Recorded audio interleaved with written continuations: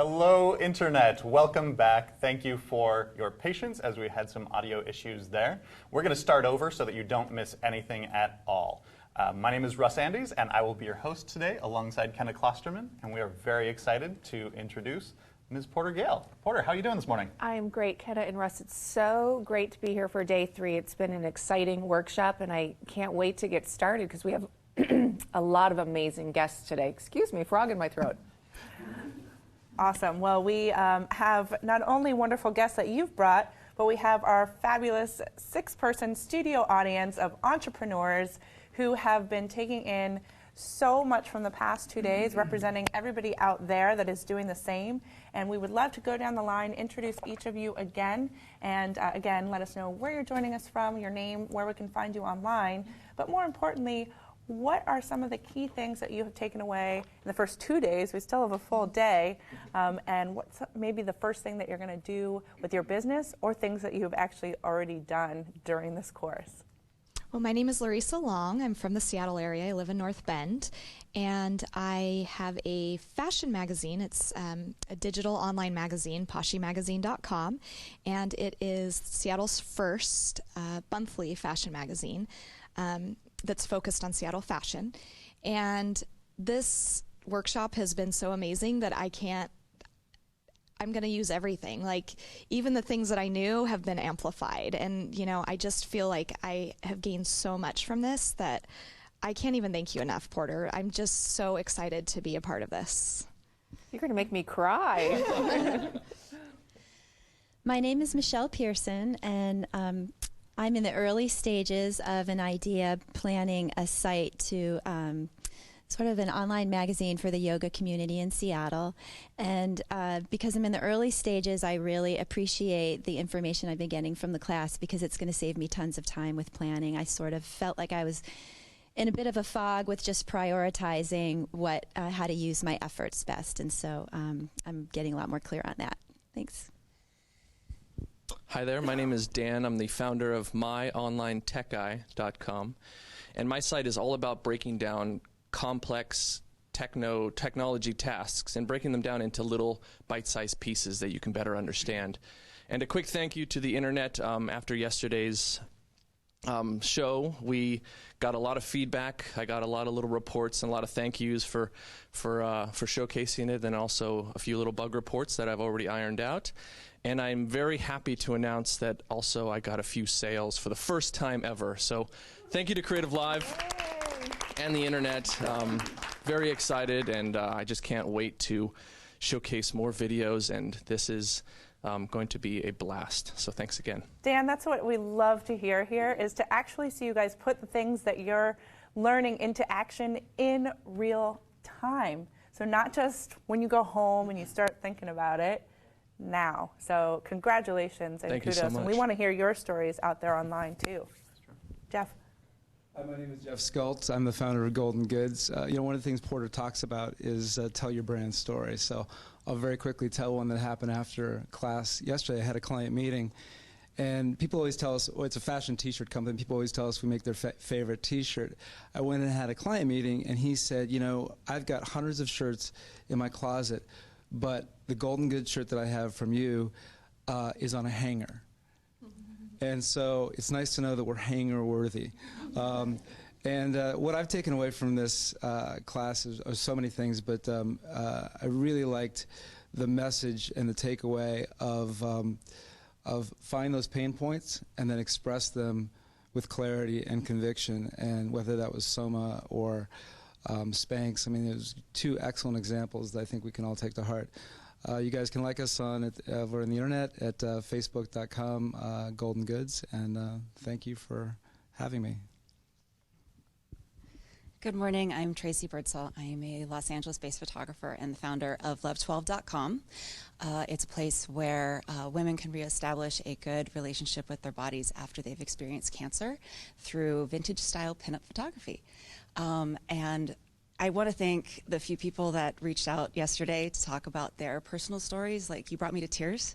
And if you're interested in being a part of it, I am looking for models for being in the project this year. So I'm really, thank you for those who wrote to me yesterday. And for my takeaway from here, it's just, a lot of it, especially when you're by yourself and you're an entrepreneur and you're working on everything, things become really, really close, and you kind of have a hard time seeing the big picture. And this has really helped me like gain a lot of clarity, and that also that I'm on the right track. So thank you so much for allowing me to be here. And all 5 of you guys are just amazing. It's been awesome. So thank you. Hi, I'm Emily Silver. I'm a 2008 Olympic silver medalist for swimming. And I came here with a lot of ideas and not really sure how to put them in place. And yesterday, while we were talking to Mike Del Ponte, who's the founder of Soma, I had an aha moment and a light bulb went off, and I have an idea now that I think could really revolutionize the way that professional athletes and companies work together. So I actually left yesterday and emailed a friend of mine who's a business guy in Seattle, and I said, I have this really great idea. I would like to talk to you about it. So I've just been trying to iron out all the details, and I'm going to start writing a business plan. So it's very exciting. Thank you. Great. Porter, how does that make you feel? Wow. Well, you guys are awesome. I actually was starting to tear up over here, so I don't know if it's the mom in me, but what I wanted to offer up to the class, because I'm so excited to see you guys succeed, and I do believe in the power of community, is that I wanted to offer up every 2 months we would do a Google chat or an online mastermind group and come back together, and then you can share your progress and keep tracking your goals. So if you want to do that, that's my offer to you guys. So we'll keep this going and see how things progress, and I can't wait to see all the progress. It's amazing of you to offer. Amazing. Love that. Just one comment from the chat room really quick, and then we'll get started. Maxie says, the topic branding was great on topic for day one for foundation, and I really appreciated the digital part of branding yesterday. It's all related and integrated, so I'll be using this material for a very long time. Thanks, Porter, Gale, and the whole Creative Live team. So. Excellent, excellent. Well, what I love is that we still have a full day. So let's do this. Welcome everyone again to Creative Live and the third day of Porter Gale's Building Your Brand. We're just going to take you through a quick introduction about how to watch today's class, how to ask questions in chat, and how to purchase the course videos. There's one place to watch Creative Live, and that is creativelive.com/live. In addition to watching at home, you can take us on the go on your iPad, iPhone, or Android-friendly device. Let's take a look at the course page, the live page. This is what you're watching right now, and beneath the screen, you can see where you can purchase this course. Now, today is the day for you to make your decision if you haven't already. Today, this is a $249 course. However, in less than 12 hours, you can purchase the course for $149 today for the next less than 9 hours. And so you will see a countdown timer there telling you how much time you have left to give yourself back that $100. Next to that, you can see the click to chat. Now, this is the very fun part about Creative Live, is it's live, and that means that you can join us here virtually by opening up the chat room. The first tab you'll see across the top is the Creative Live hashtag, and there you can have your conversations that are on topic with each other. So much knowledge for all of you to share with each other, so many ideas. That concept of the community is not just here in our classroom here in Seattle, but all over the world. So have your on-topic conversations there in the live tab. Next to that, we have the Creative Cues tab. This is where we invite you to ask your questions for Porter and her guests throughout the day. So tell us where you're joining us from when you ask us your question so that we can shout that out as well. And finally, we have the Creative Lounge, and this is where we invite you to build that community and have your off-topic conversations. In addition to the chat rooms, you can also ask your questions via social media. So on Facebook, we are facebook.com/creativelive. You can ask your questions there, give your comments, let us know what you're enjoying about this workshop, and we'll be looking there to join the conversation there with you as well. And we have Twitter. We are using the hashtag PorterLive. So we'll be looking for all of your comments there as well. What we do here at Creative Live is we try to reach as many people as possible, as many entrepreneurs as possible around the world for free. We are opening up our doors for you to join us here for 3 days with Porter Gale and her all-star team of guests. If you want anytime access to all of this information, you can purchase the workshop. And again, you can purchase that. You have access to the videos to watch on your computer, to download onto your mobile device, or even just to stream on the Creative Live website. In addition to that, with this course, there is a beautiful 79-page ebook that Porter has created that is specifically for this course. You can't find it anywhere else, and that has an incredible amount of resources, and we'll talk about that more later. So today, like I just mentioned, this is a $249 workshop for you to make an investment in your business. However, today, again, the next 12 hours, less than 12 hours, you can purchase this course for $149. We are giving away more prizes today, as we have been doing. There are 2 different ways for you to enter our quote contest. The first one is on Facebook. And when you go to our Facebook page, you'll see a green box there that says Porter Contest. You click that open, and you're presented with a little dialog box. What you're going to do is listen for your favorite Porter quote or a tip, something that is educational, that is inspirational, and you're going to just write that in there. Tell us where you're joining us from. And that is one way to enter. You can enter once per hour on Facebook. However, on Twitter, you can enter this quote contest as many times as you would like. All you need to do is, again, pick out your favorite quote or tip and include the course page URL. You see that on the screen right now. You can copy and paste that, or you can find it on the blog later, or just copy and paste the URL from the course page. That is how we search for your quotes. So you must include that, and make sure you're following at Porter Gale as well as at Creative Live. If we pick you as a winner from Twitter, we let you know through Twitter. So we can only do that if you are following us. So again, play to win. You can find out more about that contest and what we're giving away on creativelive.com/blog. So once again, I would like to welcome back to the Creative Live stage Porter Gale. Welcome, Porter. Thank you. Wow, it is great to be here. So it's day 3.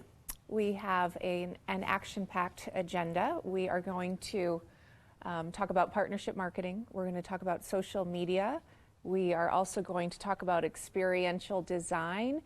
And I have a couple of entrepreneurs that are going to be joining me today. And the first entrepreneur that I have with me is TJ Sassani. And TJ is here with me now. So welcome, TJ, to Creative Live. Thank you. Hello. Good. I'm so glad that you're here. TJ is going to be here talking about partnership marketing, but because you have so much experience being an entrepreneur, I actually wanted to talk about that a little bit first. Yeah, absolutely. Great. So welcome. I know, funny enough, TJ and I first met on Twitter. Do you remember that? I do remember that. You sent me a message. You were talking about triathlete training, and next thing I know, we were chatting back and forth and had coffee, and here we are now on a web show together. That's right. Crazy things have happened. Yeah.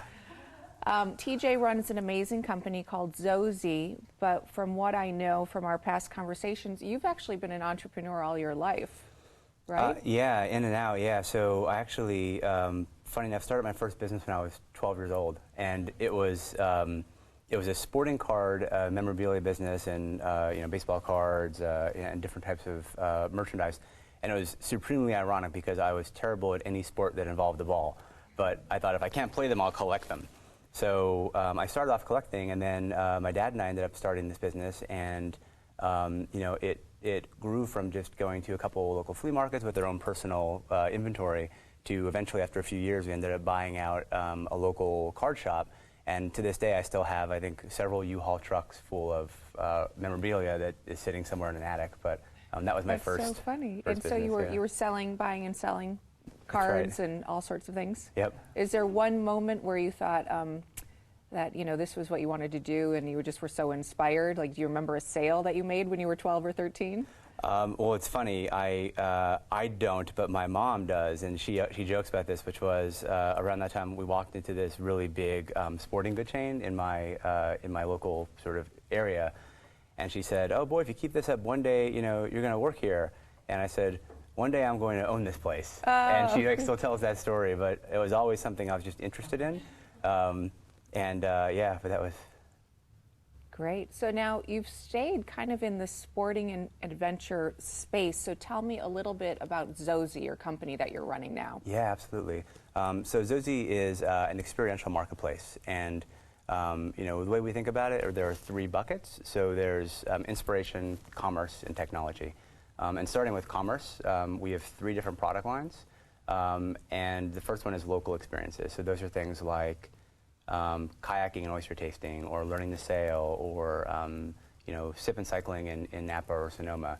So they're small, very accessible, sort of bite-sized entry points into our brand proposition and our lifestyle, which is to get out there. So that's product 1. Product 2 is getaways. So we'll sell overnight stays in Napa, or anything up to a 15-day trek through the Himalayas, so and everything in between. And then the third product, which we just launched on Black Friday of last year, is our gear and retail product. So imagine all the gear and apparel and things you need to get out there and actually do the experiences that we sell. So that's commerce. But what's interesting is, and we'll talk a lot about it today with the Guru team, but we wanted to really find a way to engage people into our brand and into the products. So that's the inspiration piece, and we realized the way to do that was through forming this Zozy Guru team, the celebrity team. And the goal there is to really elevate the brand and engage our customer more, so they really believe in our product and want to engage more. And then the third piece is technology. So beyond just our consumer technology, where you go to the website and book things that we sell, there's a whole back-end reservation platform for our merchants as well, which you don't see, but it powers a lot of the business and how we scale it. Great, great. So it's interesting to me, though, because you've got a bunch of different kind of businesses that are going on. You've got the gear, you've got the adventure, but you started this, was it about 5 years ago? Going on 6. Okay, 6 years ago. So you've accomplished a lot in 6 years, but what I recall, and what I'd love is if you can fill in the blanks, that you went on, you were at a job and you were dissatisfied, and then you went on kind of a soul-searching journey and came up with the idea. Like, how did it happen? Yeah, so my prior gig, I was with a really cool company. It was a nanotechnology research firm, and really intellectually interesting stuff, right? But I wasn't waking up every day saying that I was really passionate about doing this. And I was about 2 years in, and I was part of the early team there, and we had grown from 3 people to about 30 people. And I saw, on the flight to Boston, I saw this gentleman who was, probably close to retirement age, and, sort of had the same suitcase and was wearing the sort of same set of clothes. And I thought, that's a very respectable and fine path, but it's not the path that I'm most passionate about. And if I don't make some dramatic changes in my life today, that will be me, and then I'll look back and say I missed an opportunity. And of course, that was probably somewhere in my subconscious for a long time, but at that moment, it became conscious. I call it my Jerry Maguire moment. And it was, and the plane landed, I walked in, I resigned, and I had no idea what was next. I went back to San Francisco. I gave all my things away to charity. I went totally the other direction, sold my car, took my bike, and went on a trip. And I spent about a year on the road. I did a lot of different type of activities and travel. So I started off cycling across Europe, from Portugal to Italy. And then I traveled throughout Eastern Europe and Southeast Asia. Ultimately found myself booking dive travel for Australia, and realized it was just a really sort of fragmented space, really difficult to find these merchants, to know which ones were which. So the business had its genesis around that sort of aha moment. And I still have the sketch that I drew on the dive boat. It's, the original sort of cliche napkin sketch. And that was the beginning. And we basically, I went to Australia for 4 months and started it. And finally, at the end of that year, came back to the US. The company was called EcoVenture. And what we had built and launched over the next year was a whole real-time platform for these merchants. We had about 500 travel merchants around the world on this platform, about 8,000 trips, and trips to about 150 different countries. And they were really considered purchases, though, so they were $1,000 to $5,000. And what we found was our brand wasn't yet established enough that people would trust it to make those commitments. So we tried every possible monetization strategy. None really worked. Probably would have been an okay lifestyle business, but we had already raised money, so we had to find a more scalable approach.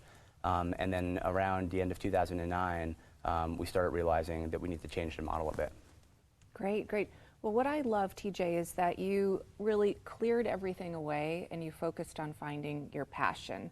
And we talked a lot about that in day one of this class, about finding your passion and also having a simple, clear idea. And you obviously had that aha moment where you realized this is what you wanted to do and you wanted to commit to. So amazing, and congratulations for what you've built in the last 6 years. It's really been an incredible journey. So Thank you. You went from that moment in Australia, and now you have 40 employees? 42 folks, yeah. Okay, 42 employees. Yeah. Since we're going to be talking about partnership strategy, if you could also just tell me, how many partners do you have? That's a great question. So I could potentially answer that by saying more than 1 million, because I consider our customers partners too. But on the sort of B2B side of our business, we have multiple buckets of partners. First would be our merchant partners, people who sell our local experiences and the travel getaways. We've got more than 2,000 folks in that category who we work with. And then the next type of partner would be our the gear brands, so people like Patagonia, Timbuktu, Marmot. We have 30 relationships with vendors like that today, probably closer to 100 by the end of the year. And then, so they're the products we sell. But then we also have relationships with larger distribution outlets, so people like Amazon, eBay, and they are resellers of our product, so they'll take it and sell it to their customer base as well. Great, great. That's amazing. Well, let's dive in and we'll start talking about partnerships. Yeah. It's so exciting. And you know, another thing that we talked about briefly yesterday was not doing it alone and surrounding yourself with people and finding people to support your ideas, having the right partners. And so your business really has been built. I know you had a co-founder too, and you've really looked for people to help support the journey. So that's what we're going to talk about with TJ. Just quickly, day 3, here's our agenda, everyone. We're going to be talking with TJ until about 10:30. And then we're going to take a break. We'll talk about experiential design. We'll have another entrepreneur coming in from La Mille Coffee. Another break. Then we'll be talking about social media, talking about public relations, and then we'll be wrapping up our fabulous 3-day course. And Dan, it looked like you just almost cried there for a second, Dan. Okay, so partnerships. I am a huge believer in partnership strategy, and some of this started because when I was at Virgin America, and I've talked a lot about this, and I know for the internet audience, you know, budgets that you have at Virgin America are much bigger than the ones that you have when you're starting up a company. But partnership strategy, I turned to that often at Virgin just because our budgets were really small. And so I became a big believer in figuring out how can you collaborate with people and really figure out what are your assets, what can you offer? And TJ's business obviously is built all on partnerships. And so, you know, from a top line, I think that partnerships are an amazing way to extend your reach. You can build credibility. You can also generate revenue. I know a lot of your revenue stream is obviously built on partnerships. Without your partners, you wouldn't have a lot of product to sell in these experiences. But it's really important to figure out strategically what you're trying to accomplish, what your assets are, and then look at the relationships that you want to nurture. You've got a lot of different types of partnerships. We're going to be talking about those. But this is an area that's really exciting. So as we're going through this, I want all of you sitting in the class to start thinking about what are the types of partnership opportunities that might help you grow your businesses. I think a lot of times we get very focused on kind of what we're doing as individuals, but I want you to start thinking about collaboration and who are the partners. So TJ, welcome. We are going to hear more about you. So obviously with your objectives, with your business, with Zozy, you've been doing a lot of different things with partnerships. We're going to talk specifically about the Guru program in a couple of slides, but the Gurus bringing in celebrities has brought in a lot of credibility to your business. Yes. We're going to talk about that. You've been increasing your distribution and your sales based on all of the partners, and what you've been offering to them is really a customer base and also a back-end technology to make their businesses easier, right? Brand awareness and exposure. Obviously, we've been talking a lot about branding. A lot of the things that you've been doing have not only brought new customers into the brand, but you've been able to use PR out of these partnerships, get a lot of exposure. You've entered new markets, and then you've also enhanced your product experience. I mean, you just mentioned oyster tasting while on a kayak. Yes. Was that what you said? Yeah, well, one follows the other. You know, Yeah. it's So I'm on the difficult to do kayak, together. and then I'm going oyster tasting. I Yes. mean, what a product experience. It's pretty cool, yeah. Yeah, and when I start thinking about social media, wow, people must love talking about the experiences they have on Zozy. Yeah. What's your favorite Zozy experience, by the way? My favorite Zozy experience is probably abalone diving. Abalone diving. Yeah. And do you do that off the coast here, off of California? Or? You do, yeah. It's up off of a town called Jenner, which you probably know, yeah. And it's a very short season, but you can go out and, you know, we have instructors who take you out and you dive down and you actually, you know, are learning how to free dive, find them, scrape them off the rocks, come up, and then we have a feast. We have a chef that prepares them on the beach for you after you catch them. So pretty cool. It's a fairly dangerous activity, but it's actually surprisingly a really popular seller. Even though it's freezing water and dangerous and there are sharks everywhere, and you know, but people love it because it's so authentic and so unique. Right, right. Wow, well, I think we have some ideas for our trip to get together with this mastermind group. Yes. Yeah. Emily, did you have a question? I did. So with experiences like that, obviously they have to sign a waiver release form, I'm sure. So where did you get those materials? Oh, that's a great question. So in our instance, there are sort of several levels of that. So the first level falls to the merchant. So the merchant needs to be licensed, they need to be insured, they need to make sure that, you know, they're running a reputable business. So the first step for us is to really put them all through. We have a 21-point check process to get a merchant on board. And over the years, we've gotten a lot better at this. In the beginning, sometimes merchants we get through that maybe weren't up to our standards. Now we have a really good sense. But once they come on board, when a customer buys a product through us, we also have terms of service, terms of use, and there are liability components to that. We got all those templates from just from our legal counsel. Sounds like module 2, having good legal counsel Yes. to build your brand, right? Very Right? important. Yeah, good, Yeah. good. And then, so with that kind of process, like, did you go to the companies themselves, or did they come to you and say, I want to apply to be part of your company? Like, so in the beginning, it was very much the former, which was nobody knew us, and we had a sales team, and they were out saying, hey, you should come and list on Zozy. Who's Zozy? And you know, it takes a while. It takes probably a year or two until people start to realize that you're around to stay, that you know, it's worth their time to invest with you, to create the product description, share all the, you know, multimedia assets we need to sell. And then once we get the merchant relationship, it's easy to go back and to resell. And now we have a full price marketplace, and we keep all of the products listed on the site all the time. But now we actually get a fair amount of inbound from merchants as well, because we have so much PR that's happening. We have an amazing PR person in Tian Lee, and she is just doing an amazing job of getting the word out. Merchants come to us, customers come to us, but we still have a sales team who goes out and really tries to find the most unique and authentic things that we can offer on the site. It reminds me yesterday when we were talking with Mike Del Ponte of Soma Water, when he was talking about having to get the snowball going at the beginning and then the momentum starts to take off. It probably was very challenging at first, getting those first people to really like believe in what you were doing. And once you started attracting more and more partners, it probably has gotten a little bit easier as you've scaled and you have more customers and more opportunity. That's true. That part of the business definitely has gotten easier. But one thing that's striking me as I'm listening is it seems though, as an entrepreneur, it never really gets easier, because when you finally figure something out, you keep raising the bar. There are 2 more things that you now have to solve, and then all of your various constituents, whether it's your team or your investors, are raising the bar too. So yeah, that's a challenging part, I think, is always trying to keep expectations realistic, you know, but always setting those new goals to try to drive. But that part has gotten a lot easier. Great. Yeah.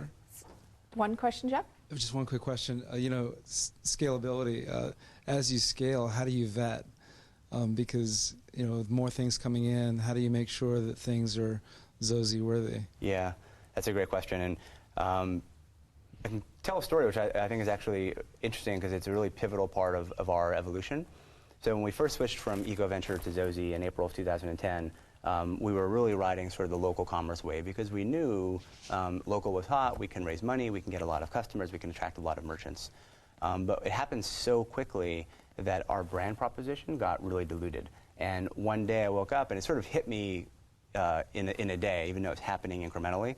I looked at the site and said, we're not actually true to the thing that we want to do, which is helping people get out there and experience these new authentic experiences. We were selling things that were off-brand.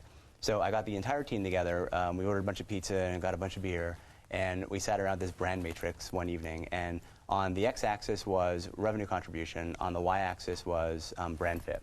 And we took, at that point, we had 860 experiences that we had sold. And we took a Post-it note. We wrote the revenue contribution and the name of it on Post-it notes, 860 of them. We gave it to the 35 people on the team at the time. We sat around and drank beer, and everybody put the Post-its where they thought it fell in the quadrants.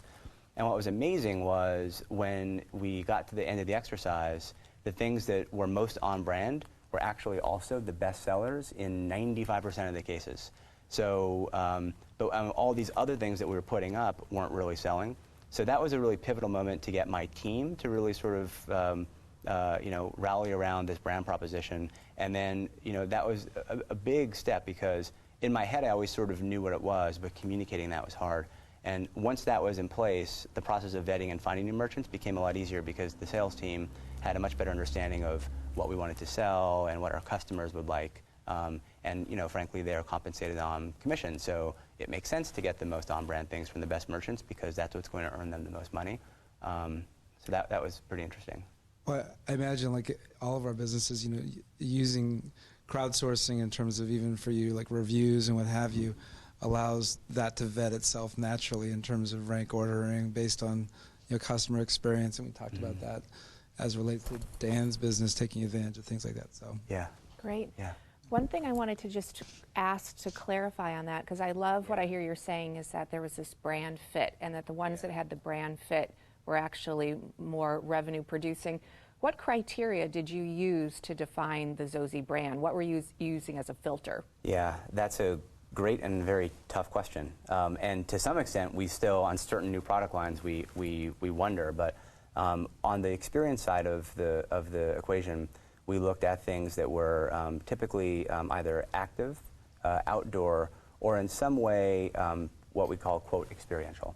And so there are a lot of things that might have been indoor and not active, like maybe wine and cheese tasting. But if it was an authentic experience with maybe somebody who had a lot of expertise around that particular region's product, we thought that was educational and therefore experiential and therefore fit the brand. So those are the three sort of general buckets that we look at. Great, great. So you really had a nice little filter, which is kind of back to our funnel test, which is something we did with the team. Okay, so moving on, with partnerships, one thing that I think is really important before you start defining what partners you want to go after is figuring out what your tradable assets are. And so I've put together some things, obviously advertising opportunities. Now with you, you've got opportunities on your website. Database, we talked a lot about this yesterday with email, that it's important to make sure that your offers actually fit underneath your brand proposition and that you've done appropriate opt-ins, because you don't want to be spamming your database with offers that aren't brand appropriate.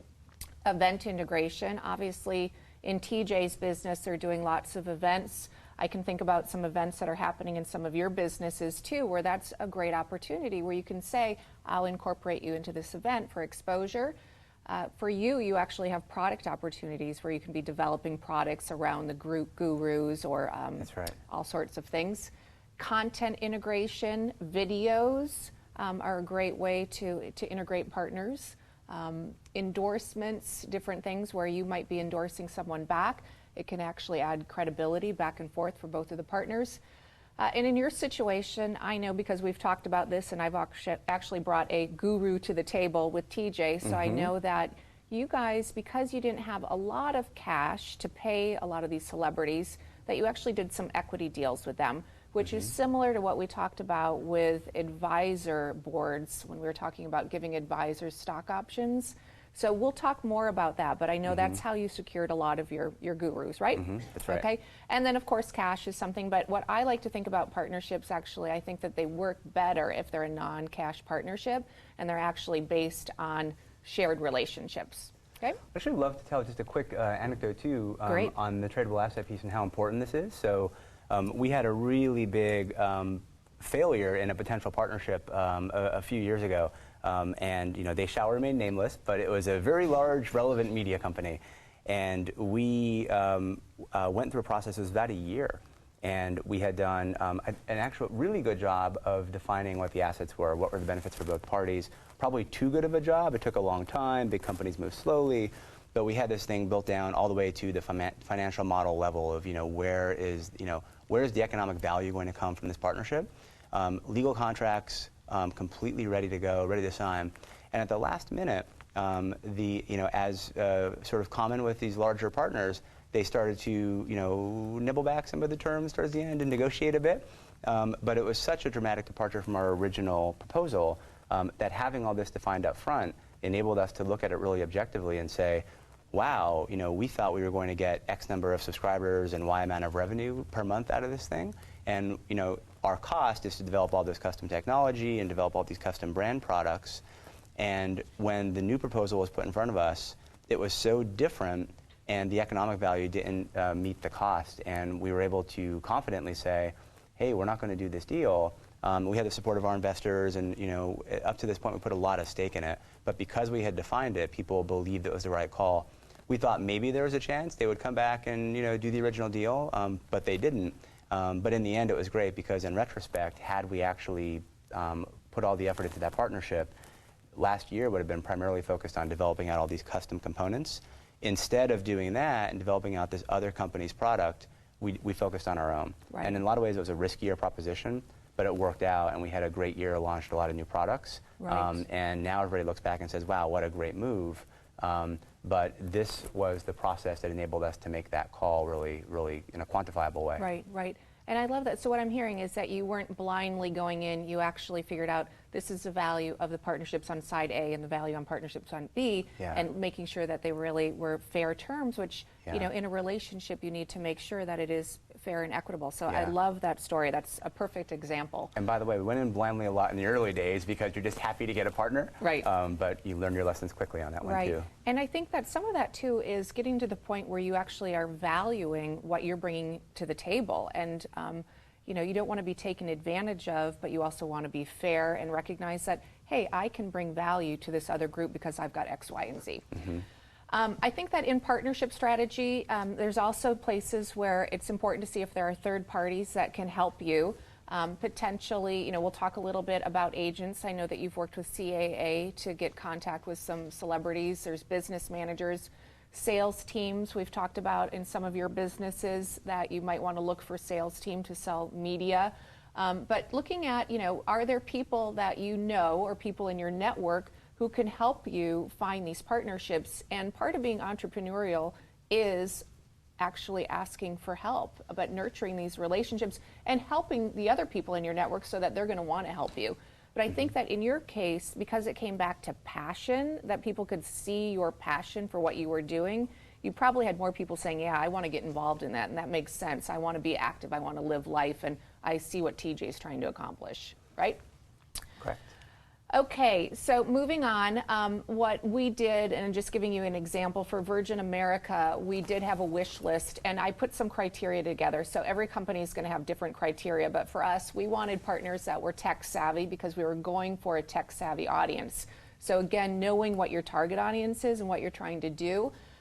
We also wanted a digital reach because that was just important for the airline. We felt that anything that was more digitally driven was going to have a shareable quality. So we did that. We also were looking for things that were buzzworthy. Now, when the airline launched, there were also a lot of social media companies that were launching, a lot of tech companies, and we found that if we just did something with a tech company like Instagram when they were small, or Looped or Foursquare, anybody like that, that the tech press would write about it, which then reached exactly the audience that we wanted. So we had a strategy of looking for startups to partner with. We also did things with Google and Twitter and all sorts of folks. So we were lucky. We had that great brand name on our tail fin. But for us, we were also trying to find things that were good for our guest, just like you've done. You've tried to figure out what are the partnerships that are best for your customer and for your guest. Right. Not brand damaging, and I do have a funny story about this, but I was also in charge of selling all the kind of the advertising and the sampling that would happen on the plane. And at one point, somebody came to us and this one had a check attached to it, which falls off of my criteria that a partnership that has cash on it really is more of a deal, not a partnership. It's a, something else. It's advertising. Yeah. But so this company came to us and they said, we'd like to sample, dried fruit on the plane. And I was like, dried fruit on the plane? Like, that's kind of weird, right? But they wanted to give us this huge check. And so, I'm looking at the numbers, I'm looking at the bottom line, and, I'm like, dried, well, we could put it, I guess we could put it in these little pouches and they could hand it off the carts like dried fruit. And so finally, Jesse, who was here the other day, he said, Porty, what kind of dried fruit is this? And I was like, well, it's dried plums.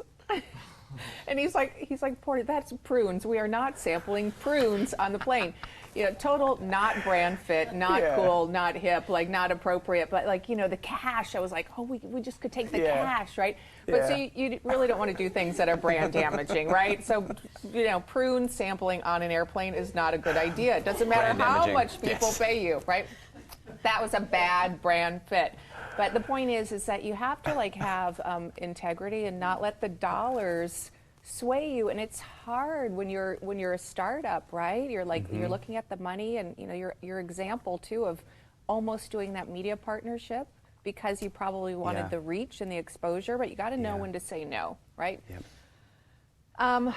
We did have a scorecard. We were lucky at Virgin. We had so many people coming to us that we actually would have to score things. And a lot of that was because there were other people that we were reporting back to. So our CEO would say to us, why are you partnering with X company versus Y company? You probably have that with your board of directors and your advisors. Why are we doing X over Y? So we had a scorecard. We actually have put that in the course materials so you can see it. It's a little over analytical based on what we would be needing for our businesses right now. But that's something that you might want to get to when you are growing and you're bigger and you've got a larger team. Yeah, and I'd love to reinforce that too, because this is one that we recently started doing. And I'll start where we weren't doing it, which was when we first started signing our celebrity team. And a funny story, I went into the board and I said, hey, I want to sign a bunch of celebrities. And they said, yeah, right, good luck. We'll see you in the year. And I've heard that story before. And they said, well, we're going to go out and try to do it. So, I said, okay, in 12 months, I commit to having 3 celebrities on board. And, we're going to launch this product, and here's what it's going to do. And we ended up coming into the board meeting with 7. And today we have 13 a year later. And we're about to announce a really major international sort of household name who's going to be our lead celebrity. Tell us it now. I can't. I can't. But the person has a first name and a last name is my clue. So that helps. Yes. Yeah. So, but the scorecard tie-in is we didn't do that early on. So we ended up just saying, let's sign a bunch of people. And we got really great people, but we didn't have a quantifiable basis behind why we were signing certain people. So now, because there's a real cost to this, right? I mean, especially signing celebrities is probably the hardest thing we've ever done because you have to deal with a lot of different people. It takes a lot of time, and the value is sometimes a little squishy. But we sort of felt like, I don't know if you guys have ever watched the Roadrunner cartoon as a kid. Remember, there was one episode where Wile E. Coyote actually catches the Roadrunner, and he holds up a sign and says, now what do I do? And that's kind of how we felt. So we went back to the drawing board and said, okay, we have this whole strategy for 2013 on how to leverage this team really effectively. And that's going to roll out over the next couple of quarters. But as we sign new people, let's get really thoughtful about just the cost benefit. What's their social reach? What's their category focus? Is that strategic to our brand? Is that strategic to our merchant base? What's their reach otherwise? Will the media like this? Is this person personable? Will they engage well? Will they be fun to work with? Right. And then on the flip side, can we provide value to them? Can we in some way compensate them in a way that's interesting? And with the category-specific people, can we drive enough exposure to a more broader market for them? And now the scorecard we use, and it's really helpful for that. Great. I'm going to go fast through this one because I want to get more into your program. But with Virgin, we did do deep partnerships, and we would try to nurture relationships with legs. So we did tons of stuff with Google. But it's just an example of when you find that good partnership, just like a relationship, you're going to want to invest in it emotionally and put time against it. So yes, exciting. Let's now hear about some of these celebrities. Look at this whole array of amazing people that you have. Tell us a little bit about the people that you've brought on board as your partners. Wow. So it actually all started with the far left, Johnny Mosley, who. And you did invite me to go skiing with him, and I couldn't did. go that day. I was so sad. Yes. So Emily, I'm sure you know Johnny. Johnny's Olympic gold medal skier, and he was the first member of the team. And our goal was to go out and find. Well, there are several sort of goals to this, right? To go out and find folks who can elevate the brand, who can bring new users, new exposure, and who are very personable. So we started off with Johnny, and then we just started looking at some of these various categories. You see, Chris Lieto there, who's a top Ironman triathlete. Maria Mayer, who hosts a show on National Geographic called Nat Geo Wild. And Maya Gabiera, who's a top female big wave surfer. Michael Mina, who Porter mentioned, she made the introduction, is a top gourmet chef with big presence on the West Coast. Dean Karnassus, a top ultramarathon runner. Travis Rice, who is, if you guys have ever seen Art of Flight, the #1 selling winter sports film of all time, and he's regarded as one of the best snowboarders out there. So we've gotten some really great people around the brand. Great. Well, congratulations. So I do know, I think on this next slide, you were going to tell us a little bit how you closed it. You said that it took you a year to close some of these. Give us a little bit of an idea of how you closed some of these deals, because again, that's very hard to get a celebrity to endorse your company or your brand and partner with you. Yeah, I sort of have this mantra in startups, which is you have to be unbelievably persistent and stick around long enough to get lucky, because that's ultimately every success story out there. There was one point where they just got a little lucky, and I feel like with the celebrity team for us, we had a lot of luck and really good timing. So we were in a hot space, the experiential space, and the company was doing well, had a lot of PR, so people wanted to be affiliated with it. But because of the way we structure compensation, there's variable upside for folks depending on how well we do, how well their program does. And we were just in that perfect spot where we were far enough along that we were significantly de-risked, but there was still a ton of upside left in our business. So I think sort of a combination of those factors made it possible to close these folks and to get them excited to join the team. And then once you get a handful of 3 to 5 people around the team, it gets much easier. But getting to that core unit is really hard, really challenging. So you tapped your network. I know that you also, at one point, you told me that you were working with CAA, and I think you're still working. Are you working with CAA on any deals? Or? We have an unofficial relationship with them, but we've brought in all of the folks we have through our personal network and then through referral. And now we're beginning to work with them a little bit more deeply. Okay, great. So lots of good luck, timing, persistence. And I would imagine lots of back and forth, too, on the negotiations and the contracts, that it's probably not a one discussion kind of thing. You're probably talking, and making sure that things really fit both sides. Now I know why Ari Gold is the way he is. That's funny. So average deal, 6 to 12 months to close. And I think that's, again, just a statement that things don't happen overnight, and that you have to, keep at it, and that you had such a focus and a commitment to your business, and you realized that you really wanted to do this, so you just kept at it. Yeah. Lawyers, probably really important in this, and then also having the support of your board, I would imagine. Yeah, and the set of actors is very different with the celebrities than with anything else. We found, which was a learning curve for us, because when you're dealing with investors or partners, there's typically one common goal. And with the celebrities, you have the talent, the agent, the manager, the finance team, and the lawyers. And they all essentially have a common goal, but each of them have their own area that they're really digging on. And some of them are looking for, what is the economic value, what's the career value for this person, and ultimately get to the lawyers, who nothing ever good happens when you get to the lawyers. It's never, oh, by the way, here's this extra thing we're giving you. It's always a whole bunch of new challenges that maybe weren't thought through surface. So that's part of the reason why it takes so long. Okay. Jeff, do you have a question?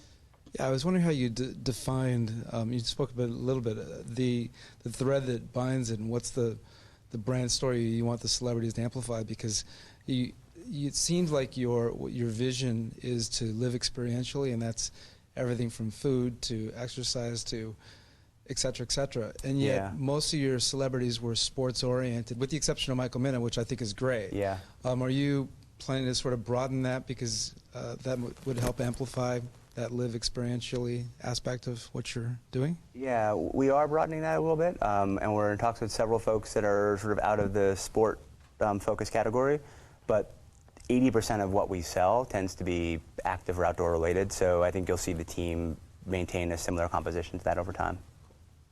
Great. Really quick, we've heard a few times about the mention of a board of directors, and so how much information do you have to run by them? If you grab a new celebrity, do they have to okay it? Is it only with Money Matters, or how fine-tuned, how much do you have to filter through them to make it work? That's a great question, and I think the answer is it depends on you and your sort of track record and your relationship with the board, and who's on the board. So in our case, we spent a lot of time strategizing about the program early on. We don't run by our target list or when we're about to sign folks. They trust us to make those decisions. And as long as the compensation is in line with the pool that we put aside to put towards this program, that's all up to us. But the new lead celebrity, for example, we brought on board was a very different move for us and a very different structure. So with that one, the board is a little bit more engaged. Yeah. And how is your board developed? Very carefully over 5 years. So the board is a really interesting question for entrepreneurs, right? Because I have this rule, and it's unfortunately not oftentimes practical, but I require to work with somebody for a year before they join the board. Sometimes, though, if you bring on a big new investor and you're sort of moving fast, that's not very possible. But in our case, I think we have a slide to talk a bit more about it, but really trying to pick people who are constructive, who most importantly believe in you, and who are relevant, helpful, and really, fill your gaps in experience, right? Because what's really dangerous is a whole room full of people who all have the same skill set, and that doesn't really drive the business forward. Great. Thanks. So some of the benefits of the program, I love this slide. I did pre-read a lot of these slides. The thing that I was most interested in was that you can close deals much faster because of the halo of the gurus. And so if you could just tell us a little bit how the gurus obviously are giving you press and exposure opportunities, but how that's helped you turn the revenue channel up for your business. Yeah, that's a great question. And there are lots of benefits here too. And the three sort of big buckets I think of are brand and credibility is number one. Number two is increased access. And number three is the direct economic benefit. So to your question, how has that halo effect helped us close more partners? And that falls into that brand and credibility bucket. So, there's customer sub-bullet to that, and then the merchant sub-bullet. What we find is, most folks might not know some of our celebrities because they're really well known in their category, but they're very category specific. But within that category, they're well known. So what's interesting is when we go to a merchant and we can say to them, hey, we have, Teo Berman on our team, who is the world's #1, whitewater kayaker for 10 years, holds a bunch of world records. That gets them very excited, and they want to be associated with him and with the brand. And the local merchants don't really have a way to access those folks. And even if they could access them, it probably wouldn't make economic sense for either party to engage. But because we have the pre-existing relationship, we can offer that to the merchant in ways that we're rolling out over the next couple of quarters. Great. Great. It's also exciting for your culture, for your 42 employees to have this type of relationship. And I'm sure that you're doing some events where you're using this as culture building too for the team. Definitely. Yeah. Great. Okay. So the value of the partnership, just a little bit more. You talked about this, the compensation, the branding, something different and making yourself different. Are there other competitive companies that are similar to you that this has helped you differentiate your brand? I think so, yeah. So when we first moved into the local part of our business, there was a lot of noise in the market. There are a lot of companies, in the sort of flash sales business. We've since moved away from flash sales as our core component. But at that time, a lot of noise, and it was actually very tempting for us to start to broaden out and sell a lot of different types of products because we knew we could do more short-term revenue. But our belief was we need to differentiate the brand and stay true to the product set that we sell. And it might be a little painful in the short term, but we believe that all of the other noise would die down and go away. And what would be left would be some really big players, and then some folks who did a really good job of differentiating within a vertical. And now, we're looking to be fully vertically integrated, right? So everything from the technology the merchants use, up through how we engage them with the celebrity team to drive value for their business, through bringing new customers to their business, and right into we actually create some custom experiences too. We don't do a lot of it, but we do have a team that is capable of putting together our own events. Right. Well, you did do one. I saw the jetpack wedding, where Yes. you had a couple that met. Did they meet on a Zosie adventure and then they got married, like a jetpack wedding? I have got to give Tian, our internal PR manager, a huge shout out for this. This was one of those amazing events. We had a Zosie customer purchase one of our getaways to Mexico, and on the getaway, he proposed to his girlfriend in a Zosie t-shirt on the beach. He sent us this photo, and Tian got a hold of it and said, I want to do something amazing with this. And I said, you go, here's a budget, like whatever you want to do. And she came back with the idea of basically seeing if she can get them married on while in the air on these water jetpacks, which was one of the things we sold.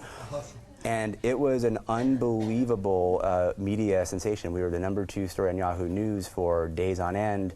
We got several 100 million media impressions over a month on this thing. Yeah, that was just, I think, one of the ways that we're, Yeah. yeah. But you know what I love about that? It was like it was motivated by supporting these passionate customers Yeah. and like doing something exciting for them that was very authentic. Yeah. And then it turned into this huge press play that actually helped the business. It was really, really right? interesting. I love that story. It was, I think you had like thousands of articles. It was crazy. It was, yeah, and there was a lot of like inside story, a lot of pushback from the parents of the bride and groom early on. Are you crazy? Why are you going to do this? And but it ended up working out so well, and we paid for their honeymoon. So it was a pretty cool event. Yeah. Amazing. Emily? Really quick, what is a water jetpack? So you have it on your back and then you can just like go really fast without swimming? Or? Yeah, well, just imagine a jetpack, but instead of shooting flames out of the back, it shoots water. So it's propulsion driven, and it's basically a tube hooked up to a modified ski-doo, and then you just get to go across the water. You can go up as high as 35 feet. Oh my gosh. And you can go as fast as I think about 30 miles an hour on this thing. It's pretty amazing. And you can dive down about that's what 30 I was feet below the thinking. surface. Crazy. I have to try that. Crazy. Yeah, it's Love very that. James Bond-like. It's pretty cool. Wow. So kind of just in summary, just so that we really understand how partnership drives your business, you've got over 2,000 merchant relationships. You're also now partnering with eBay and Amazon, and then you have gear that you've started to launch. But what I keep hearing over and over again is that you really defined your brand and you kept staying true to the brand. And because you did that, then you were able to add things like the gear and the products. And if you didn't That's have that right. core brand proposition, That's right. it probably would have been very difficult to extend and do things like that. That's right, yeah, that's very true. And we spent a big part of 2012, and you've been through this process many of times, and it was very painful to redo the brand. I mean, coming up with all of the different pillars of the brand, and you were very helpful in this process. But once it's established, I think it really opened up a lot more doors, and people just view the business very differently. Right, great. Okay, so quickly, there was some questions about his board of directors, and so TJ was going to be transparent and just tell us a little bit. You've got a couple of great board members that you wanted to talk about and how they've added to your business. Yeah, so 2 people, and the original Brian Barth is the first person who joined the board, and originally I met Brian back when it was just me, and it was really no business plan at all, and the little one I had was really terrible. And I got introduced to Brian. He had invented MetaSearch for travel, founded a company called Sidestep. Later that spawned Kayak to copy that business and launch, and then eventually acquire him for nearly $200 million. So Brian's an incredibly credible, relevant, very smart person in travel. And to this day, I still question why he decided to engage with me at that stage. And we joke about it, but he stuck around and basically was. I think my key takeaway here is you need to find this person who's really relevant and holds a lot of credibility, but who's also going to be a big critic for you, right? And Brian to this day is my biggest critic, and he pushes me really hard. But I know that he's done it before, and that what he tells me in some cases, maybe it doesn't even make sense in my head, but I just know that there's a 99% likelihood it's the right answer, so I should just follow this advice. So that's a key component. I worked with Brian for about 2 years before he actually joined the board of directors, so he's an advisor and then to the board. And then we started to raise larger amounts of capital from larger investors, And Elon Bombs was our lead investor, and he joined the board. And Elon has made hundreds of investments over his career in startups to larger companies that are scaling, and is incredibly good at identifying opportunities and helping companies to grow. He's also very patient, which is a very important aspect to having a board member, somebody who believes in you, who believes in the long-term vision of the business, and who is there. Times aren't always great, right? You have difficult times, and you want people who are going to support you in those times as well. And both of these gentlemen do that very well. Great. And in the next slide, I get to tell you that I actually am lucky enough that I'm one of their advisors. So lucky me, I get to chat with TJ and his team about their brand. So you don't need to talk about me, but maybe the other advisors. Yeah, and I'm sorry for the other obscure reference you're getting, a window into my childhood, but have you guys seen Voltron as a kid? So I sort of think of our advisory board as Voltron, right? Which is we have all these different people with very different skill sets, and bringing them together to fill gaps in our internal experience was really important for us. So we have 8 advisors, but here are 3 of them. Obviously, Porter, when I knew that we wanted to really focus on developing out our brand, you were the first person that came to mind, and thankfully for some reason we've had a lot of fun. You've too. responded. Yeah. So, Larry Bach was actually on board very early, and Larry is an interesting guy. He has founded 17 businesses. 16 of them are now public companies with about a $32 billion collective market cap. They're almost all in biotech and life sciences, so not really relevant to our brand or business, but extremely relevant in the process of fundraising, governance, structuring businesses. So he was very helpful early on. And recently, with really wanting to enhance our social strategy, our mobile strategy, we started talking to Dave Morin, who was a very early team member at Facebook, co-invented Facebook Connect, founder of CEO and Path, and just think he's one of the best out there when it comes to social and mobile. So he recently joined the advisory board as well. Great, great. So we've talked about all the positive sides, but I just also wanted us to talk a little bit about the dark side of partnerships. And TJ, you did reference the one story about learning how to say no. But I think that this is actually really important to make sure that you don't get into relationships that are going to use all of your team and your bandwidth and your resources. So any things that you want to tell us about saying no and being selective? Yeah, I think especially in a startup, and it was funny, you mentioned it earlier before, which was you run the numbers and look at these things, and you have to be very judicious about it. Every partnership has a different value, and in a startup, we have extremely limited resources. So early on, we took the strategy of, hey, every announcement is going to be good for us from a PR perspective. But what we started to realize was onboarding as many partners as we were, we couldn't implement them well, and we were spending all of our time on these partnership channels and not enough time on our core business. So I think that was one of the key challenges. And we also ended up, I think another interesting thing is we found all of these inbound affiliates who weren't really sort of deeper partnerships, but they just wanted access to our content to sell on their site. So we opened up our content to sell pretty much everywhere that people wanted to sell it. And what we realized after about 3 or 6 months was we had hundreds of affiliates selling our product.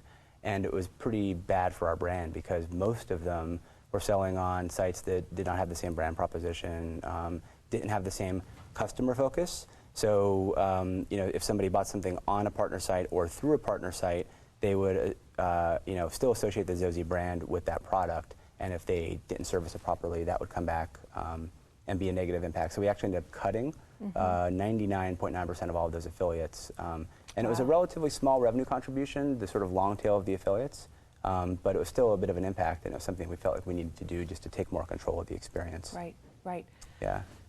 Getting to the end of this, and then we'll be moving to questions, but so strong partnerships, I think that we've talked about defining expectations. Clear communication is really important too, that making sure that things are mutually beneficial.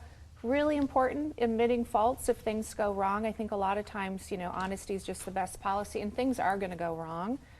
Staffing and resourcing appropriately. I mean, you just mentioned that it was hard. You had so many things going on that it was hard to implement, and I think you have to really recognize that good partnerships actually take time to implement. And don't underestimate the implementation costs. All the content, the things that you're bringing to the table are going to have costs and resources. You're shaking your head. Yes, you've had that happen.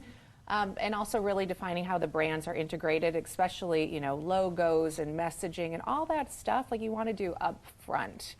So those are some of the keys. Some negotiating tips that I just want to talk about too. You know, people are going to have different types of negotiating styles, but when I'm negotiating things, I always like the partner to give me the offer first so that I can review what they're looking at and then I can counter propose. It's just the style that I like. It was always better to see where they were coming from. Don't be afraid to ask for what you want. Do your homework. If you can really like research the companies, research other partnerships that they've done, like be as smart as possible. Acknowledge the barriers. A lot of times if you just listen and really hear what the barriers are, then you can start figuring out how to, you know, get through those barriers. Don't be in a hurry. We're just talking about that some of them are going to take a year. Good partnerships are going to take a long time to close, usually. Focus on the pressures on the other side. And what I mean by that is really looking at like what the other person is thinking about and what their issues are first. And if you really are trying to value what their needs are and putting that a little bit in front of your own, it just might help with the negotiations. I've talked about this too, about don't take no's personally. We talked about that mainly with creative, but no's happen all the time. It could be with board members, it could be advisors, it could be partners, and you have to just not take it personally and recognize that there's learning in everything. Don't overpromise is just the last thing that I would say, is that it's really, really important not to overpromise. We get excited about things as entrepreneurs and you just don't want to overpromise. Did I miss anything in that list? No, but I want to reinforce the don't take the no personally, because you will hear no, and you will hear no in a day more than you've heard in the prior year once you start a business. And along with that comes a lot of failures, and I think learning to just take that as an area to say, why do they say no and what can I do differently and how can we improve, instead of saying, oh, that was a loss or a failure, because if you do the latter, you probably won't make it through. Right. Yeah. One kind of last topic on this is that I do think that there's a great opportunity to turn your advocates into your partners, and we've talked about this a little bit, and this was all about when we talked about yesterday about the people that believe in you are as important as you, and how to create a movement. Yes to Carrots, they obviously do calls with their users. We talked about that. When we were talking with Mike Del Ponte of Soma Water, he said that he was doing calls with his Kickstarter team. So I do think that your partners, that you should also look for the people that are supporting you and figure out how to activate that vocalness. Just the couple that got married, I mean, they're obviously probably your biggest advocates now, right? Yes. There are also, and this is a little bit more system oriented, but there's a lot of software systems. We talked about this, about finding software systems that are already existing to help you with this advocacy, and there are systems that you can push out content to people and have actually a dashboard where you're asking people to support you with advocacy. So those are just some other tips on partnerships. Don't sacrifice your brand for partnerships. You've talked about that a lot, but that's kind of the last thing I'd say is stay true to your brand and kind of the premise and what you're trying to accomplish, and go for it. So with that, I think we'll take questions, and then I did want to talk about Michelle's business for a couple minutes too, so let's make sure we have enough time for that. Beautiful. We have plenty of questions. This is going great, TJ. Great. I love it. Let's go ahead and start just with something that we were recently talking about. R. Spry is wondering, what's the difference between your board of directors and your board of advisors? What are the roles they play? And then has the board composition changed from your startup stage to where you are today, and if so, how? Yeah. So the difference simply is one works for me and I work for the other, right? So the board of advisors is a team that's more informal. They're on the team, they're compensated, but I don't necessarily have a responsibility to them. But we've pulled people around who have very specific skill sets to help grow the business. The board of directors is who I'm accountable towards, and the board of directors is accountable to shareholders, so it keeps me in check to make sure I'm making the best decisions for the business and for all of our shareholders. And then the other part of the question was, has the board composition changed from your startup stage to where you are now? It has, but it's been a slow evolution. So we started off, for the first few years, I actually didn't have a board of directors, which is unusual, but we were still small enough and hadn't taken enough capital from any one investor that was okay. But then Brian came on the board as we started to actually grow the business a little bit, and then as we started to take on larger amounts of capital from more established professional funds, at that point it's the expectation that you have representation from your investor community on the board as well. Yeah. So you've talked a lot about, with your company, finding partners that match your brand and amplify that. Dr. Bubble asks, when approaching partnerships and other aspects of community development, how can you effectively find partners with shared values and encourage the adoption of your guiding principles like environmental sustainability, social equity, transparency and reporting, and life cycle learning? That's a great question. You know, and that can be a tough one, right? Because there may be, you know, a very small overlap within the partners that actually can provide value to you, who want to work with you and who also have those same principles. So I think the best advice I can give is just, you know, to go out there and sort of look at the entire landscape and try to just create that chart or that Venn diagram of what that universe is. And then from that, you'll come out with who are the likely candidates. And then you can go ahead and apply a scorecard to those and try to figure out who are your top priorities. That's great. Yeah. Greg D is wondering, any ideas on how you can do this on a budget? How can you approach people to partner when you don't have a lot of cash to offer? Can we get some examples of the tradable assets that aren't necessarily cash? Yeah. Is that for me or Porter? I think probably for either of Yeah. us. I mean, I think that tradable assets could be exposure opportunities where it might be, you know, blog content where you're covering them on a blog to give somebody credibility. We have talked about bartering services before where, you know, I can give you photography services if you give, you know, X. So you just have to look at what you have to offer and what the other person is looking for. But I think that there's usually more value in what you have, and that we minimize and undervalue what we have to offer, and that you really have to look at what you have. So you talked about, TJ, some with partnerships that they don't always work, and there are some that you have to say no to. The question from Asterix is from Greece, says, do the terms of the partnership expire after some time? He's asking because since your brand grows even more and you feel that you are putting more into the partnership, say increased exposure, marketing, advertising of the brands represented in Zazi, would you renegotiate the terms? That's a great question, and you know, yes, eventually there'll be some finite point where the deal expires, and sometimes you'll have a deal in place that's evergreen, where it'll just continue to renew. But more often than not, people want to renegotiate the terms.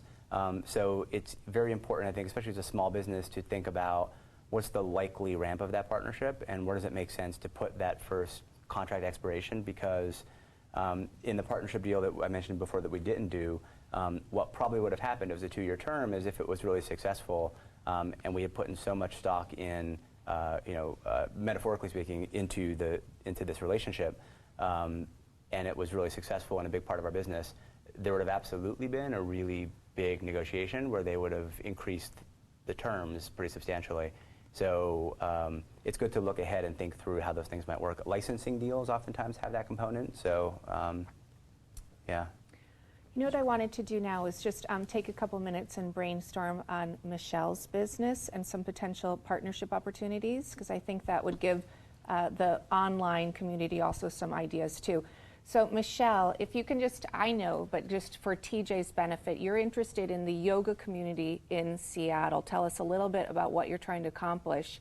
And then I wanted to brainstorm on some opportunities and ideas for her. Okay, great. Yeah, so initially my idea was sort of an online magazine or a blog format. And what it would do, it would be to be a resource for people who are interested in yoga in Seattle, so practitioners. Yep. And it would also be a media outlet for instructors, higher end, so more seasoned instructors in Seattle, and really elevating their expertise. Also, we have a lot of well-known visiting yoga teachers who come and give workshops in Seattle. Yeah. So there would be a place for that, but the primary purpose would really be to strengthen our own community in Seattle. Yeah. So obvious partnerships are, you know, would be with teachers and with studios, neighborhoods in Seattle, and having a forum for them to share that would attract the people who are thinking about doing yoga or who are already really advanced practitioners, but just the partnerships I might not be thinking of. I wonder what those could be. Yeah, interesting. So you know, it actually struck me when I was listening to you. Somebody, it's a large company, but who I think has a really good local focus would be Whole Foods, right? I mean, they're a huge organization, but their marketing strategy is very localized, and each individual local team is focused on their own strategy. And I think it's relevant here because the thing that struck me was, you know, where do your customers really go? What are the other businesses they affiliate with? Is it the local health food stores? Is it, you know, other lifestyle businesses? Can you start to form relationships with those groups locally in the community to drive more awareness? And there are also a lot of digital companies too, who might be like email newsletter type based businesses who, you know, might have 10 or 20 or 50,000 subscribers. And if you can somehow form a relationship with them on a local level and figure out, you know, what is that value proposition for them, and we can, you know, think through that one a little bit. But getting exposure to that user base, we've always found, is a really great way to establish a base within a community. And from there, then it's about leveraging really smart social strategies and ways to take that existing base you've developed and have that grow organically. Well, and also I have a question about timing. Right now I'm in the really early stages. I don't even have a logo yet, but I'm just kind of, you know, discussing with people.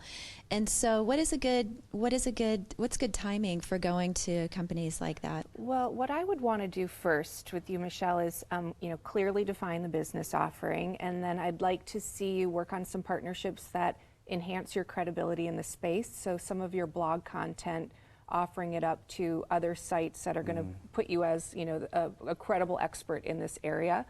I also was thinking there's Blog Her, we mentioned it yesterday, but it's a great site for women that are blogging, and so that's another place where you can get your content out there, and there's actually an ad revenue model for that too, where people can get dollars coming back for content. So let's elevate you, define your business proposition, work on your social strategy so that you can start building up followers, because people are going to say, how many followers do you have, you know, what's your Facebook community, etc. So do that. Then you would work on just a simple one sheet, like we were talking about the one-page marketing plan, but here's what you're offering, this is what the community is defined by. And then what I would love to see is maybe it's not an advisory board, but maybe it's a community, like 10 people in the community, or start with five people in the yoga community who are the early joiners, and they're going to be your kind of core yoga team, so that you have like a group of people that are like your host committee almost, where they're your yoga host committee. So find those people to join you so you're not doing it alone, and then kind of go out and offering that, you know, you've got it defined, here's what I'm doing, here's why I'm credible, here's my group of people that are supporting me, and then start kind of pitching for partners. Yeah, and that's exactly right. And, you know, one follow-on to that, which we found was unbelievably helpful, is when we got to that sort of one-pager stage, just taking that extra step of then having a really professional designer work on it. And we were trying to do it without the professional design, and it was me and PowerPoint, and it just wasn't going so well. And just that little bit of change where now it looks very pro and polished got such a different reaction. Right. Well, TJ is giving his brand book to you as a class, and so I think you guys did see that earlier, and you do, your materials always look really good. So Michelle, how does that sound, like that kind of approach? Does it sound overwhelming, or does it sound palatable? No, it sounds very smart. Yeah, it sounds like a good roadmap, and I like what you said about the designer, because I think that's one of the places where I think, you know, image is really important, so having a designer and a photographer who I work with would be probably a good idea. And if the dollars on the design, you could explore like 99 Design, where we talked about that yesterday, crowdsourcing and finding a lower cost option. So there are ways to get things designed nicely that aren't going to break the bank. Okay. Yeah. Great. Jeff? I was just going to add, you know, once you get all that content, the other approach might be looking at corporate partnerships whose culture and their charter is health and wellness, whether it's a Microsoft or Starbucks, and use that really to build up your constituent base. So. Yeah, I love that. Well, one more thing too, in San Francisco, there's you probably know Sports Basement, to local sporting good chain. They do a really good job of local community marketing as well. And there are probably comparable chains like that in Seattle or other cities where they allow people to come in and just host events and use their space for free that are, useful to their members. And Yeah. every time I go in and they have an event going on, it's amazing. They have 100 people sort of crowding around. I think for local marketing, that's a great tool. Yeah, I think REI is Seattle-based, right? Yeah, I think so, That yeah. might be interesting. Yeah, to explore Evo in too. Seattle as well. Yeah. Yeah. Any more questions from the internet?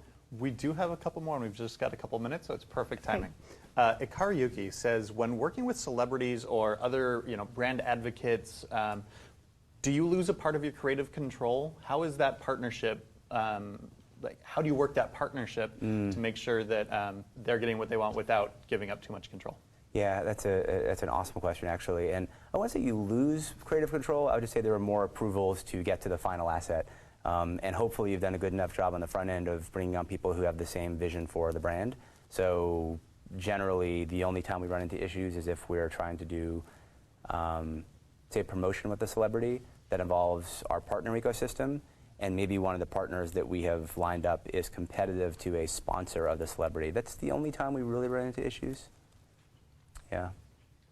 So I have a question from Martha Spain, who is a photographer and wants to partner with an aesthetic center. Can you talk about some of the language that people might use just when they're just starting to try to partner with, whether it's somebody in their local community, other small businesses? What are sort of the language that you might use?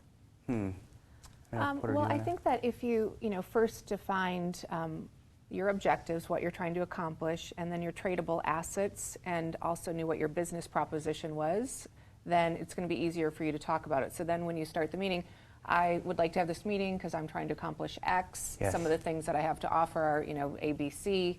So really define it before you start the dialogue and know Right. what you're asking for. Like we said, do your research too on the aesthetic company. What do we think they actually are looking for? Do we know if they have, a campaign coming up where they need photography, or, what is it that we think they might value and need? So do your homework on them first too. Thank you. Yeah, sounds great. I think we're probably about good. So do you have any final thoughts to wrap up this section? My final thoughts, I just want to congratulate you on your success, thank you. and it's of course been an honor for me to be involved with your company over the last couple of years. Likewise. And I get to look at logos and all sorts of fun things and see the company grow. But your expertise and your ideas has been very inspiring, I think, for everybody, and we appreciate you taking the flight to be with us today. My pleasure. So thank you, online audience. I hope you enjoyed our talk about partnerships. And TJ, thank you so much. It's just been an honor. Yeah, thank you for it. Yeah, thank you. But I guess in closing, the last thing I would say is that if you want to hear more about Zozy, please go to their website and also follow them on Twitter. And if you're in the States, try one of their trips, and maybe I'll see you on one of the Zozy adventures. Yes, and shameless promotion. It's our 3rd birthday, so we're running a promotion today if you check it out. Oh, Happy great, birthday. great. Happy birthday. Thank you. Yeah, 3 That's years. That's awesome. I like that Yeah. kayak and oyster. I'm going to look for that. Yes. We should do that together. Yeah. Let's do it. When do you leave? Okay, so we are going to take a 15-minute break. And what are we going to do after the break when we come back? Great. When we come back, I'm so excited. We have Craig Min here, who's with La Mill Coffee, and he is a fabulous entrepreneur. We're going to talk a lot about the importance of experience and also design. He has a great coffee business that's in LA, but it's expanding. So he is our next guest, and I can't wait for you to meet him.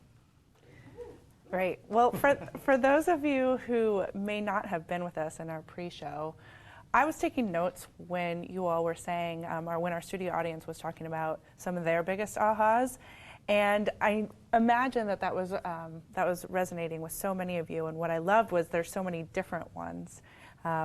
This has amplified things that I already knew, but made it stronger. I was in a fog, prioritizing how to use my efforts best. Find the pain points and clarify them with conviction. Dan launched his website 2 days ago and had sales, actual first sales yesterday, all while attending a full day of workshops. Be yourself. You're by yourself as an entrepreneur, and it's hard sometimes to see the big picture, but I know that I'm on the right track. And ironing out the details during the session. And these are all just such amazing insights that If you are somebody out there that is having that emotional feeling of, this is resonating with me, this is resonating with me, and I am going to move forward.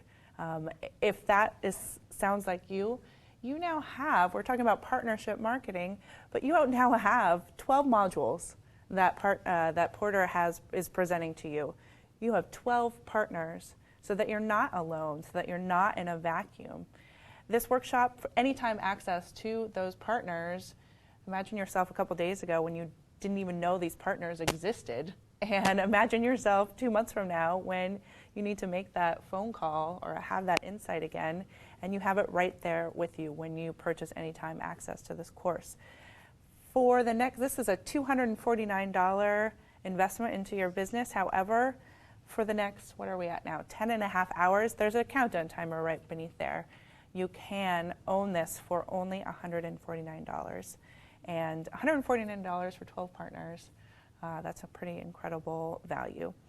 So there's a buy button that's right beneath the screen there that you're watching. It is quick, it is easy, and we will see you back in 15 minutes. Thanks, everyone.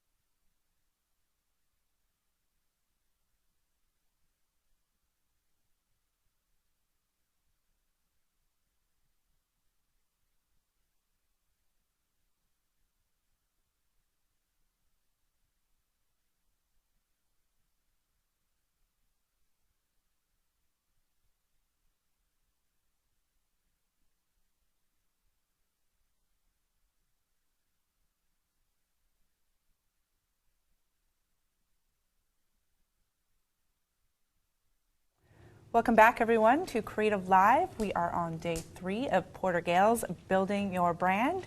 Before we hand you back to Porter and her next special guest, we're going to give away 2 prizes. Indeed, we are. What do we have? We are very excited to have a couple of offerings of LaMille coffee, which is a very, very intense, just wonderful coffee brand that we're going to be talking about a lot here. And we are giving away 2 different varieties. So let's talk about the first one. The first is a 1-pound tin of Black Velvet coffee. Bold and Intense Black Velvet is a full-bodied, medium roast blend that evolves through layers of complex flavors. The finish is clean with a brightness that lingers gently on the palate. Yum. And who is the winner? The winner is Cigar Lacchini, who entered on Facebook, whose quote was, "You have to have integrity and not have the dollars sway you." Good one. Good Love one. that. Second one. And the second prize is a 1-pound tin of Ethiopia Limucosa coffee.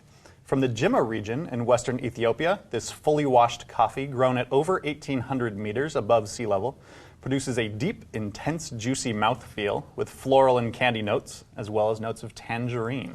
Which sounds very exciting. Said so beautifully. Thank you. We're going to be talking about experience and experiential, and my goodness, even just you can actually smell this, and It's been sitting here and just, I think we'll just leave it here for the rest of the day. except that we have to send this one off to Alfie Was, and who entered on Facebook, and the quote was, "When considering partnerships, you've got to know when to say no." Another good lesson. So thank you for the coffee. We're going to be giving away some tea as well. And with that, pass you. Oh, I wanted to make one more note about how to enter the contest. We are seeing a lot of quotes come through using just the hashtag #PorterLive, which we love. However, that doesn't officially enter you into the quote contest. On Twitter, you need to include the course page URL. And if you can just copy and paste that from the course page, you can also go to the Creative Live blog to find those detailed instructions on how to enter. So we want to make sure if you're tweeting that you are putting yourself officially into the contest. So back to you, Porter, and over to you. Thank you so much. I think I can smell the coffee over here. It smells amazing. I am so excited to introduce you to my next guest. This is Craig Min, the CEO of LaMille Coffee. So thank you for joining me today. I'm very excited to have you. Very happy to be here. Thank you. Thank you for having me. So in this module, we're actually in Module 10, everyone. Wow, Module 10. We are going to talk about the importance of the experience and all the details when you're building a brand.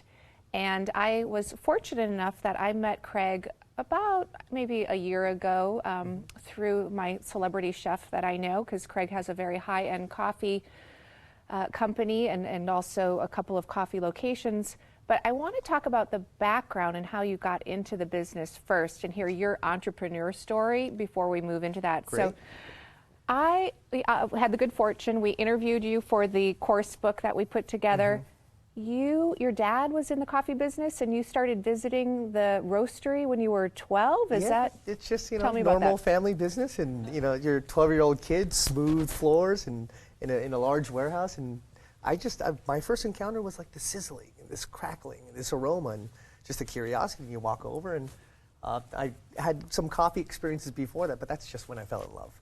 And so that was age of 12, and from that point on, it just this continual curiosity of how do you make it better, and it just my family's always been very food centric, and so throughout the earlier years of my life, I just had great experiences with food, and so at 12 that kind of fell into the whole coffee tub in a sense, and 19 I took over LaMille from my family. At age 19, At age you 19. took over the business. So I graduated high school in 96, in 97 I started LaMille. Yeah. Wow, that's amazing.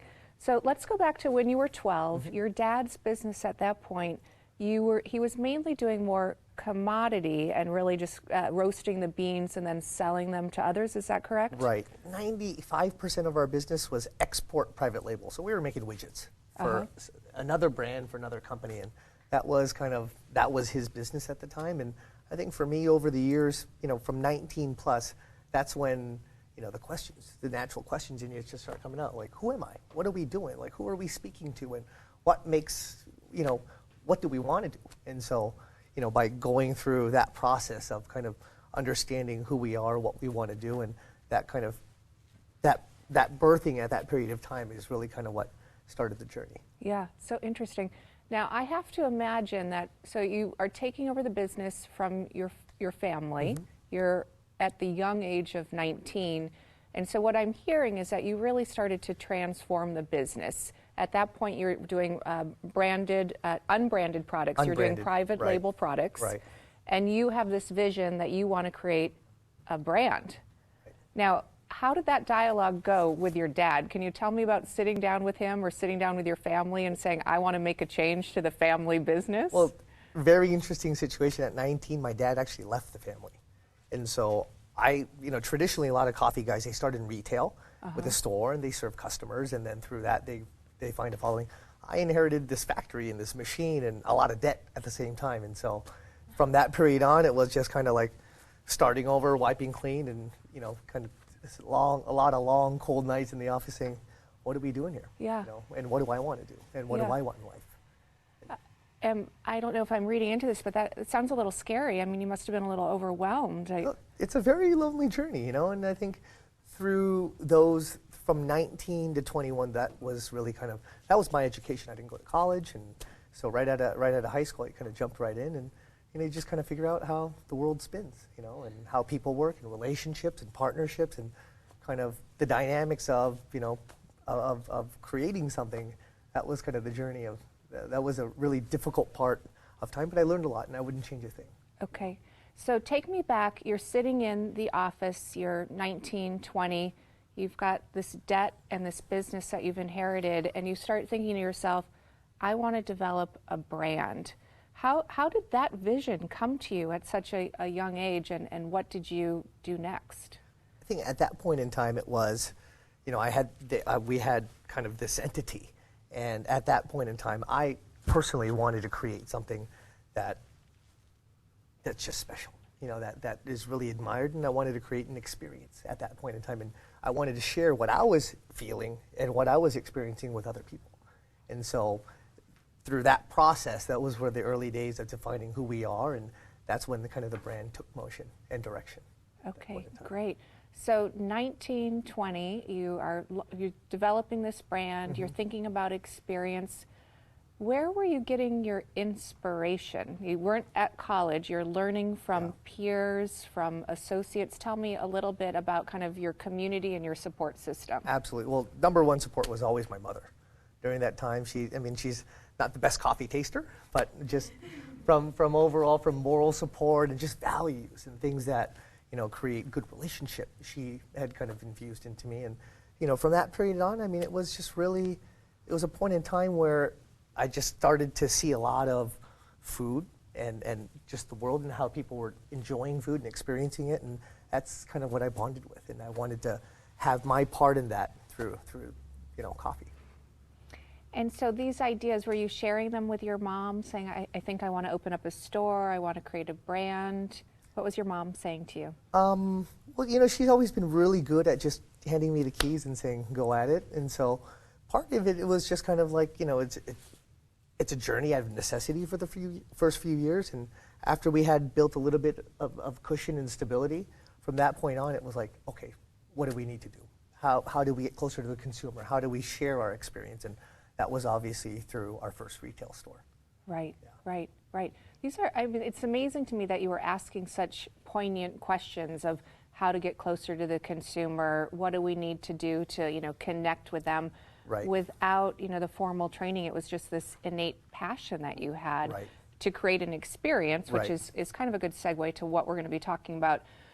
Before we do that, I want to just bring us into the course now. Obviously, Craig had a lot of people that were around him and supporting him. But I'm a big believer in research and using different resources and finding inspiration.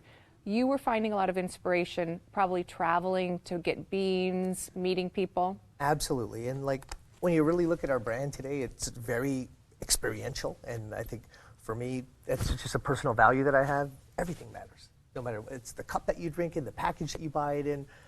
It's, the check holder that the check comes in. Just really kind of that is so important to me. And so through that, I wanted to define what the LaMille experience was, and that was really kind of a big differentiation upon what we do and what other coffee companies do. Great. So for those of you that are watching online, we in the resource guide, we've got lots of places where you can get inspiration about design and experience.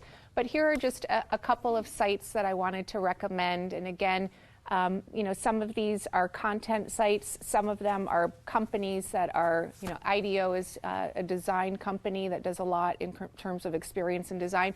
So just different places that you can go, because I think it's really important to find inspiration in your category and to surround yourself with people that are putting value on the details and the experience. I love what you just said about how the check holder is. A lot of people wouldn't think about that small detail and that it actually has an impact. We heard this yesterday too when we were talking about the subscription models and kind of having a surprise and delight all of those moments are what bring a brand experience to life. So these are just a couple of ideas. It's obviously going to vary based on what category you're in, but find the places that give you inspiration and passion. A lot of that comes through travel for me. And so as we're fostering relationships with families and cooperatives and corporations, depending on the economic layout of each country that produces coffee, we go into people's homes and we go to different restaurants and hotels. And for me, I'm the biggest consumer to myself. Like, I enjoy everything, and if there's something wrong, I feel that there's something wrong. And so through these experiences, we connect with things and we bring things back here, and we infuse them into our brand. Whether it's the color, whether it's a texture, a color, or a package that we're making, or a flavor that we're trying to emulate that we tasted in a different region. So. It's funny when you're saying that. It actually reminds me of the first time that we met. You had just come back from a trip. I think that you had been in Asia. Japan. And you were in Japan. Yeah. And you came back. With your friend. Yeah, that's right, that's right. And you came back and we had a meeting. We were talking about branding and design and all sorts of things. And what I noticed about you, Craig, was that all of a sudden he opens up the briefcase and he kept taking out all these packages of cookies and biscuits and chocolates, but they were all, these gorgeous packages. And then, of course, we all started eating and sampling all these social. But you really, first it was generosity, and it was like a sharing and kind of a collaboration. But you were excited about the details of the package and the foods and the cookies. And so we had our own little experience where you brought back some of your travel with you. Right. Yeah. And that's kind of, when I see things that I like, I taste it, I want everybody to taste it. So I buy it and I bring it back and say, hey, check this out. Yeah. Before we get into this, I do need to know, did your parents let you drink coffee at age 12, or were you? Earlier than that. I mean, you just kind of, you dabble around, you see this black liquid sitting on, it's much different than the white viscous liquid that you drink at that age. And so, I loved it. And they didn't really say anything, no. Yeah. All right. So good thing they didn't, right? All right. So let's dive in. Let's talk about the power of experience. Obviously, with Craig, you can hear the passion that he has for his business. But one thing that I just wanted to talk about is that, David Ogilvy, a lot of great people. I mean, with a brand, it really takes a lot of faith, and you need to keep focused and really stay true to it to create something that's magical. And that's one thing that I've noticed about you, that you're a purist, and I know that you've got a lot of complicated projects right now. You're working on a new location with LAX Airport. Yeah. But staying true and having integrity and making sure those details matter, that's what really counts when you're putting together a brand. So one thing that I always recommend, and we talked about this a little bit, is taking that 360-degree journey. You just were starting to mention, and I have a beautiful picture of your coffee shop that's in LA, so we'll see that. But you started to talk about people coming through the experience, and you were bringing them in. I almost could feel like they were walking into the store all the way to the check. What are some of the things that are different about the journey in your experience? Well, I think in any industry or in any business, there's competition. There's things that people are doing. And I think for me, I've always kind of just kept to the things that speak to me and that I believe in, rather than things that are going on around me. And so when I built the Silver Lake store in 2008, it was definitely obvious everything was about the experience. And so one thing that I believe coffee is, or food is, it's a huge bridge to cultural exchange. It's like when you break bread with somebody, when you eat with them, a lot of guards go down, and there's just kind of this environment where you can kind of talk and get to know them. And in that, we wanted to kind of bring a lot of different cultures into the four walls that we built. And so my whole concept at this time was, you could choose from a list of 7 to 8 different coffees, and then choose the way of extraction, which we were preparing in 7 different ways. So it's a pretty big experience. You could have the same coffee prepared in 3 different ways, but then they would all have their own uniqueness as far as flavor. And so if you have 7 or 8 coffees and 7 or 8 ways to make it, that's a pretty complicated service process to keep consistent. Yeah. If you've got 64 different ways to do the coffee. Right. Well, sometimes the office, they don't like my ideas because logistically they don't work so great. But for the most part, I mean, we figured it out. And we figured it out. And so it kind of like this service where there's a lot of equipment. It was the most expensive coffee bar in the country, I think, when we built it. I probably had $180,000 worth of equipment just on the table, just in equipment alone. I hope you have insurance for that. Yeah, good. We do. But in that, it was definitely, the programming was difficult. But again, if you have an idea and you want to execute, there's always a way to do it. Right, right. And it's been a part of our brand now, and so that's one thing that we're known for. Amazing. I love how you've elevated the experience, and people are probably like dying to see the shop, so I will get to that soon. So one thing in the customer journey in brand that I always think is important is to make sure that the experience exceeds the expectations. Right. Now, obviously, with Le Mill, people that know your brand, they have the expectation that it's going to be different or better than your average coffee experience because you are taking attention to detail. How are you kind of setting the expectation of this experience? How do people know like what Le Mill is about? I think it's just through the exchange that takes place when they walk in. And, when you peel all the layers back of what we do, and there's a lot of people that do a lot of great things with food, for me, one of the cores is hospitality. It's serving that person that's coming through the door. Whatever level of interest they have in what you do, whatever it may be, it's getting their trust first, and then, maybe you can start suggesting things that speak to you, Right. And so through that kind of experience is how we've been able to kind of monitor and balance, their Le Mill experience. Great, great. But it's not easy when, somebody's walking through and they're expecting, right, a much different experience. Right. Now, with your brand, some of the things that I'm hearing and what I know about you is that there's a lot of design integrity, that you really are looking at the details, but you're also bringing in kind of this cultural feeling. And then there's a very high integrity around quality standards, and those are some of the things that you're using as kind of a filter. Mm-hmm. What I've been encouraging people that are online watching and also, in the class here is to think about what is the filter that they use to make decisions. And so I'm wondering if there's anything that, maybe you considered in terms of cost saving or something that was recommended and you decided, no, I'm not going to do that because it doesn't meet my brand. Can you think of something that you decided? Oh, absolutely. I mean, that happens every day. Like, give me an example of something that you didn't do because it didn't support your brand. Right. Well, at LAX, there we have a project where, it's 560 square feet. There's 4 million employments in the North Concourse every year. And there's a certain style of coffee service that we wanted to do. And, just through the sheer nature of volume and things, we know that we cannot execute, And so that's an experience that I'd love to share with people, but I'm not confident that we can execute. Uh-huh. And so within that environment, with the constraints that we have, because, there's a lot of different situations that you get into as you're growing your business.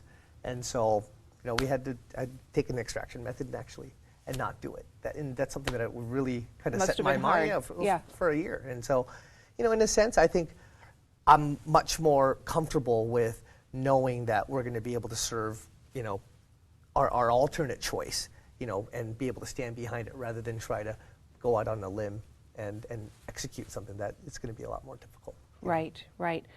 Okay, so a couple things that I like to do when you're mapping the customer journey, and I'd love to get your thoughts on this, but I think about how people are entering the brand. We've talked about this a lot over the last couple of days. What is exciting people about it? How are they going to get passionate about the company? And I think of it as kind of doorways in. Mm-hmm. So, what do we want them to feel when they're leaving? What are those kind of emotions and the thoughts? How do we get them to reconnect if they've left? What's happening along the journey? And then this is something that I think is important, is to think of all the senses from a 360-degree viewpoint. What are they hearing? What are they tasting? What are they smelling? I mean, already when we were talking about the coffee beans, you've mentioned the smell when you were a young kid and you're smelling that aroma. But music, the fabric that you have on, the walls, the artwork, all of those things make a difference in the experience. So hear, taste, smell. What are people hearing and tasting and smelling at Le Mill? Well, I think, right as you walk in, there's just like this kind of beautiful glow of just conversation, and I think that's really kind of the centric part of, a great coffee place is its community, its relationship, and that's kind of what you hear. And then obviously there's nothing like, the aroma of fresh coffee. And, there's a lot of grinding going on in that store. So it's a combination of equipment noise, but then there's this beautiful, just aroma that's kind of gracing the whole dining room. And then as far as, texture and everything that you sit down in, the chairs feel different, the tables feel different, and everything starts to kind of speak in a different way, And I think that experience is kind of what we embrace.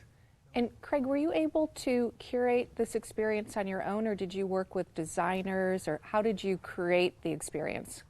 Well, the interior experience, there's the specialty. There's a person that I work with in Los Angeles as far as interior. But actually, every touch point that we have in our place, there's definitely kind of my source of advisor on, hey, what do you think about this, or what do you think about that? And we'll kick it around, we'll scrub it down, and then we'll kind of end up with something that we're really happy with. Okay, great. So, fighting mediocrity, it's a phrase we've used over the last couple of days, but looking at all the details, all the touch points, how can you make them better? Even things like hold music on a business, or what the emails look like, all those things make a difference. And it's obvious that you are doing these things. So the sensory audit, we just talked about it. How does it smell? How does it sound? How does it taste?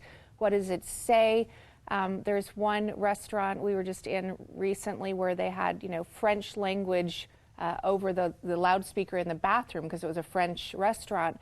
So all those little details actually are the things that people are going to talk about, Yeah. right? It's a complete experience. It's a complete experience.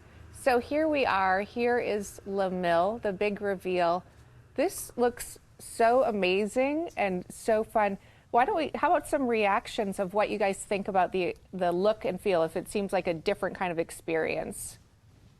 Emily? I love coffee, and I go to a lot of different coffee shops, and I've never seen one that looks like this. It reminds me of like somewhere you would go to play, and I don't know, just the bright colors and the exterior and interior. It's very friendly and lively. That's the feeling that I get from it. Tracy?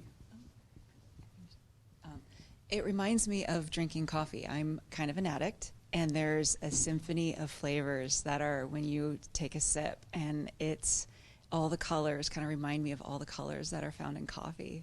It's so cool. It's beautiful, right? I mean, it's gorgeous. It was a lot of fun building the store. It was like piece by piece, fabric by fabric, and it was just... Just going to say, if it was more pinkish purple, it would be the Virgin Lounge. But, but you talked about the complete brand experience and about how coffee breaks down barriers and that you want to connect with people. And that's a place that you can have some serious connections. So congratulations.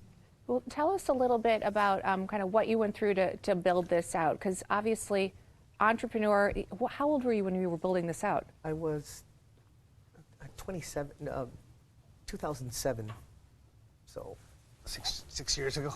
29. Okay, 29. So 29, so you had the business for 10 years. By this point, you had taken the generic beans and branded them under a brand, under Le Mill. Right. And then you wanted to do the storefront to get more exposure to the customer and to get the brand out there. Absolutely. Okay, so then you decided to launch this. Just launching a retail storefront in Los Angeles, that alone for a young entrepreneur is a challenge. So tell us a little bit about that. Absolutely. Well, in 2006, I decided to open a retail store and just started going from pocket to pocket and finding an area and the demographics that would really that we could connect with, and Beverly Hills, West Hollywood, just and there's a risk involved, right? I'm going to sign a lease. Could potentially put other things at risk. So I found this building in 2007 in Silver Lake. My decorator actually was in this building, and he helped me. He's the one that I collaborate with on interior, and so we built it in 6 months. In basically, 6 months? In 6 months. And so we started with 3 pieces of fabric. It's kind of, the coloring's a little bit off, but these kind of swivel chairs were poker chairs at my house. These are, the dining room chairs are made, it's all foam material. It's alligator, and the bar stools are shark skin. So I sent these 3 fabric swatches to my equipment friends around the world, and we don't have those pictures here, but when you look at the equipment on the table, it's all RAL custom colored.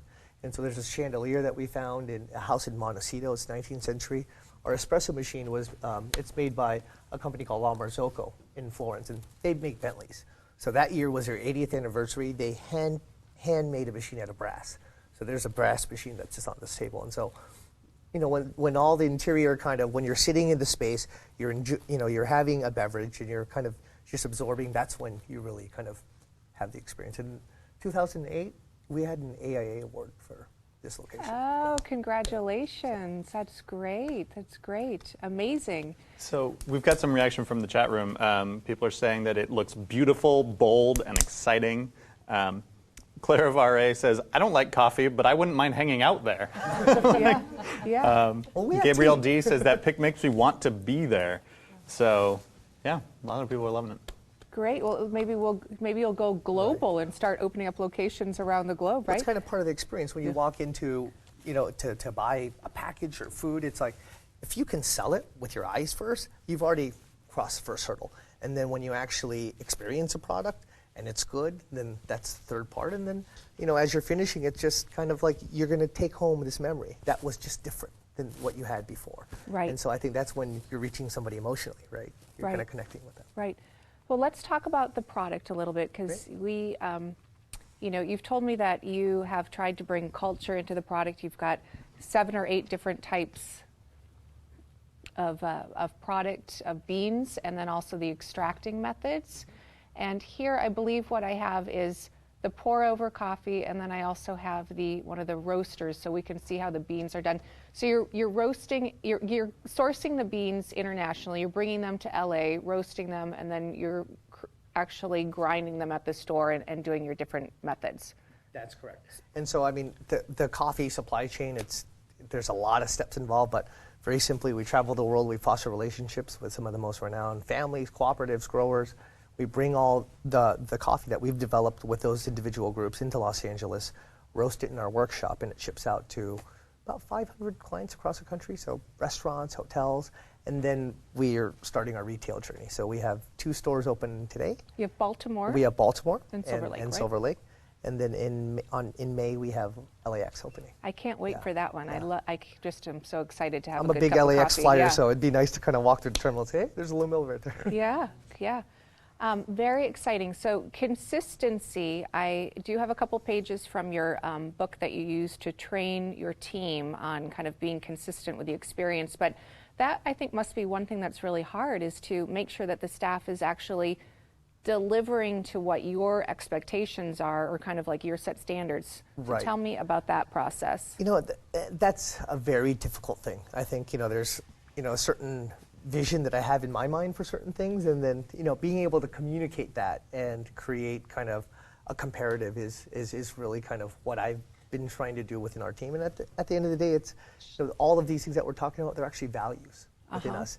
And it's almost second nature, So when we do something, this is how we do it. It's just the way we do it. Right. There's no other way. There's no other option. Well, and so I've pulled a couple of them out of your materials where you had the rules of hospitality, and I think that you had more than this, but I pulled some of the top ones. But you were saying that the guest is always right, and one thing that I noticed is that you actually are using the word guest instead of customer, and that's actually a defining thing in terms of how you're seeing this person. Yeah, it's we wanna serve them. hospitality, right?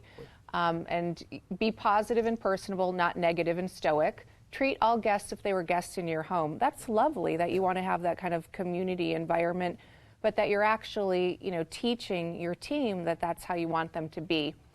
Greet them before they greet you. That's great too. How did you develop this list? Well, these are the things that, that I want to feel when I walk into a place. And, I think, with restaurants or with any types of places that you're used to going to frequently, who doesn't like going to a place that, where they're welcoming you, they want you there, and they know your name, and these are all things that I think create a relationship. And at the end of the day, that's our main goal, is to create a relationship with our guests. Right.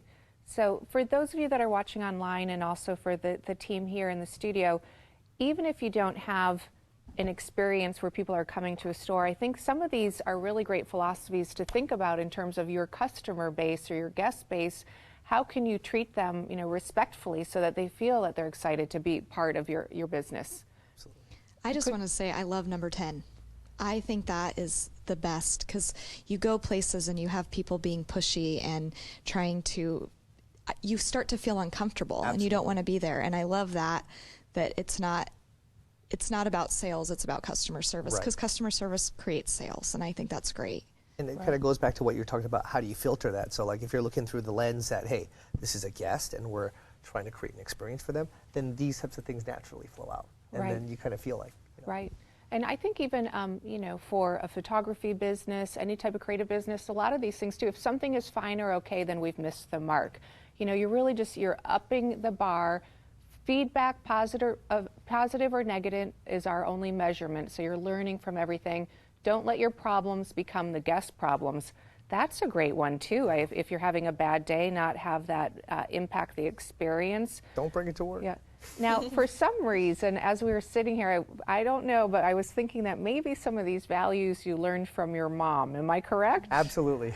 Tell me about that. How's your family, your mom, your cultural upbringing impacting your rules of hospitality? Well, Asian culture, I think when guests come to our house or when we're inviting them somewhere, it's a much different view in how I learned how to serve a guest. And so, a tremendous amount of those values flow into our business and how we treat our guests, how we treat our clients. And so it's just kind of a part of our DNA. Emily? I have a question. So when I met you during the break, the two things that stuck out to me was that you were really friendly and that you maintained eye contact. So I'm assuming that you must have written all of those rules yourself. Pretty much. Yeah. So when you're hiring someone, how do you make sure that they're going to be doing the same things and following those rules? So we have to look through the same lens. And we ask questions based upon the things that would kind of determine what type of person they are. And so, it's a big part of the process at our company is finding the people that would represent us well and that share the same values. Because it's only then where you have an extension of a brand, of our brand, or in people. Well, and I also noticed, and we have a little bit of it here, that Craig did share with me that he has a 97-page training manual that he uses to keep process consistent. So you've got the 2 stores, and I was very impressed that even doing a hand drip coffee, you had 6 steps that you're telling people how to go through and what to do with the different sizes. So there's an attention to detail where you took the time to document and figure out how am I going to have a consistent experience and make sure that people are trained. Absolutely. Can you tell me a little bit about the training that people would go through to learn all of these steps and how you make sure people pass the test? Definitely. So before anybody could actually serve coffee in our store, they have to go through our whole training system.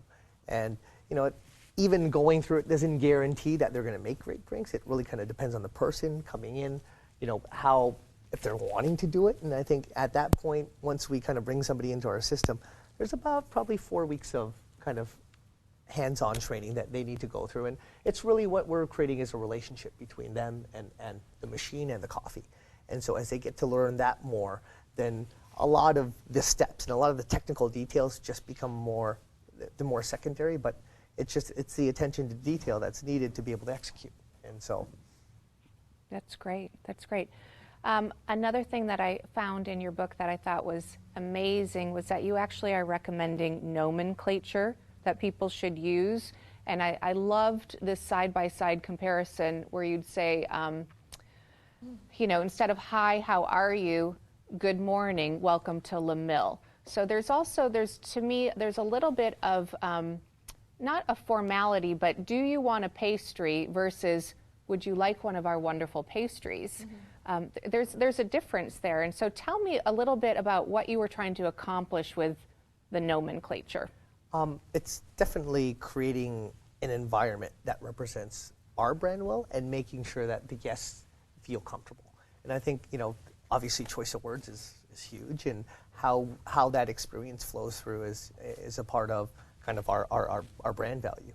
And so when somebody is walking in, how we respond to them, how we greet them, it has everything to do with everything, And so in this process, there's always a nicer way to say things. And I think, it's kind of getting the same point across, getting the same result in the end, but the delivery of the message is a part of the experience. Right. Yeah. I love that. I think that is so wise. There's always a nicer way to say something. I don't know versus I will confirm that with a manager. Mm-hmm. You're turning it in from a negative to let me check what you're saying is important, right, and I want to confirm an answer. Absolutely. Huge difference in terms of how you feel valued. And we talked about that yesterday about valuing people, that I think especially because we're in a time of, things moving so fast with technology and moving, that people aren't taking that time to say, hey, I value you and this is important. And it's almost the cliche of stopping and smelling the roses, but that's what you're offering here, right? Exactly. All right. So LAX, obviously trying to replicate that great Silver Lake store and figuring out how to do it other places.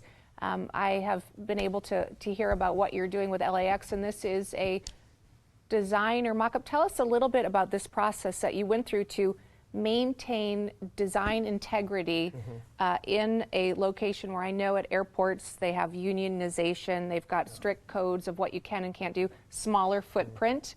So tell us how this came about. Just a big, deep breath.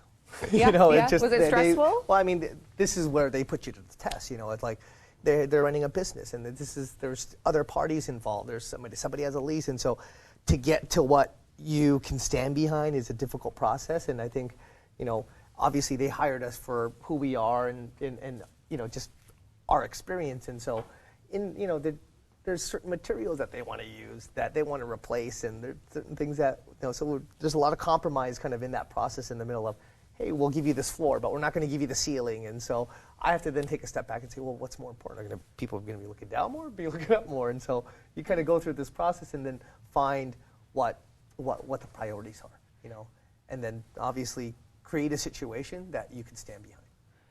Do you have any tips for people on how to negotiate through those things if there's a situation where you feel like the brand was being compromised, maybe it was the flooring, like how did you get through that and negotiate? Well, I think, to a certain extent, there's certain things that are non-negotiable, and those are kind of the absolute firm value. I mean, we wouldn't let anybody change who we are, but in a sense, it's always important to kind of keep your mind open on commerce, because there's always that fine balance of artistry and commerce, and like how do we make it work, and how are we responsible to the people that are actually building it and that are financing it. And so it's always kind of making sure that balance, that you can live with that balance, and that still falls within your original values. Right, great. One thing that we had talked about with the team here was mood boards, style guides. Obviously, you had a lot of design standards that you brought forward where you looked at what you had created already with Baltimore and Silver Lake and gave them to your designer, to LAX, as a template to show this is what the brand looks like. Can you just tell me a little bit more about kind of design standards? This looks like part of the artwork that you had in the Silver Lake store, that swatch, but how did you use materials to spec in and keep your brand consistent? Well, once we got the layout of the space, I got together with my designer. And so what we did basically was we started picking out, the major features. So flooring, countertops, and, these are the swatches that we ended up with. And obviously they fall within the LaMille colors, or the LaMille color palette. There's some variation of what we're doing from store to store, but still we're kind of still keeping that feel, and still keeping all the colors to a point where it's still recognizable. Okay, great. Location. I just wanted to bring this up because obviously the coffee business, the restaurant business, it's probably very competitive, especially now. How important was it, you were talking about when you picked the Silver Lake store, you were thinking about the target. You already had the bean business where you were selling to hotels and to other restaurants, but did you define the target and then kind of look at, is my target in this location? Absolutely, and like in how we ended up in Silver Lake, I think, Silver Lake is kind of in East Hollywood, in a sense. If you were to look at the LA map, it's just this very interesting collective of artists, of writers, and filmmakers, and there's just this awareness of culture that I knew that was there. And so when we were thinking, hey, should we go to West Hollywood or Beverly Hills, or should we go somewhere that people will start to really embrace us and understand what we're doing? That's kind of what determined, how to get into that Silver Lake area. And that's kind of where I think there's just a tremendous amount of appreciation has come about. Right. Great.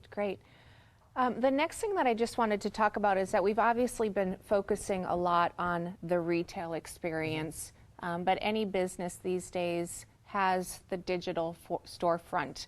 I do know that you have this great online site, but even here I pulled some shots where you've got the photo gallery. So you're already pre-telling people a little bit about, hey, this is what it's like, come see us. And what I've noticed is that just like the coffee that we just were giving away as gifts, there's a lot of detail in describing things. So can you tell me a little bit about how you're bringing the experience to life online? Absolutely. I think, obviously visual, the visual tool is a big aspect, and there's a lot of beautiful things that we do present in Silver Lake. So we wanted to kind of take a glimpse of different colors and textures that people could, that could connect with. And so obviously that's kind of laid out in a viewable section on our site so that people can kind of get an idea of what they're about to walk into. Great, great. Tell me a little bit more, Craig. I know that you guys are starting a digital campaign soon, but opening a new retail location, how did you get awareness about what was going on? How did you get trial? And were you doing any advertising to bring people in? When we opened Silver Lake, there was zero advertising. Zero advertising. And I think, just nowadays with technology, and especially with food has changed tremendously over the last 10 years because of technology and media. And as people are able to bridge, the value of why they're paying for something, now that exposure is there, as chefs are traveling to different countries and experiencing different ingredients and things of that sort, as people are seeing that, they're able to translate that into value. And so, in our place, I think, there's a good amount of awareness that is already there. And, through that understanding of value, we're able to kind of present what we do. So it was really the experience in the product speaking for itself, and that you probably had a lot of buzz and word of mouth. People are driving by the location, they see this very different, beautiful location, talking about how great the product is, and so that probably just kept amplifying. Absolutely, and it's basically creating an awareness through what we do. Actually, in the last 16 years, there's zero advertising. Zero advertising. I've never spent a penny in advertising. How about, do you do anything on like search marketing or buying keywords, anything like that? None of that. Events in the store. I bet you do events in the store? No. No events? No? No? Okay, well, Emily, keep over going, to keep you. going down the list. I don't think we've done anything. One of my favorite sushi restaurants offers classes on how to make sushi yourself. And I know that these days a lot of coffee shops are doing the pour over. And I'm very curious about it, and I would love to be able to learn about it. So have you ever thought of offering classes on how to make the different types of styles of coffee you offer?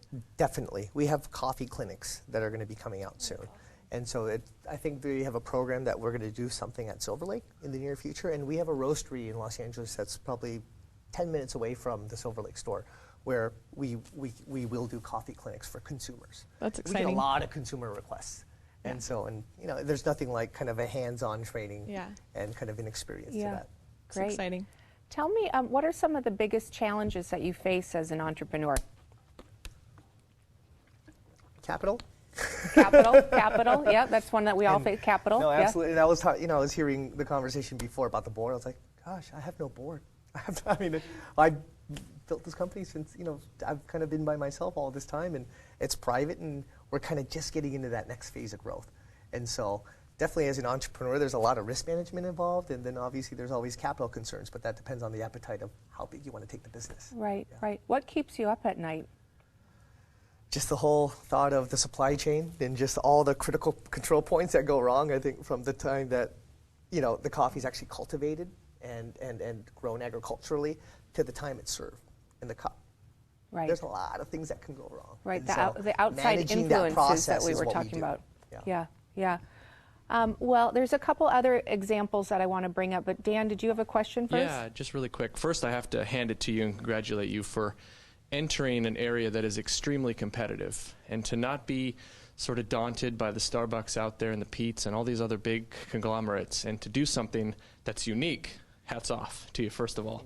Yeah, let's it's really amazing to be able to do something like that. And with Starbucks and Pete's, I admire them. They created the space for people like us. They went out and built all these stores and educated. And so, we're kind of taking what they've built and the foundation that they've laid out and just offering a new experience. And some people connect with it and some people don't. Yeah.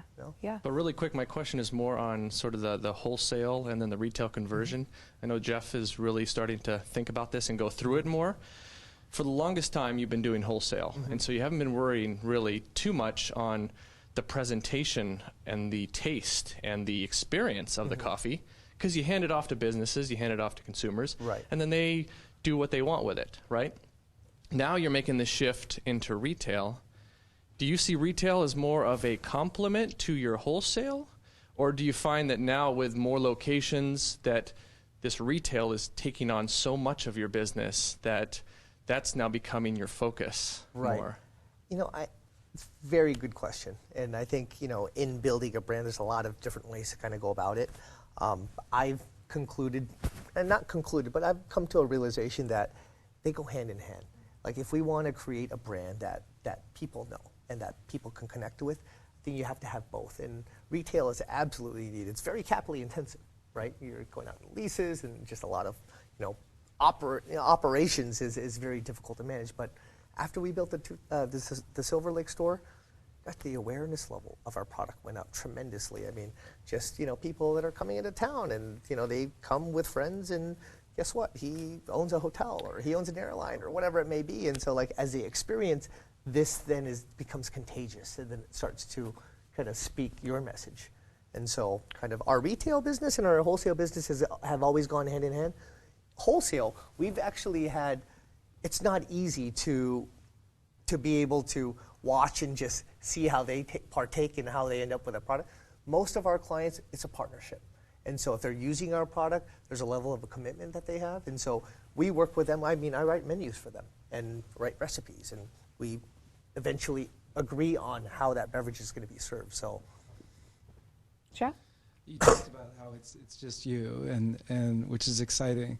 How do you balance what needs to get done today with the BHAG, where you want to go? And I think the follow-up is, where do you want to be in 10 years? Absolutely. I'm behind any company or brand, there's just a great group of people. And that's really, I think, 50% of my time is spent with my key managers, which there are 7. And so in that class, I mean, that's kind of where I make sure that operations, daily goals, things are executed. And then the other half is just development for me. That's kind of what do we want to do, where do we want to go, and what relationships we want to invest in. In 10 years, gosh, I haven't really thought about that. I haven't really thought about that. Hope I'm eating something great in 10 years, Yeah. I did notice one thing that when we've talked before, you've told me that a lot of your partnerships, your relationships, that you do surround yourself with a lot of people that are in the food business. You're with a lot of chefs, a lot of people that are traveling. How has that kind of changed your desire to exceed and to be productive, just surrounding yourself with these great people? Oh, well, I think, that's just, it's an appetite. And I think as I see kind of just beautiful craft being presented so well and execution being done at a level that's just so admirable, these types of things just inspire me naturally. And I think, it creates an appetite within myself. And those are the things that kind of fuel me and I aspire to and we work towards. Right, that's great. I'm going to just bring a couple examples that are non-LaMille ones about experience and a couple things, kind of do's and don'ts that I read about, just to talk about that I think it's important when you're building your experience to figure out like what you want the experience to be like. And one thing that I read about Target, and I thought it was kind of interesting, and you don't even notice a lot of these subtle cues, but Target, of course, because I grew up in Minneapolis, that's where Target started. It's a pretty amazing brand, and I've noticed that they don't have music, right? So when you go in there, you're not going to hear that bad, like, kind of elevator music. They don't sell firearms or tobaccos. There's no promos on the loudspeaker. And things like that, the things that aren't there are just as important as the things that are there. And so that was really interesting. And what I want you guys to think about are what are the do's and the don'ts of your company. And I think that, your verticals are all very different, but in the fashion business, there's probably certain types of fashion that you want to highlight, and there's certain things that you're not going to do. all of these moments, all these things are part of your experience. So it is really important. Once you're doing you've got your brand filter, you probably do your mood board, but then you do your values, and then you want to think about what are the things that I'm not going to do and where's my integrity. So those were just a couple of examples that I thought were interesting. I also think it's really important to figure out kind of those surprise and delight moments. We talked about this a little bit yesterday when we were talking about subscriptions, but in the restaurant business, because I've had the good fortune of thinking about it a little bit more over the past couple of years, you do need to think about all those times, even if somebody is in line and they're waiting. What do you do when they're in a queue? What do you do when a product is back ordered? What do you do when the website is down? What do you do if you make a mistake? How do you surprise and delight people? All of these things make a huge difference. And so any lessons on something that's gone wrong, how you've solved a problem, anything like that that you can share with us? Well, it's just, there's a long list of those, right? Yeah. All day long. But I think it's basic principle. You know, when an issue arises, how do you turn that into positive? You know, and I think there's always a way to do that. And, you know, you just have to understand, you know, own what you need to own first, and then figure out the most constructive solution with, you know, the partner or whoever you're working with, you know, in that sense. Yep. The little image here, when I was telling you guys yesterday about MailChimp giving my daughter a T-shirt, that was the surprise and delight. Oh, and wow. you know, those little moments when you're not expecting something.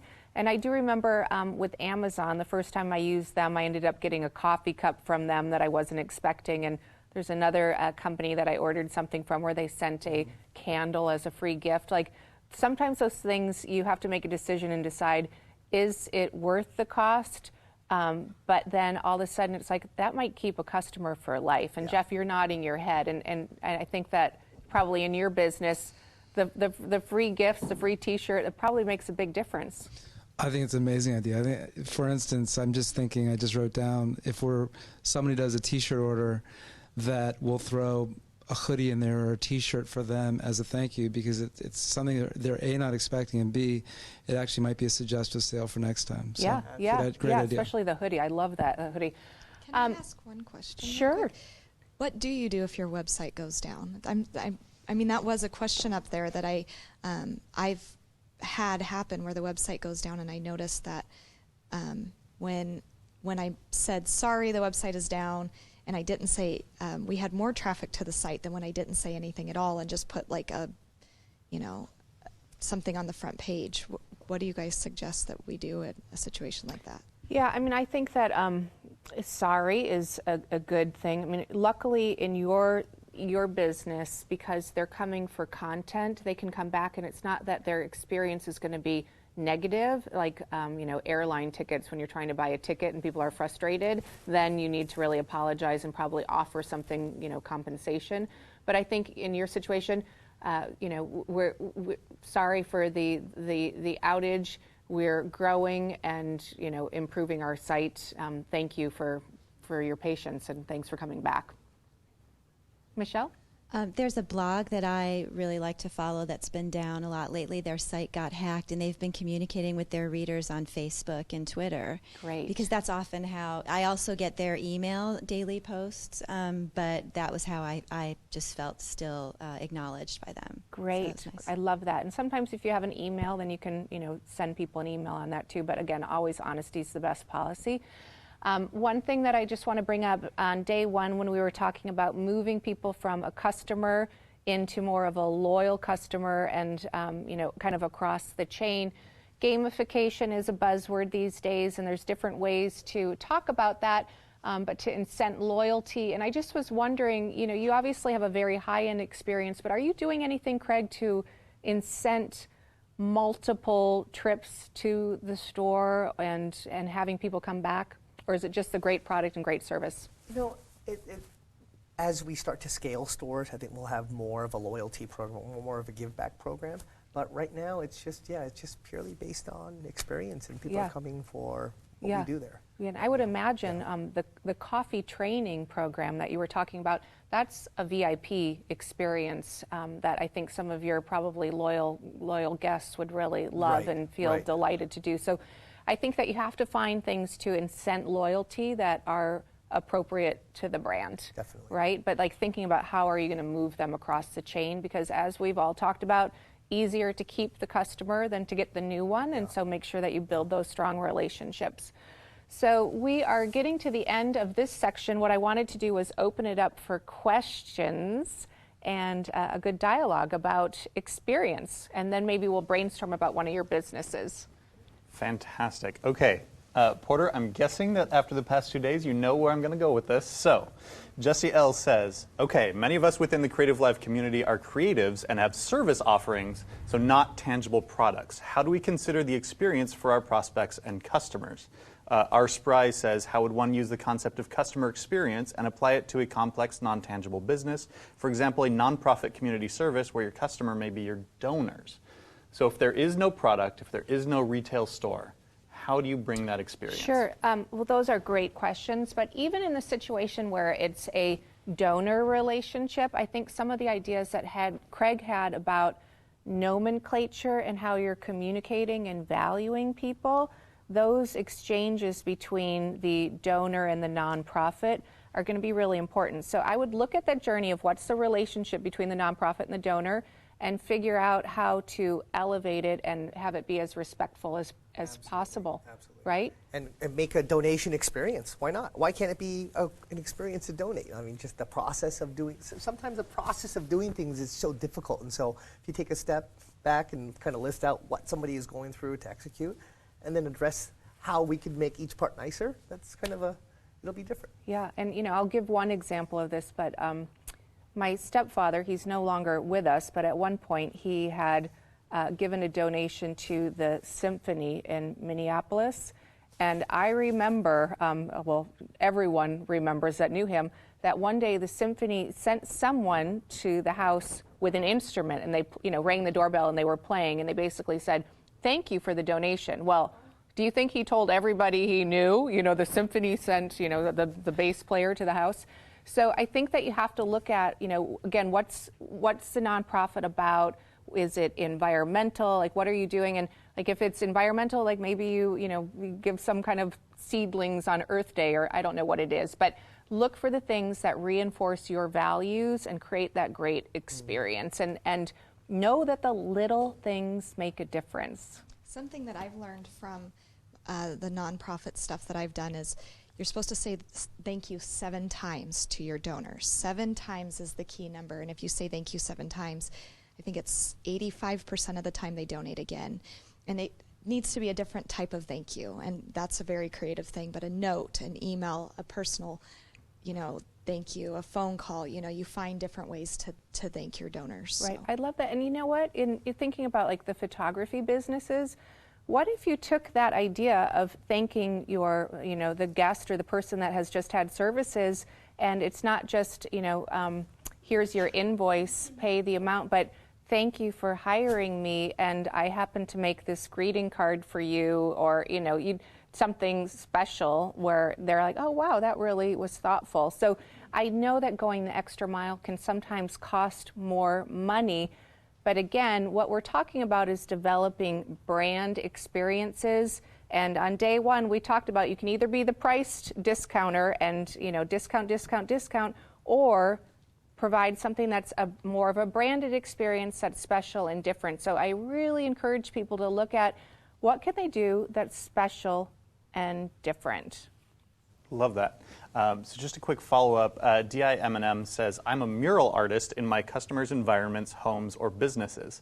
So how do I maintain brand integrity and customer experience in such varied situations when you're not in complete control of your environment?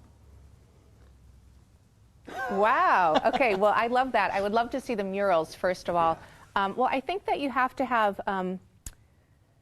probably a clear understanding of what the person wants to accomplish when you take on the job, and make sure that you can execute to a place that you feel comfortable with, where you're delivering a great experience. And, look at that as a partnership, and actually a gift that you can create some art in somebody's house. I mean, that's a very lovely thing if somebody's asking you to do that. How to keep that integrity, I think probably a lot of the pre-production conversation about what the goals are, and when we were talking about wireframes and mood boards and creative development, I think some of those things actually might work for executing creative on that level too. That this is the vision, this is the mood, making sure that you have a lot of clarity. Absolutely. And when things are spelled out and they're clear, and what the service is or whatever that is going to be exchanged is clear, it just creates it's a nice experience to actually engage or purchase or whatever it is. So like wireframes, boards, and if you were doing something in your house, you kind of want to know what's going on. And so that would be a great way to present it. I think that's a service experience that's much different. Yeah. Great. Well, do we have any questions in the audience, or do we want to engage with one of their businesses? The other thing I was thinking that we could do here is if we wanted to brainstorm about one of your businesses, and for some reason, Dan, I'm thinking that your business could have some things that are different.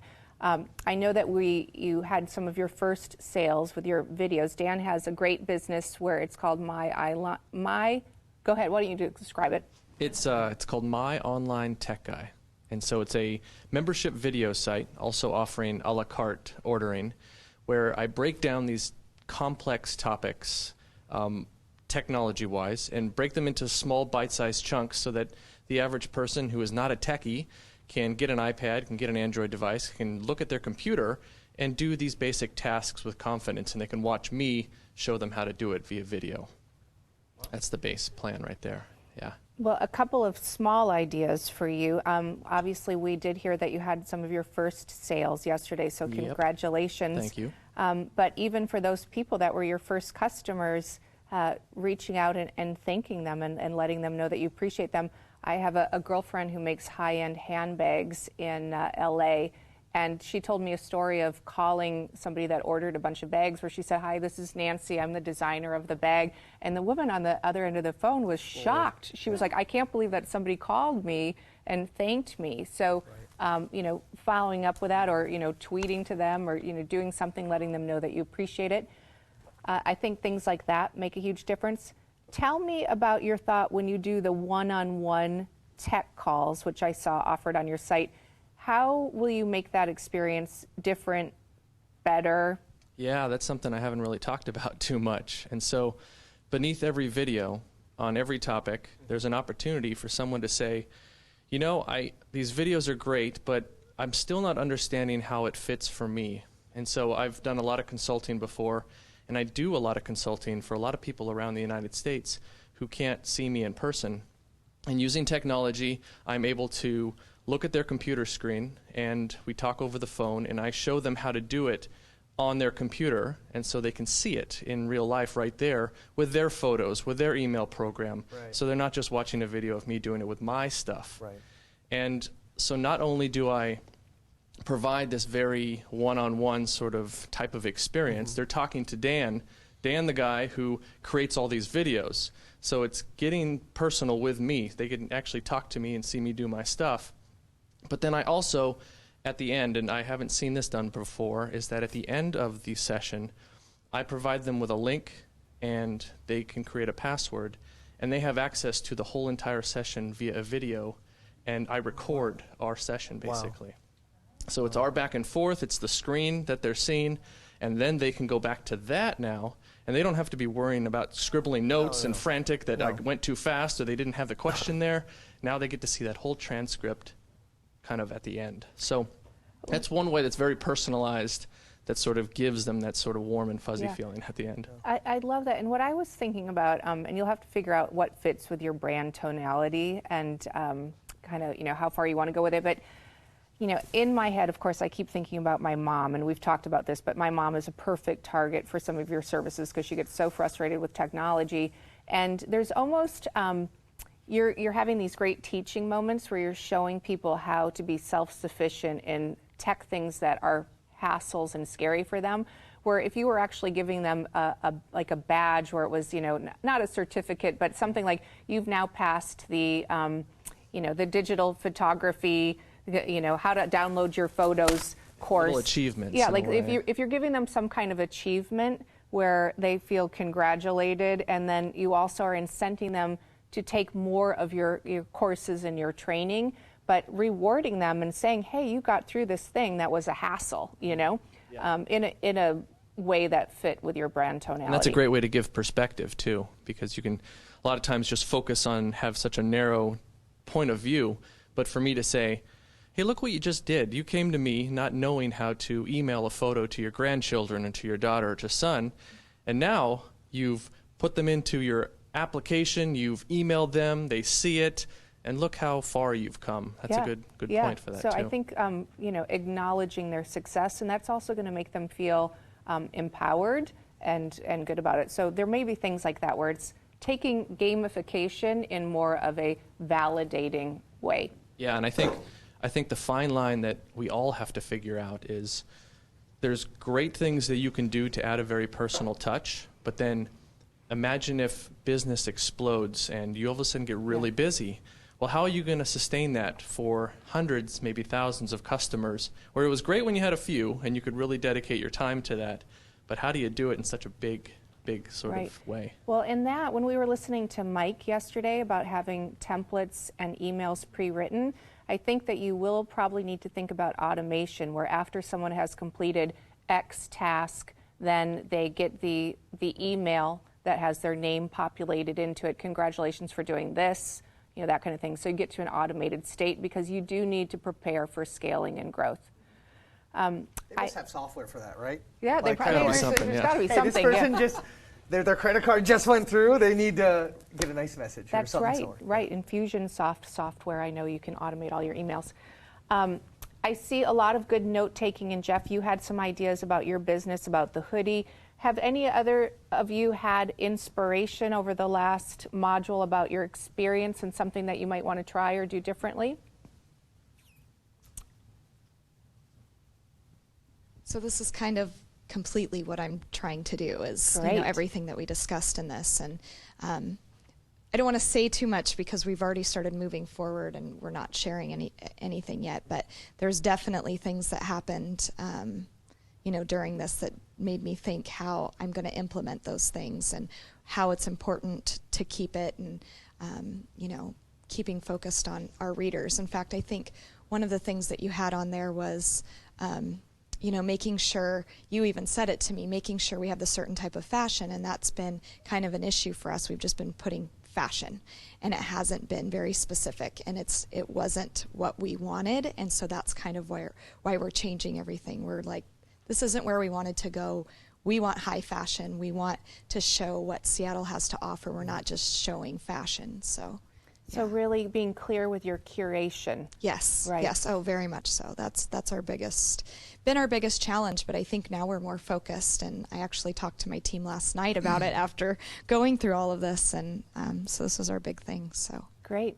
Jeff? I was just going to say, Karen yesterday she was talking about media, but she talked about the 360 degree, and one of the things as it relates to the brand experience and customer service is I'm hearing you talk about that same idea. And so even as it relates to thank you, I'm starting to think about ways, and I'd love to hear any more ideas that you may have for us to have that loop happen. For instance, you can say thank you within a SurveyMonkey and get that feedback where you're going to get that feedback, but you're saying thank you within that's going to help to feed your business because that works. And then perhaps another idea maybe is taking social media. I'm not sure exactly. Maybe that'll be the next section, but saying thank you by posting on their site. I'm thinking about we might a T-shirt that we produced for a company. We'd post it on their site and say thank you for this great opportunity, which may actually lead to more business. So, love to hear any other ideas along some of those 360-degree approaches. Yeah, I love that. I think that just even having the focus on the thank you, because again, when we get busy, that's hard, and sometimes we forget about that. So keeping that as one of your core values to have gratitude and appreciating your guests. I think I do tend to like the things that are more personal. I think that the social media, all those things can be great, but like the personal ones really are the ones that are going to come through. When we talked about Campbell Soup CEO writing letters to the employees, even we're in such a culture of texting that people hardly use the phone anymore. Yeah, what if you even just call people, right?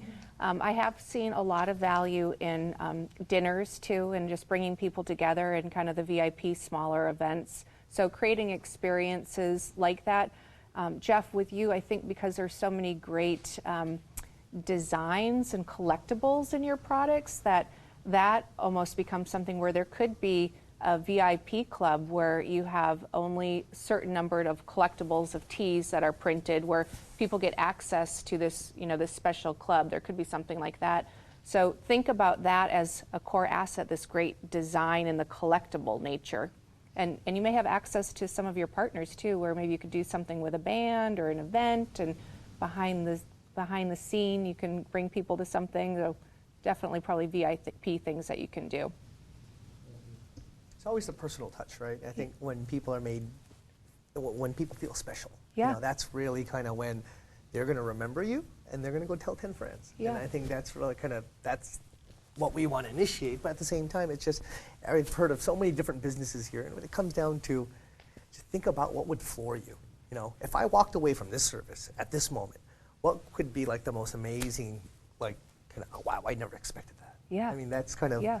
I think in every product or service that I'm hearing, if we can create that Yeah. end goal, that's kind of where we're going to really solidify a relationship for a long time. I want to get to Michelle's question, but just quickly, Craig, maybe summarize the 3 most important things that you think entrepreneurs should think about in terms of experience marketing. Like 3 things. Experience marketing. I think when somebody is going to experience something, it's definitely, we have to make it a memorable one. It's like, how do we get them to call every single person that they know and say, hey, this was just, have you had this, or have you done this, or have you tasted this?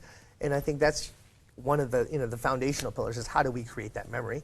The second point, I think, in an experience for me is just like, as I am enjoying something, or as I am, it's all the details that kind of surround. It's like what you said before. It's all the details that make the experience. I think that's just a huge part of any type of interaction that you have, or any type of experience that you will take with you out the door as you walk away. I think that's kind of like that for me. That would be kind of what I would be looking at and what I would be focusing on. And maybe I would add keeping on brand, right? Well, that's absolutely. And I think that the moment you start to steer away from your values and the things that you believe in, and it could be a lot of different comments, that's when you really start to not only break apart what you're doing, but all the people below you and all the people that are working, because you're sending an inconsistent message, Yeah. And I think that kind of has a larger risk and effect. Great. Michelle? I had an aha moment, and that was we were talking before about the value of email addresses, and if with the magazine we're receiving someone's email, would it be appropriate to begin partnerships and send them a promotion for 25% off something at Whole Foods or something like that? Or do you think that initial contact, sending a promotion, is a bit of a violation of some point at that early in the relationship? Or would that be something that we could use to express our value? I think it's how it's presented. If you're presenting it as a thank you, I have this special offer for you because I'm so glad you're part of my community, and it's a relevant offer that we think that they want the Whole Foods discount, then I think it can be a thank you. But I would make sure that it seems like a thank you, not as a offer, because you want to establish who you are, what you're doing, and establish that relationship before you get into too much of that, unless it's kind of a thank you. So it depends on the value of the thing. Great. Any questions from the internet? Well, I think it's actually time to go to lunch. Everybody has been loving Craig, loving your segment. I wanted to read off a couple of things that people are saying online. Amanda Rest says, I love Craig. He shares genuine enthusiasm and authentic stories that are distilled down to very useful information. And Alfie Savannah says, this whole segment has my brain spinning. Amazing. And we saw more comments just about your enthusiasm and passion for what you're doing, and that people are realizing that that's a huge impact and aspect of their own success in seeing that in you. I love what you do, right? I mean, there's just nothing to it. So let's give a big round of applause to Greg Linnell.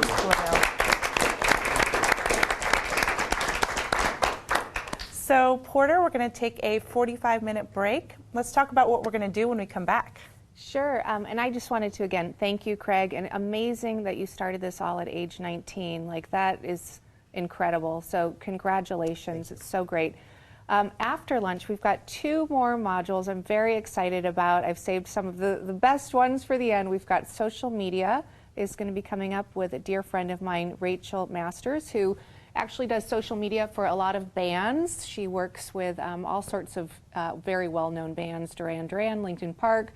So I thought that would be a fun person to chat with. And then we're going to be talking with Paul Owen about PR. He works with a lot of startups and figuring out how to kind of amplify some of your messages using those strategies and tools. So have a great break, and we'll see you back here very soon. All right. Well, thank you for starting to clap. And really, Duran Duran, that's awesome. Everyone, I invite you all out there to help us give a huge global thank you card to Porter Gale and her guests. We have posted that on Facebook, facebook.com/Creative Live. And I just wanted to read one off to you, Porter, from Andrew Ree, summarizing a lot of what I'm seeing. Thank you so much, Porter Gale, for such a comprehensive course on brand building. Truly eye-opening materials, amazing interviews with up-and-coming brands, and so much detail for entrepreneurs that are trying to build a brand in today's noisy world. Thank you so much once again. I am looking forward to buying your book when it launches, too. Yay! Thank you very much. Thank you. Absolutely. So as we've seen throughout the past 2 days, this workshop is called Building Your Brand, but there's so much more to a brand than just your logo. We've talked about naming, we've talked about websites, we've talked about email, we've talked about advertising, we've talked about experience, we've talked about so many different things, and all of those come together to build your brand. One of the problems that I've seen, and somebody in the chat rooms this morning mentioned, she said, I didn't realize there were so many aspects of this subject that I needed to think about. That's one of the difficult things that I hear over and over again from the people who come to Creative Live, is the recurring theme of, I didn't even know I needed to ask this question. Porter is giving you that list of questions to ask. That's what this course is. All of the different guests that we've had talked very in-depth on their subjects, and Porter gave the overarching support that's needed to know what questions to ask no matter where you're at in your business. She has also provided, for people who purchase the course, this ebook, which is 76 pages long and just expands and amplifies all of those questions that you need to ask. Just 5 questions from the first module. Are you truly passionate about your business? Have you uncovered a true need or market? What is your core purpose? Do you have a clear, focused idea? What market trends help support your idea? And it goes on and on and on for 76 pages. This additional bonus material is available to people who purchase the course and will give you those questions that you need to ask yourself for your business. Now, I can't answer these questions for you, but I actually have some additional questions that you may want to ask yourself. How did you feel when you started your business and didn't have any real guidance on how to establish a consistent brand? How lost were you? How much did you feel that there were things out there that you knew were important but you didn't know about? Now, how have you felt while watching Porter and her guests? Did you feel like you were getting that direction? Did you feel like you were starting to see through that fog and experience what it could be like to have a solid plan for your brand? And then the final question is, how will you feel if you don't have access to this information when you need it? In the future, if you want to access these videos and to rewatch all of these segments with Porter and her guests explaining all of these aspects that you need to know,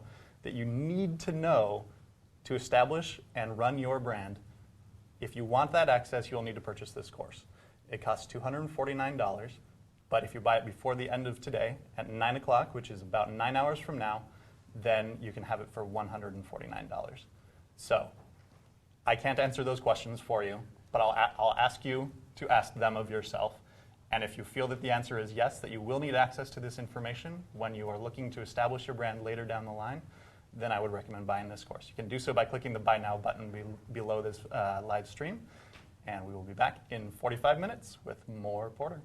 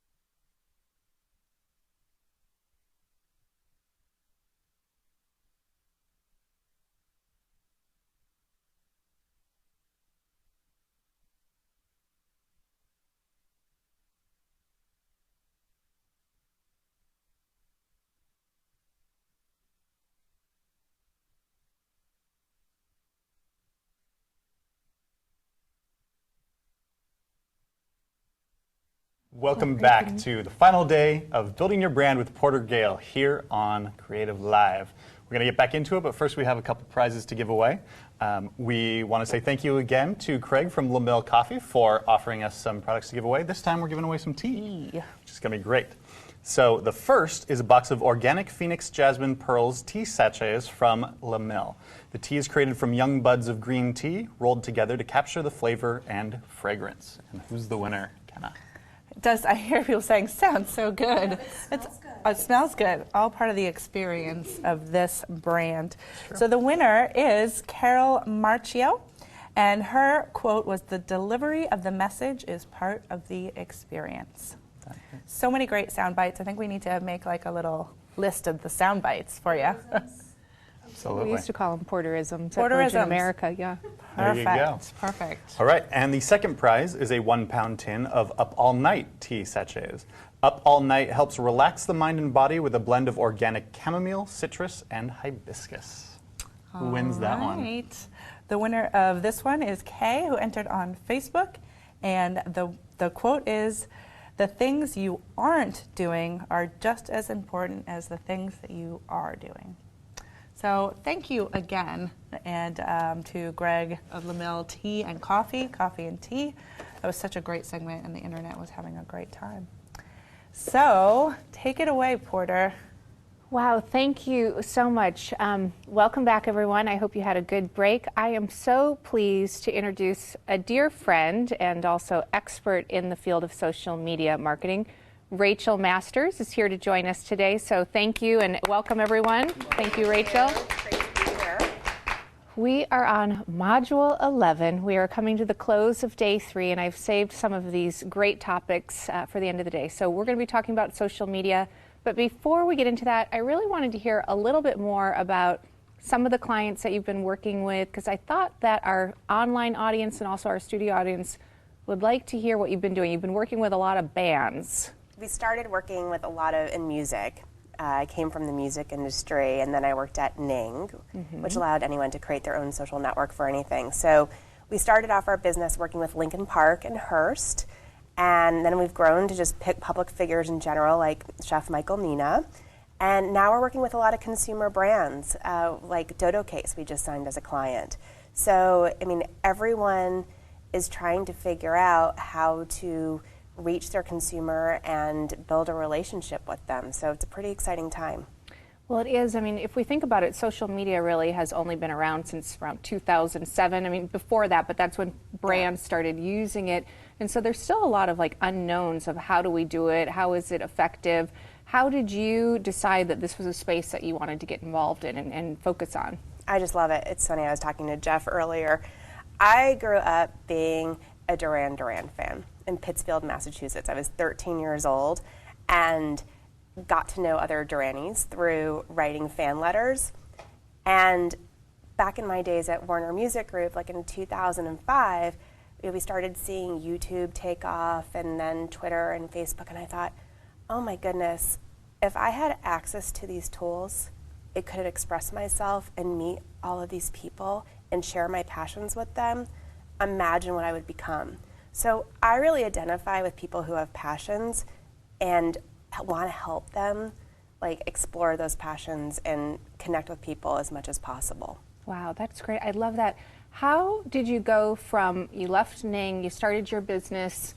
I'm lucky enough that I've interviewed you about this, so I know that you went on a soul-searching journey and decided to become an entrepreneur. But if I recall right, you actually got fired. I hope it's okay for me. You got fired. You went to Bali. I went to Bali, which was a lifelong dream. Yeah, you went to Bali and to find yourself, and then you had this moment where you decided you wanted to be your own boss. Is that kind of how it went? Pretty much that was it. I mean, actually, it happened really organically. I mean, what happened was Lincoln Park was looking to move onto Ning to create their own branded social network, which is still up and running today.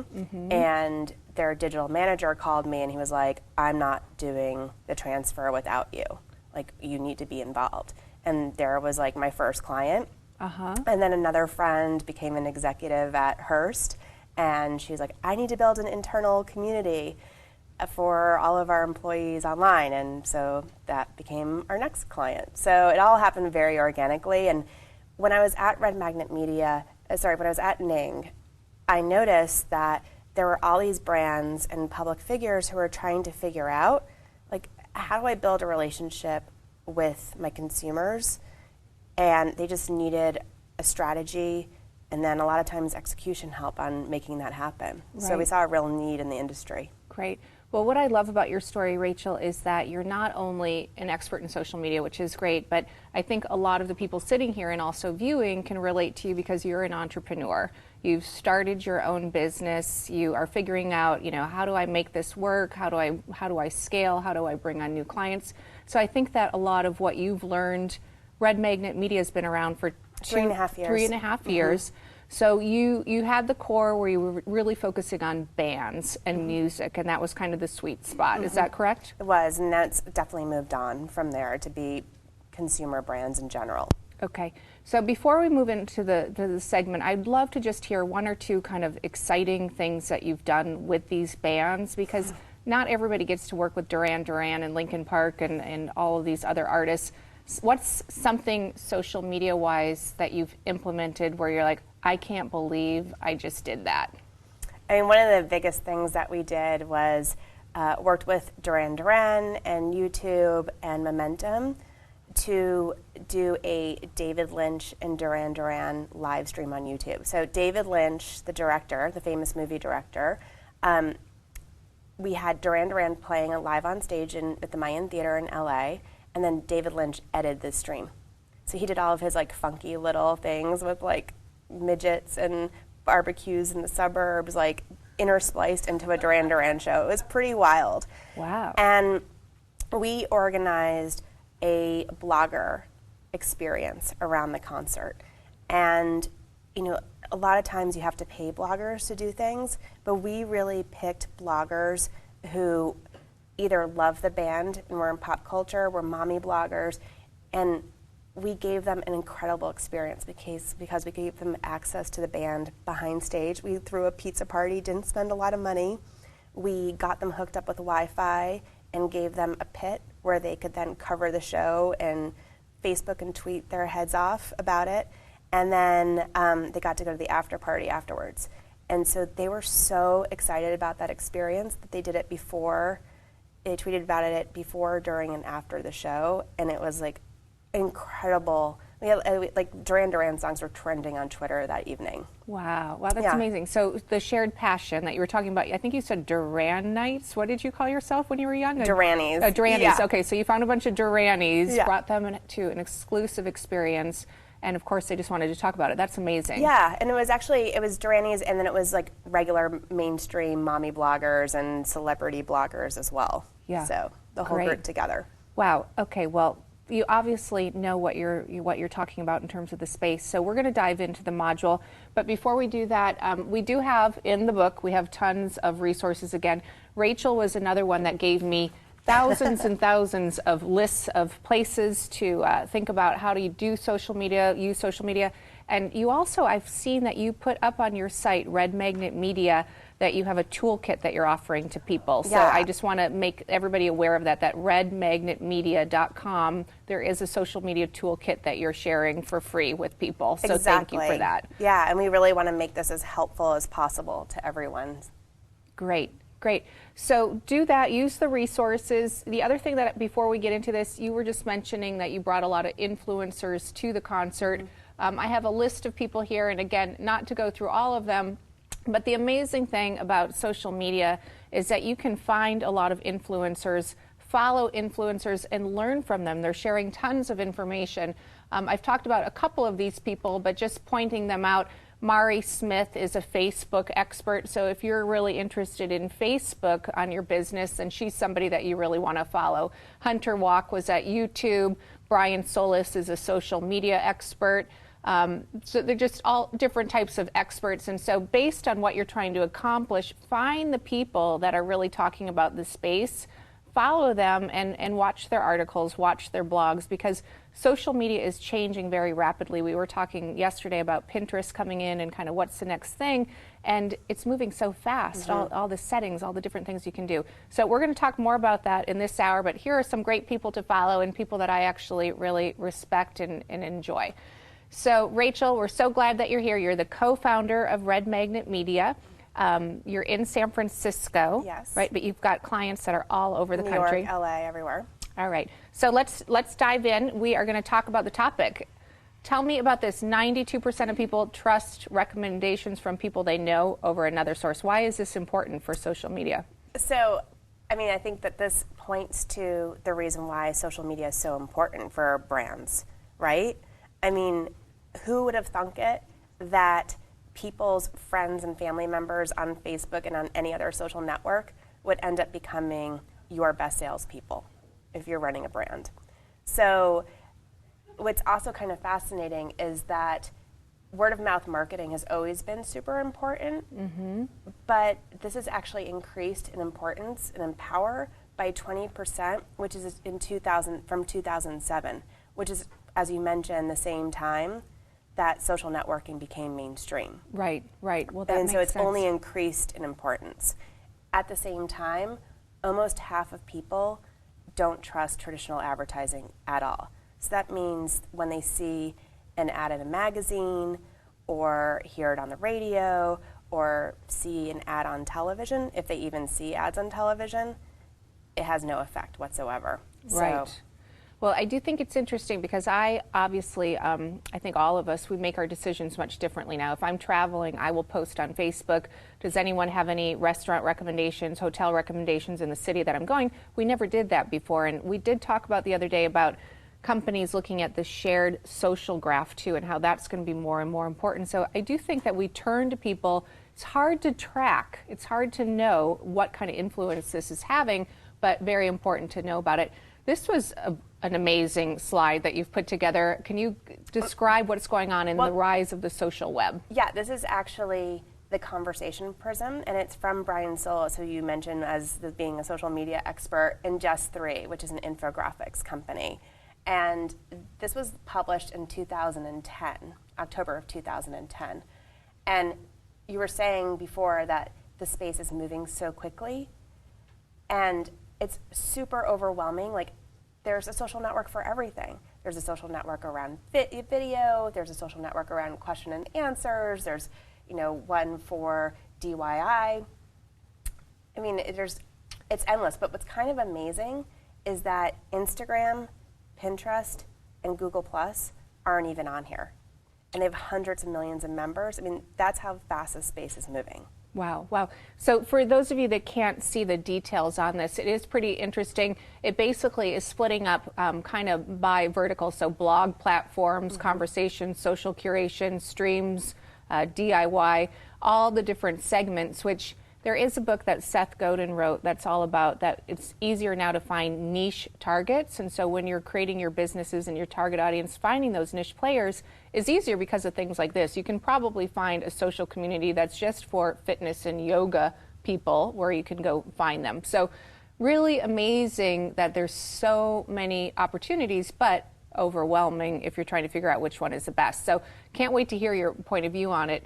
More brands on social networks, more people on social networks. Some people have said to me they think that social media is a passing trend, and I don't think that is true at all. Like, how could it be? We've got so many people that are engaged in that medium. What do you think is going to happen with social moving forward? I mean, if you think about like the first slide is that people trust their friends and family more than any other source. I mean, I think it's really going to become the way that marketing happens. I mean, I think it's going to become, and it's already becoming, the biggest compliment a brand can get is when someone takes their content, puts it in their own words, and then shares it with all of their friends and family members. I mean, that is really the goal today. And we'll talk more about that a little bit later. Tell me about this. That we've talked a lot in our 3 days about the target customer. Obviously, in social, that's really important, but give me your thoughts on why targeting and social media is important. So this is really where you should start with your strategy before you get started. So Dan, I know that you're trying to go for an older target market. Yeah, and I don't think they're primarily on social media, so that's why I'm hopefully trying to learn some techniques. Oh, that's fascinating. They might be on Facebook a little bit. They might be on Facebook for the grandchildren and that sort of a thing, but I can't see them tweeting very often. So yeah, I'm still trying to figure out how to find those folks that way? So from my experience, Facebook is where it's at for you. Yeah. Because seniors are the fastest growing population on Facebook because they have lots of free time, and grandchildren sort of are like the key that gets them to start using it. But then they start discovering all of these friends that they forgot they had from their whole entire life, and reconnecting with people that they knew in high school and went to college with.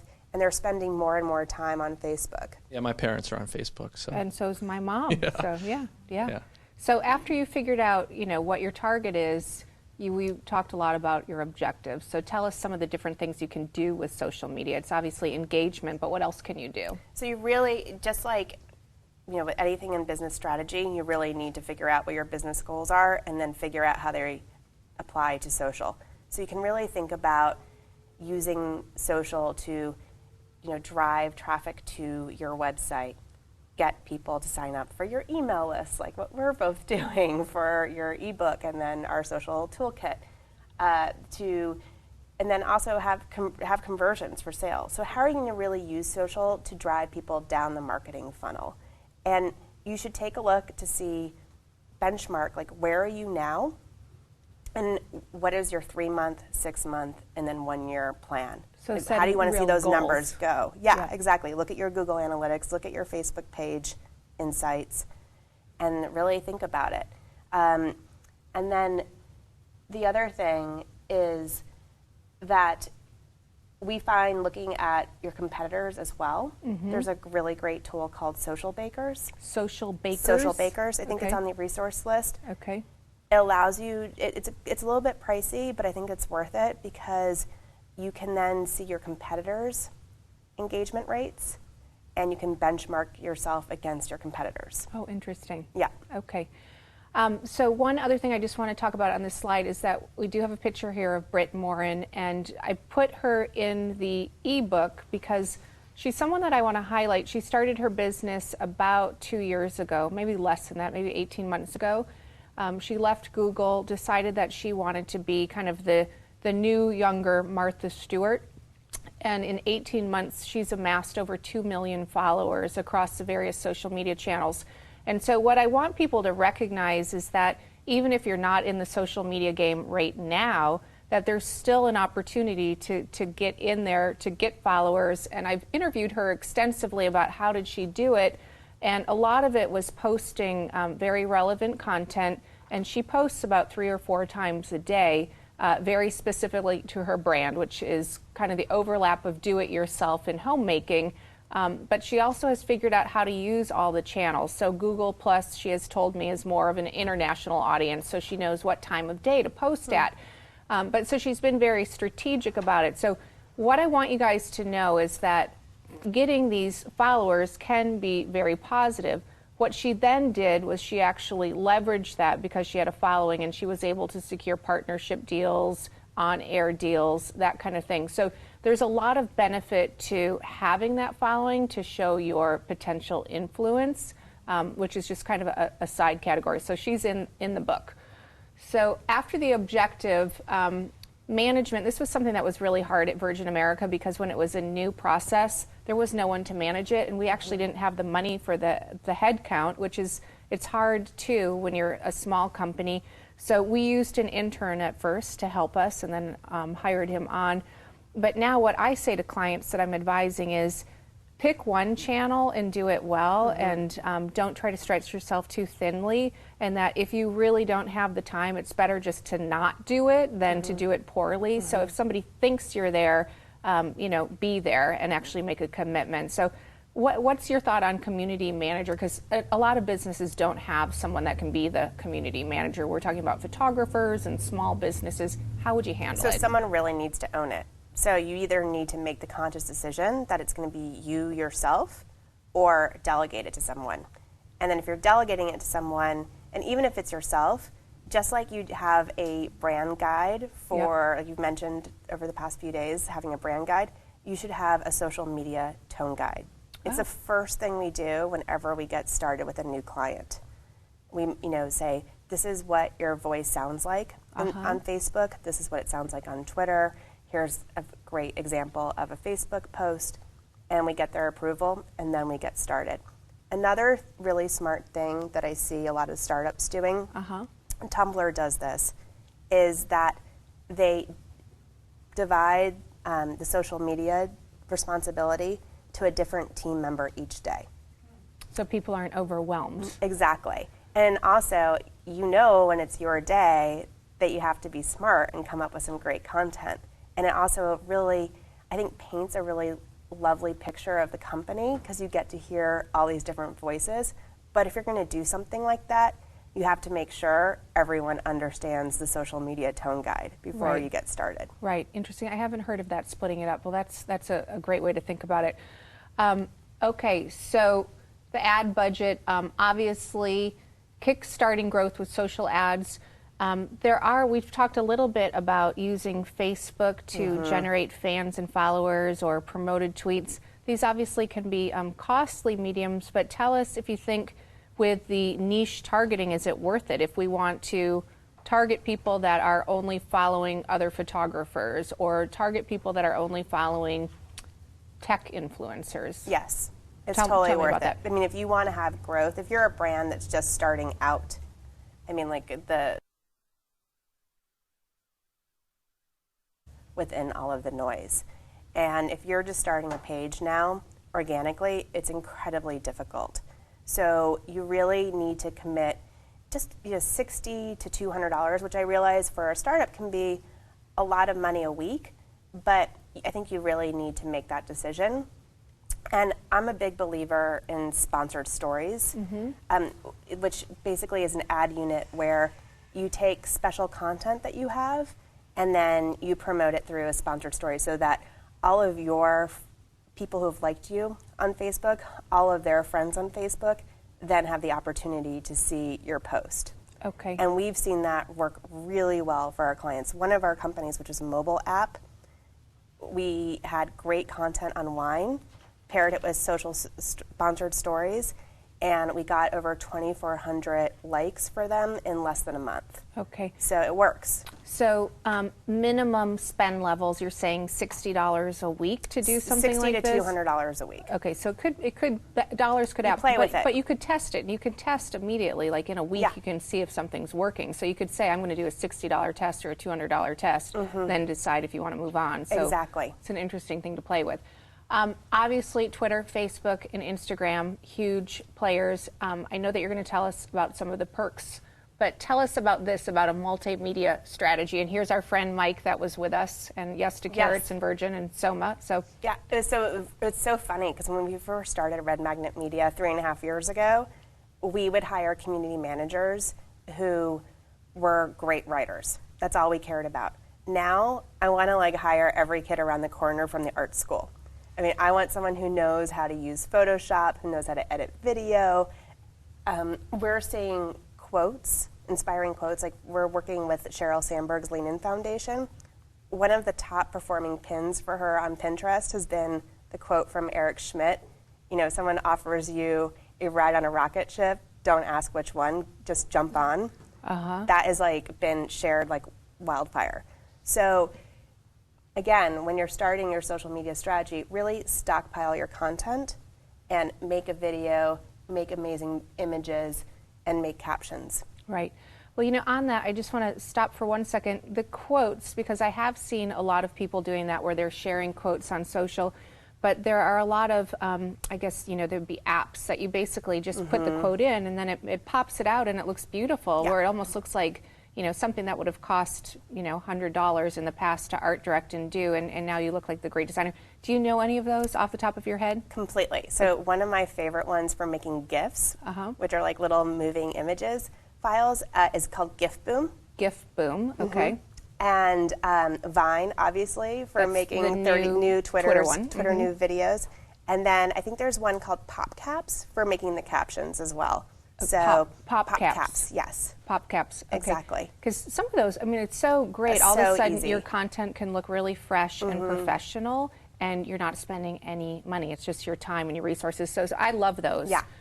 Okay, so multimedia, try to have photos, videos, GIFs, and quotes. I am seeing a lot more of the quotes being shared. I'm seeing ebooks shared a lot. Are there any other trends? Oh, infographics have been really big. Any other trends in what type of content people are sharing? I think we've got it. Okay. Tell me about this. So then you really need to customize your brand experience. So once you get beyond level 1 and you're ready to expand to maybe a second social network, I totally agree with you. Just focus on one social network, nail that, then move on. Think about what are the top broadcast communities like Facebook and Twitter, the big social networks that you're going to use. And then there's other social networks like Tumblr, which I really think is like the MTV for the millennial generation, is a great blogging platform because all of your posts can get shared. But then also it's a great repository for all of your best posts from Facebook and Twitter that do really well. And then Pinterest obviously is a fantastic place to archive all of your photographs. And then remember I mentioned GIF Boom is a great place to make GIFs. Well, it's also a community around GIFs. So you make a GIF on GIF Boom and then people can comment on it. And I think that if you're a brand that's trying to be innovative and get in with the millennial generation, I would highly recommend going on GIF Boom and building a community there. Sai, who does the dance, they did a contest on GIF Boom. Great, great. Yeah. Well, you know what I love is that, we talked about Pinterest yesterday as a great e-commerce site, but I'm also thinking about all the creative people and the photographers watching, all of the great imagery. Like, you obviously have to figure out what you're selling and what you're using to bring into your brands, but Pinterest just seems like another super visual place for content that is, creative like that, and just a great place for photographers and people to really kind of show what their style looks like. So lots of great opportunities here. Tumblr, I have heard, has been amazing for amplification of blogs. And so, Michelle, I'm thinking about you with your blog content. That's a place where you should probably just learn and explore more about it if you're not using it now. So great ideas here. Editorial calendar, again, this might be overwhelming for the smaller entrepreneurs, but I think that the Brit story where we're talking about 4 or 5 posts a day, the thing is about social media is that people want to be engaged. And so I do like your idea about at least knowing, I have a calendar and I'm going to try to have engagement. It gives you a little bit of process behind kind of the thought. So any tips on how to use a calendar? Well, actually, there's a template one in our social media toolkit. So it's just like, remember how in Weight Watchers you have what you write down for your diet, what you ate each day? How did you know I was in Weight Watchers? No. I don't know, on breakfast or lunch and dinner. Well, we have a template for you to fill out for your editorial calendar as well. Okay. So I think this is super important to do and require if you have someone managing your social media for you. Okay, so this one you have obviously is for a chef because it's restaurant, it's behind the scenes. Exactly. And that on the behind the scenes, actually, I think a lot of people love the behind the scenes stuff from social media because it makes you feel like you've got special access. So even, behind the scenes of a photo shoot, that's fun stuff. Totally, we'll talk a little bit more about that. Okay. Conversion events. This was one that I think I really wanted you to talk about this because conversion events, when we were talking in day 1 and day 2 about people that are coming into the brand, how do we get an email, how do we move them over to loyal? What I wanted to talk about was how to use social to drive traffic to your website and how to use social to get an email address, because I think it's important to try to figure out how do you get them down the funnel so it's not just engagement, we're actually moving them to a transaction. So would love to hear some of your thoughts about driving traffic and getting conversions. Yeah, so I recently spent some time with the former head of marketing at Zynga. And I asked her, what did you do in social to really grow your games? And she said, every single thing that we did had a call to action. So it had, sent people either to our website, to try a new game, to share something with their friends, every single thing. So this is actually from Zazie. And you'll see that this to me is the perfect Facebook post. There's a very beautiful, clear image of a jacket that they're selling. It links to the Solomon page on Facebook. So if Solomon allows for post coming from other pages, it'll appear on the Solomon page and then be exposed to all the people who liked Solomon. And then it provides a very clear link. In fact, they use caps. Check them out here. Link. Buy the t-shirt. Right, right. So it's giving that call to action, driving us to another place where we're actually going to get their information. Exactly. And you had a couple additional examples. So here's another one from Yes to Carrots. Would this be on Facebook? Or? This is from Facebook. And Yes to Carrots, it seems like monthly they have a giveaway or some sort of campaign to get people's email addresses. So this is, you get to win a fun book, and then also their new grapefruit pampering line, and you have to enter in their email address to get it, to be able to enter in. And what's kind of funny is they actually encourage you to enter as many times as possible, so keep on coming back to their page. Oh, that's funny. Emily, question? Yeah. Hey, Hi. so for this campaign, did they use that through Wildfire or? I don't know what they ended up using. Okay. So that's a great question. Yeah. So Wildfire, OfferPop are all different kinds of applications you can use in order to enable this. So the company I work for now, I run 4 different Facebook pages and 4 different Twitter accounts, the Pinterest, YouTube. So I've been learning all about all this stuff. And another thing that I saw with the Facebook post that you just showed, also linking to Pinterest, I found that works really well. So if you put up a post and you have that image on Pinterest, then you say, check out our Pinterest board here, and it links them back to that. And we've grown like over 200 followers on Pinterest. Oh, that's really great to use your Facebook presence to grow your Pinterest presence. Yeah. That's wonderful. Yeah. Yeah. One quick question on this before we move on. Legal, aren't there a lot of rules and terms and restrictions with Facebook about what you can do contest-wise and what you can't? And how do you know if you're doing things right? So my answer is always check with your lawyer and read the latest and greatest version of the Facebook Terms of Service. And then also Mari Smith, who you recommended, she is on it. Yeah. She is constantly updating people as to the new Facebook Terms of Service. Okay, all right. So you do have to watch that because they're pretty particular about do's and don'ts, and so you don't want to get yourself in trouble. Larissa. So we do contests. We do a monthly contest for the magazine. We give away beauty products or clothing or, something fashion related. And that's how we've built up our mailing list completely. So our entire mailing list is, when they enter the contest, there's a little box at the bottom that says, if you'd like to opt out of getting, so they have to check the box to opt out. So no one checks the box. And we haven't had anyone opt out of not getting our newsletters. Wow, amazing. So that's great. Yeah. All right, so here was another one for Hint Water, that they were giving a coupon. Yeah, an offer to drive sales. And so I think a lot of companies feel comfortable with giving coupons, and that's great. Also, I'm beginning to see a lot of gift with purchases being offered. So if you don't want to offer a discount option, that's another opportunity for you. Well, it is interesting because before it was more about the conversation, and now we are moving towards more commerce in all the social media channels. And so we talked some about some of the rules around Twitter of the do's and don'ts there, that you can't overpromise in the 140 characters. They're starting to have regulations about that too. But you're seeing a lot of shifts with more heavy promotional activity, and I think that some of it is that brands and people, when they're putting a lot of time and energy here, that they're looking for more return on investment and actually trying to convert to sale instead of just conversation. I think there's a healthy balance, though, that you need to have the authentic conversation and make sure that you are giving people great content and not overselling, because that can be a turnoff too. From my experience, you should have the 80-20 rule. So 80% conversation? 80% conversation, 20% sales oriented. Okay, great. Yep.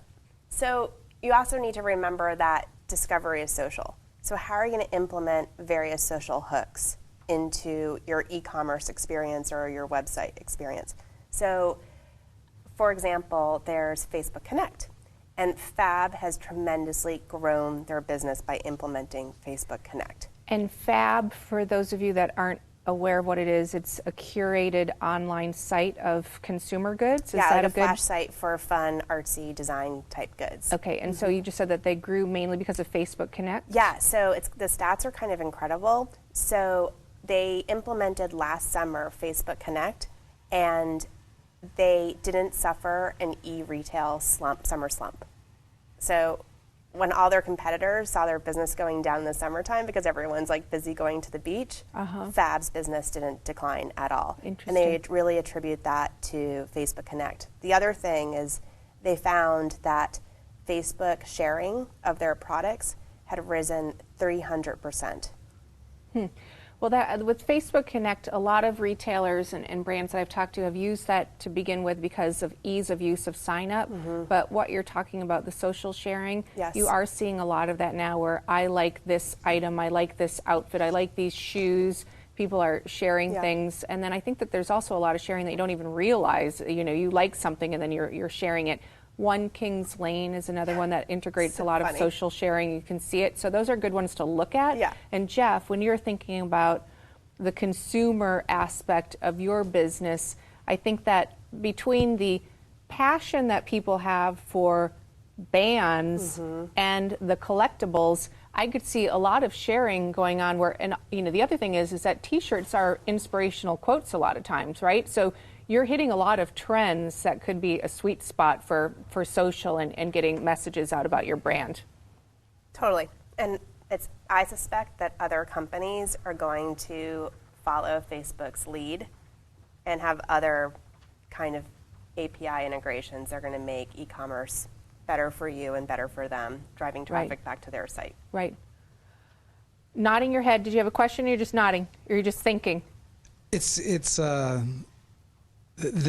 an area that I'd probably give ourselves an F-. An F-? Yeah. Oh, don't be so hard on yourself, No, but that but means there's room for improvement, right? Yeah, so you're saying there's a chance. Yeah, no, absolutely. I mean, we're doing a serviceable job on Facebook, but Pinterest, I know we need that is a huge opportunity, as is Instagram, as is Twitter, and it's just tying those pieces together. And you know, this is an area that it's like Swahili in terms of just getting. And so one of the questions I would ask, and perhaps the entire Creative Live community would be asking, is how do you actually just start taking those steps one foot in front of the other? And then how do you work to integrate them and tie them together? I mean, I love what you just said about you know, figuring out how, actually Emily, you said it in terms of tying Facebook and Pinterest and just having all those pieces you know, work together. I actually really believe it all starts with the editorial calendar. And I think that's really why it's a great tool to use and have, because a lot of times you become so overwhelmed and you need some inspiration. And so you can pull out of this workshop the list of best practices and take out your editorial calendar, and then that hopefully will give you some inspiration and just start step 1, step 2, step 3. Well, I suppose for us, the good news is we've got a treasure trove of killer content, whether it's pictures of people who are wearing our stuff, whether it's quotes from rock stars or just consumers who feel like rock stars when they wear our stuff. So we've got all this great content, and it's really just what's the best way to amplify it. Well, and I love that you're saying content, because I do encourage people to have a content strategy and document things as you're going. And maybe you don't have the time and resources to be pinning and posting right now, but those special moments, those brand stories, you want to try to keep them and archive them, even if it's just taking your iPhone and taking shots of things, because you might use them later on. So let's go through some of the best practices. And the one thing that I just wanted to say before we do that, there are platforms, Jeff, and everyone, that you can use that will integrate what, you know, if you post something, that'll also go out and tweet at the same time. So integrating your platforms, right? Yeah, before we get into the best practices, I just wanted to say one thing is I recently spent some time with the CEO of a major media company at South by Southwest, the big interactive conference. And he said to me, Rachel, social media, it's just media. And I was like, you're totally wrong. Like, what's different about social media is that it's social in nature. It's a conversation, right? Think about it's a conversation. Like, this is an incredible chance for you as builders of brands, is that you get to build a relationship with your consumer and ask them, hey, we're thinking about making this t-shirt. Should we do it in gray or navy? Or Dan can turn to his people who've liked him on Facebook and say, what kind of tech questions do you have? I'm trying to figure out what videos to shoot next, right? Larissa, same thing. Like, you have that opportunity to really ask your consumer what they need. I would completely second that, because we just came out with a new campaign for swimoutlet.com or yogaoutlet.com, and we asked our consumers, what do you guys think of our new playful ad? And people are responding to it on Facebook. So it's great because you can test things right there. Completely. In live time. I love that. And you can get some kind of research, like real-time research back that we would have had to wait years in the past, not years, months in the past, and spend a lot of money. And then they feel more loyal to your brand because they feel like they help you grow. Totally. So give us the top line. I think people know the basics, but let's hear it from you as the expert.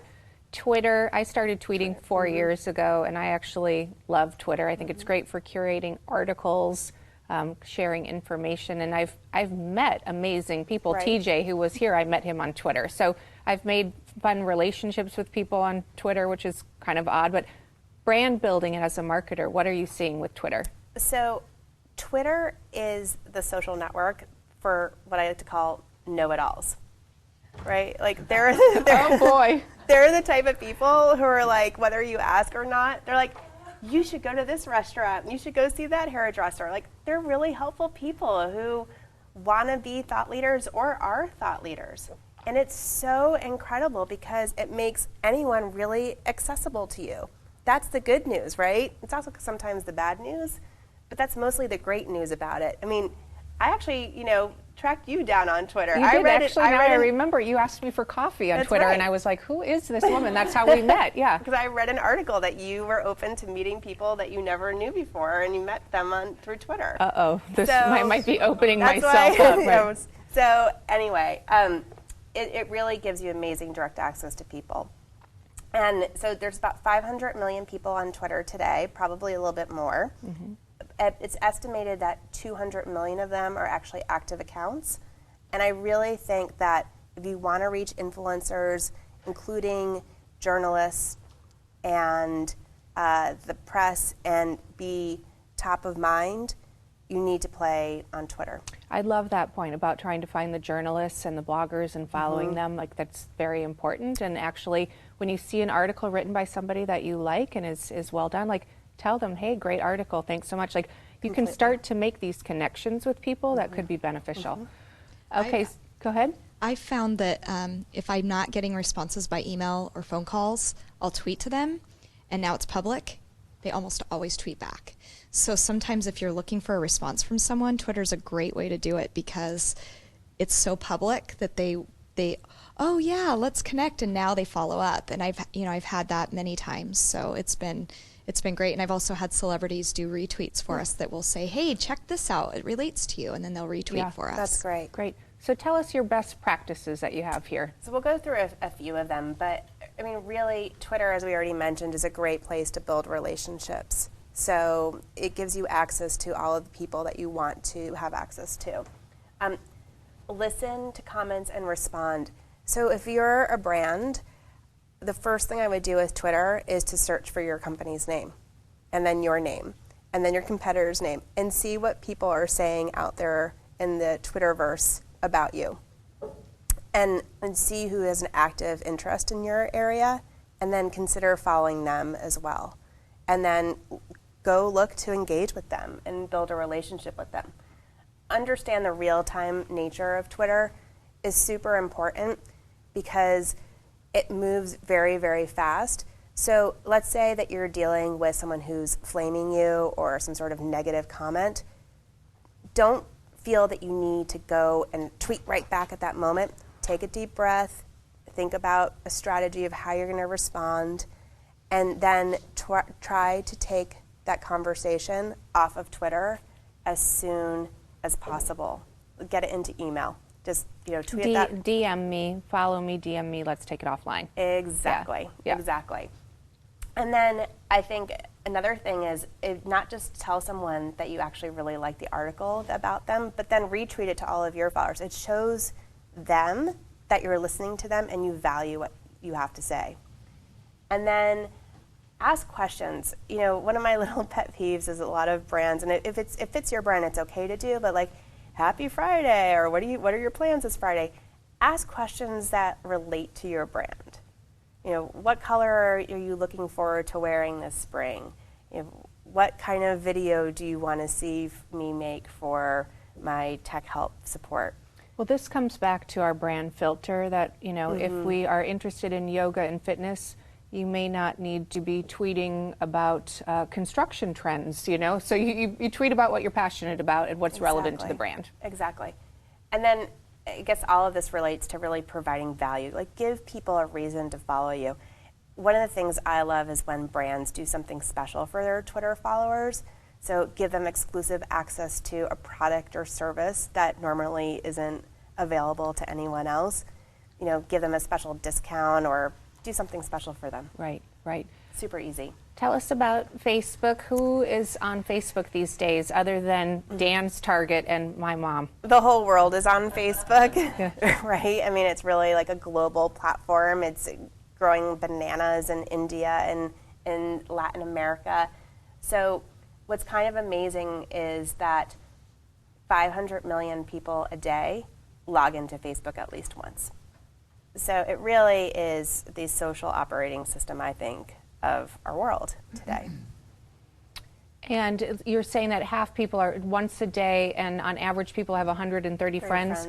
That's exactly. a lot of connections. It's a big network. Yeah, and one thing that I think is interesting about this that I talk a lot about in my book is that the world used to be 6 degrees of Kevin Bacon, and now we're down to 4, and it's because of social media. So we're much closer to connections that can change our lives because of social and technology. So that's kind of exciting. And if you have shared interests, it's actually 3 or 2 degrees. Jeff? Question about Facebook regarding demographics. I've heard a lot of the younger set, and I've read things about the younger set that say they're quote unquote done with Facebook and they've moved on to Instagram, which is sort of their new. So what are your thoughts in terms of Facebook's prospects for the long term, given that if you agree with that some of the younger generation is seeing it as 5 minutes ago? So I think the younger generation is still using Facebook. They just might not be using it as actively as they used to. I've definitely have talked to a variety of different consumer companies that are seeing a slowdown in traffic from Facebook. Instagram is where that group is. Instagram and Snapchat. I mean, there is a reason why Facebook purchased Instagram for $1 billion. And we'll talk a little bit about the growth about Instagram, but yeah.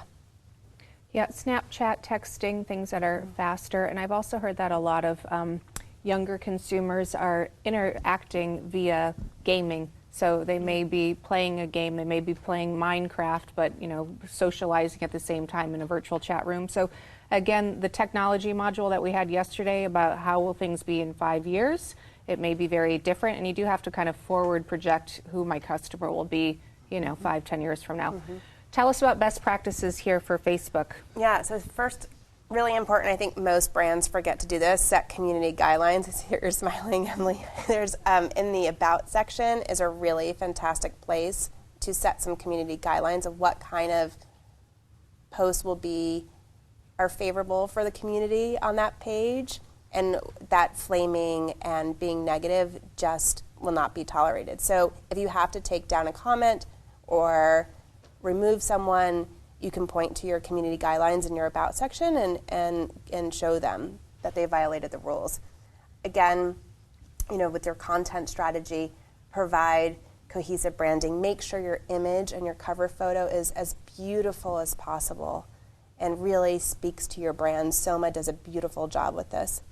Yeah, I read an article that Mark Zuckerberg wants to change the face of, he wants to change Facebook into like making it the best newspaper in the world, online newspaper, and it's all turning image.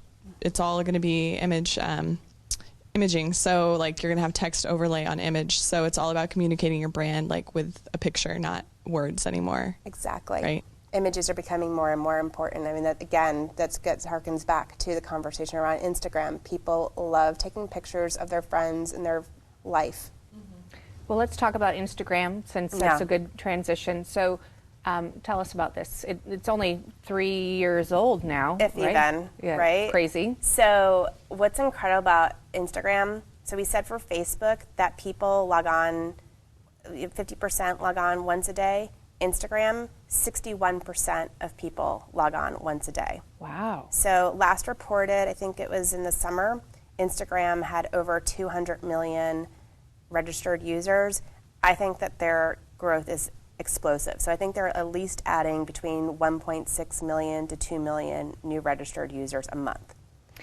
Well, there is something really amazing about the various filters, and you can take photographs that you all of a sudden feel like a great photographer because of these filters, and there's that shareable quality, like look at this beautiful image that I did. So I think that the combination of their product and kind of the visual nature just makes it such a shareable space. Completely. Yeah.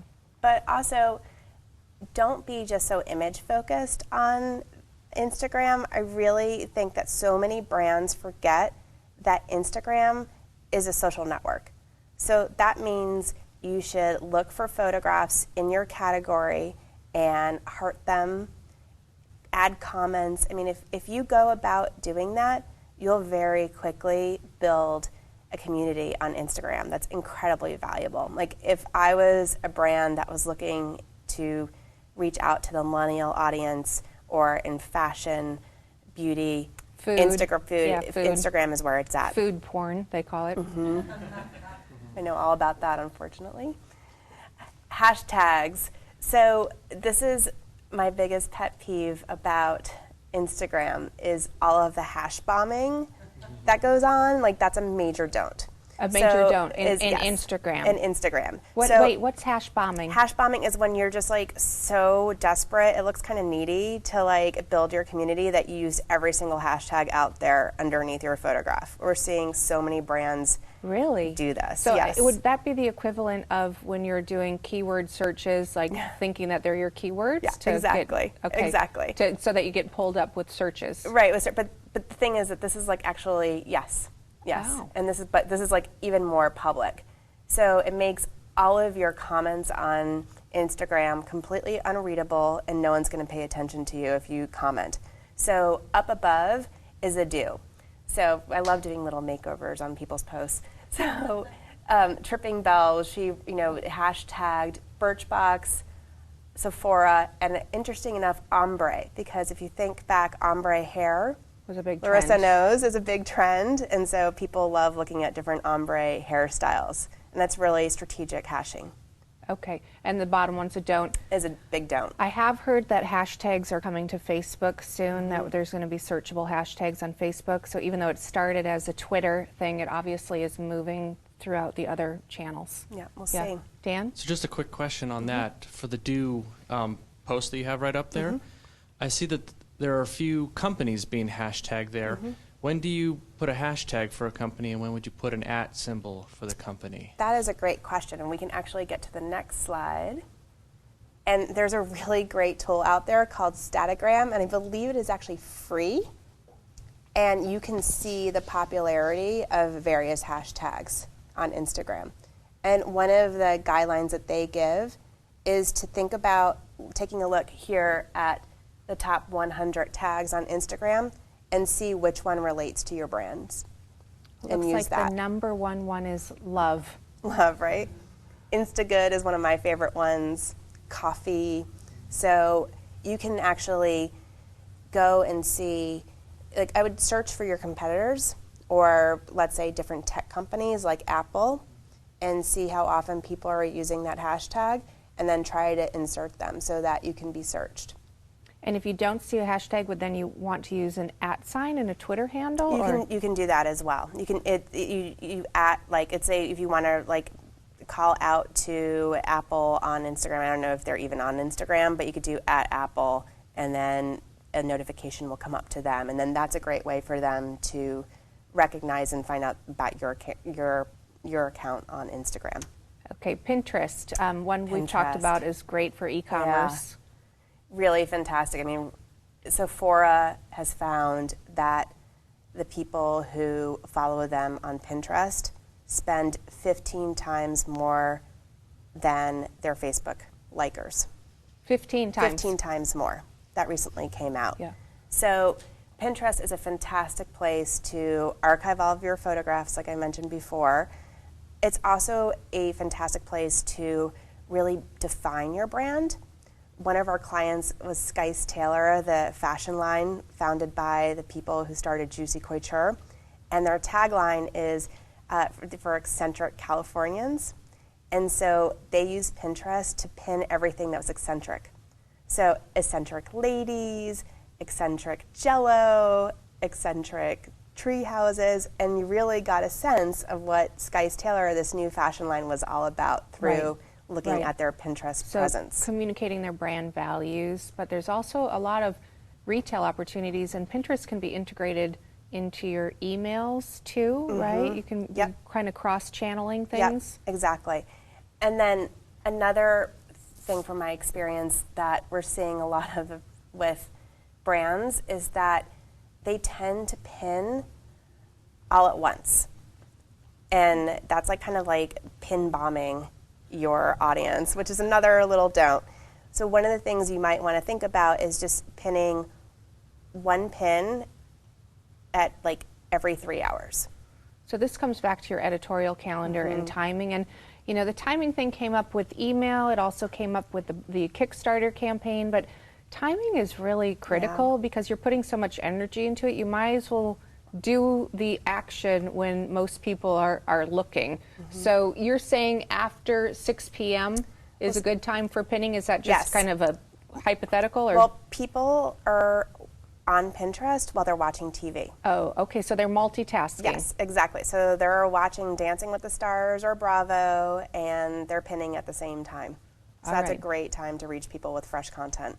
All right, good. Well, good to know. Yep. And weekends. Everyone forget, I mean, like, so social media never stops. Just because you don't have office hours, people are super active, especially Sunday nights on social. Okay. LinkedIn, I love what's going on with LinkedIn these days. I think they're really improving and a lot of interesting things, lots of power in terms of, you know, influencing conversations. Do you see it only as business to business, or do you see it as broader? It's definitely your professional appearance on the social web. That's what it is. So I think, as you mentioned, LinkedIn is really getting into content. So you can now provide an update that relates to your professional and career life and really build thought leadership as well for yourself on LinkedIn. And they're beginning to allow different influencers like Reid Hoffman, and I think Sir Richard Branson recently published a blog. Brian Solis, a lot of... Exactly. So I suspect that one day they'll allow all of us to be writing blogs as well on LinkedIn. It's pretty exciting to watch them. Yeah, they're really, really growing. And Google Plus, I mean, 340 million people have Google Plus accounts. And that was only launched 2 years ago? Yeah, had very rapid growth. So if you really want to reach a male corporate audience and international audience, Google Plus is a great place to do it.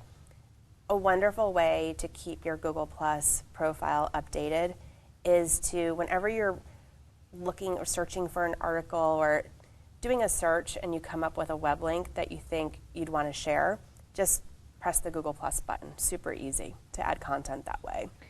Well, you know, and on that, on Google Plus, one thing that I've noticed is that because it's so quickly integrated into your search results, that it can be a positive way to increase your search rankings for your company or your brand, especially if you're putting images there and then people search your company. Like Dan, if you were posting, you know, photos of happy customers, whatever it would be, or clips of the videos, those things go in really quickly to search results, so it's not a surprise that Google and Google Plus are integrated. So think about the search ramifications too. The other favorite part of Google Plus is Google Hangouts, which, I mean, we use them all internally all the time. I see lots of people nodding. Have any of you done Google Hangouts for your brands yet? We were sort of discussing behind the scenes when we're going to have Nice. sort of this mastermind. We're gonna that do it Google every Hangouts 2 is just a months. great way to Oh, collaborate and talk to multiple people and see them at the same time. That's It's great. fantastic. Yeah. Yeah. So the great news also for brands is that you can make those sessions public if you want to, and then also you can save that content and then upload it to your YouTube channel. So it's a great way to archive your content and have content for your YouTube audience as well. Yeah, yeah. That might be one thing to use, Dan, for scaling. Instead of one-on-one conversations, you might offer Hangouts where you can have 6 people coming to get a session with Yeah, you. and I you was know? even thinking of doing something like a webinar. Yeah, yeah. Where I you love that. broadcast on a topic, anybody can watch and provide it to a lot of Yep, people. yep, love Yeah. it. You can do a giveaway so that people can then enter a contest to win one of those 6 seats and then make the whole thing public.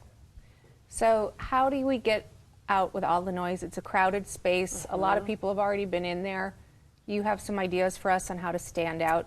You have to you have to have a steady cadence of big campaigns. I think it has to be monthly campaigns that you're running for your brand. And the goal is that your content calendar isn't just enough. You really need to get people to engage with your brand for at least 90 seconds a month. 90 seconds a month. Okay, well, Yep. that sounds like a good goal to have. Right, because then they're spending time with you and they're building a relationship with you. So one of our clients that has done this really well is creating a bridge between their offline events with their digital exposure and their digital presence. So SHN, the theater company in San Francisco, is the only theater company in this world that I know of that instead of asking you to put away your phone when you're walking into the theater, they actually post these posters by the theater doors asking you to take out your phone. Oh, that's funny. Well, that's that unexpected moment, right? Exactly. And they give you a hashtag for all of their shows and also remind you of what their Twitter handle is. So they did this for American Idiot in San Francisco at the premiere. We were super lucky. Billy Joe Armstrong from Green Day was there, and he's a huge Twitter influencer. So he used the hashtag, as did his wife, and then we followed it up the next day with a Google Hangout. That hashtag got over 1.5 million impressions in less than 24 hours. Wow. So if you implement all of this, it works. Yeah, yeah. Following the influencers, what an honor you put me Of on there. A course. different hairdo in that photo, but that's me in the bottom corner. And Britt, who we talked about. So following the influencers, reach out to them. You're saying to invite them to things. That's actually how we met. You ended up inviting me to And the Michael Jackson Cirque du Soleil. I was like, of course I'm going to go to that. Right? That sounds like fun, right? Well, and that's really what we try to do, is give people access to experiences that they would just do authentically, right? That they would really enjoy.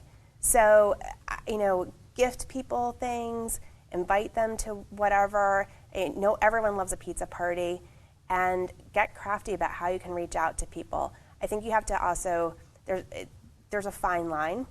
You have to sort of follow a piece of etiquette. You can ask them then to do something for you. You can't demand it. And you also should provide them with content and make suggestions, but then let them put it into their own words. Right, right. Good. Measurement and key metrics. This is important, Yeah. I think, just in terms of setting goals. So let's hear about this. So shares are the new likes. I mean, we were talking about this before. We're really beginning to live in the remix culture.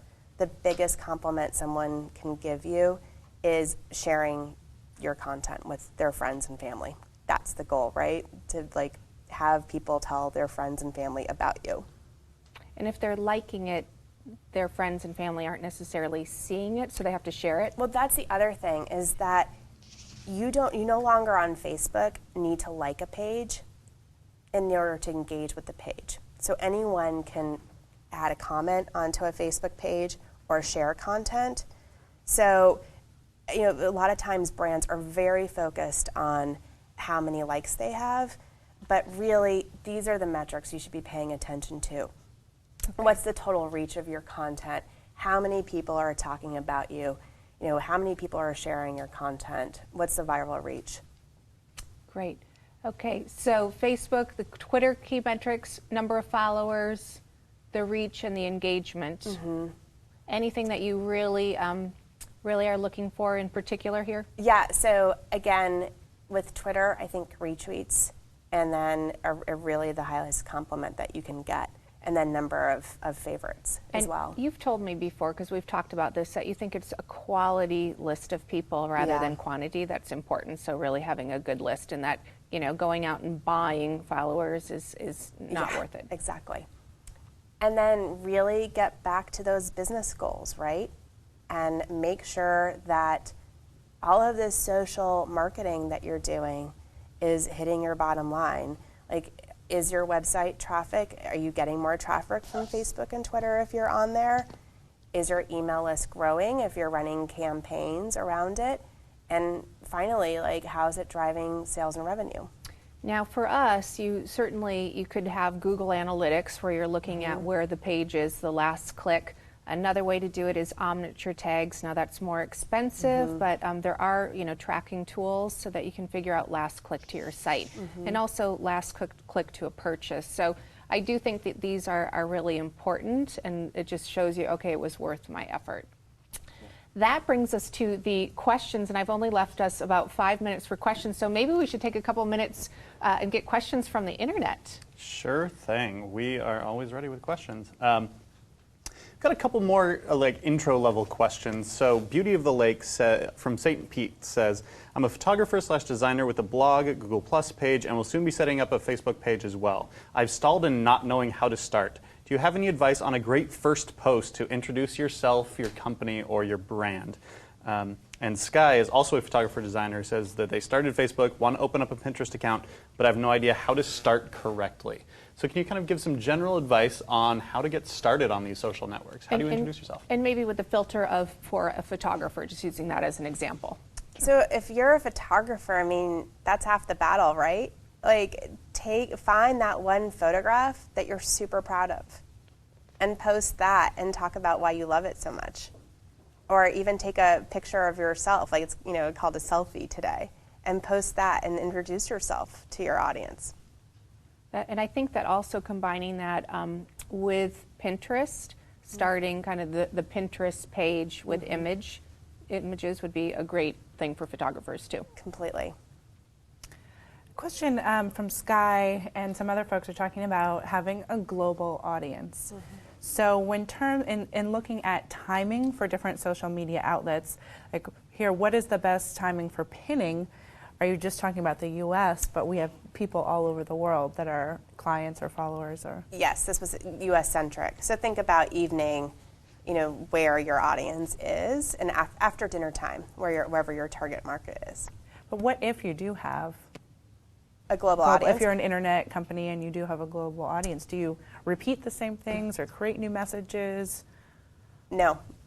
So just set yourself a reminders and notification on your phone to check in and pin like every 3 hours so that you hit all the different time zones. Cool. Thank you. Thank you. That's great. Dr. Shrume is wondering, what's a great social network for conveying stories about your products or customers? Seems like there's a lot of story-based social media sites out there, but nothing's hit quite yet. Plus, Facebook just bought Storylane. So what's a good one for conveying stories in particular? It's a great question. I think that Facebook is a great place to provide testimonials. I mean, we've seen lots of nonprofits do an amazing job of posting photographs along with a little bit of a story as well. But he's totally right. I mean, storytelling is still sort of choppy. There's Medium, which was recently founded by the folks who started Twitter, and it's really dedicated to long form content, which is a little bit ironic, and there's a lot of storytelling going on there. Yeah. What was that one called? Medium. Medium. Is it medium.com? Medium.com. I think you need to apply to get access to it, and they're rolling it out over time, but it's definitely one to keep an eye on. I did, I just went to that site last week, and it was definitely open, so I think anyone can go and check it out. They opened it up. I think so. Perfect. Rachel, this is a great question that we see often from our audience from Semmer. I would like to know what you think about linking your personal social media accounts with your business profiles. Is this a good or a bad idea? And with the caveat that for a lot of people, they are their brand, say they're a service provider.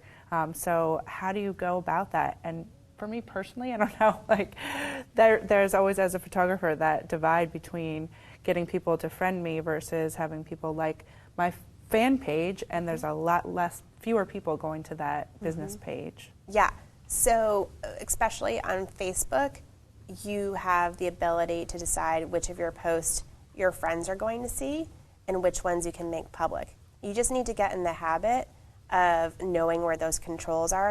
I think they're in the little right-hand corner, and then being careful that, if there's a party picture that you're taking, that making sure all of your friends will see it, and not to make sure that that picture goes public. I mean, you have a lot more flexibility to make your personal profile public if you know that you're going to be acting responsibly all the time and that your image is going to be maintaining what you want to reflect out there in the world. Yeah. Okay. The rainy day store, now this is something that you kind of have talked about a little bit, but just getting a concise, succinct answer. The rainy day store says, so the difference between Twitter, Facebook, Instagram, Pinterest, YouTube, etc., how often should you post on the different sites?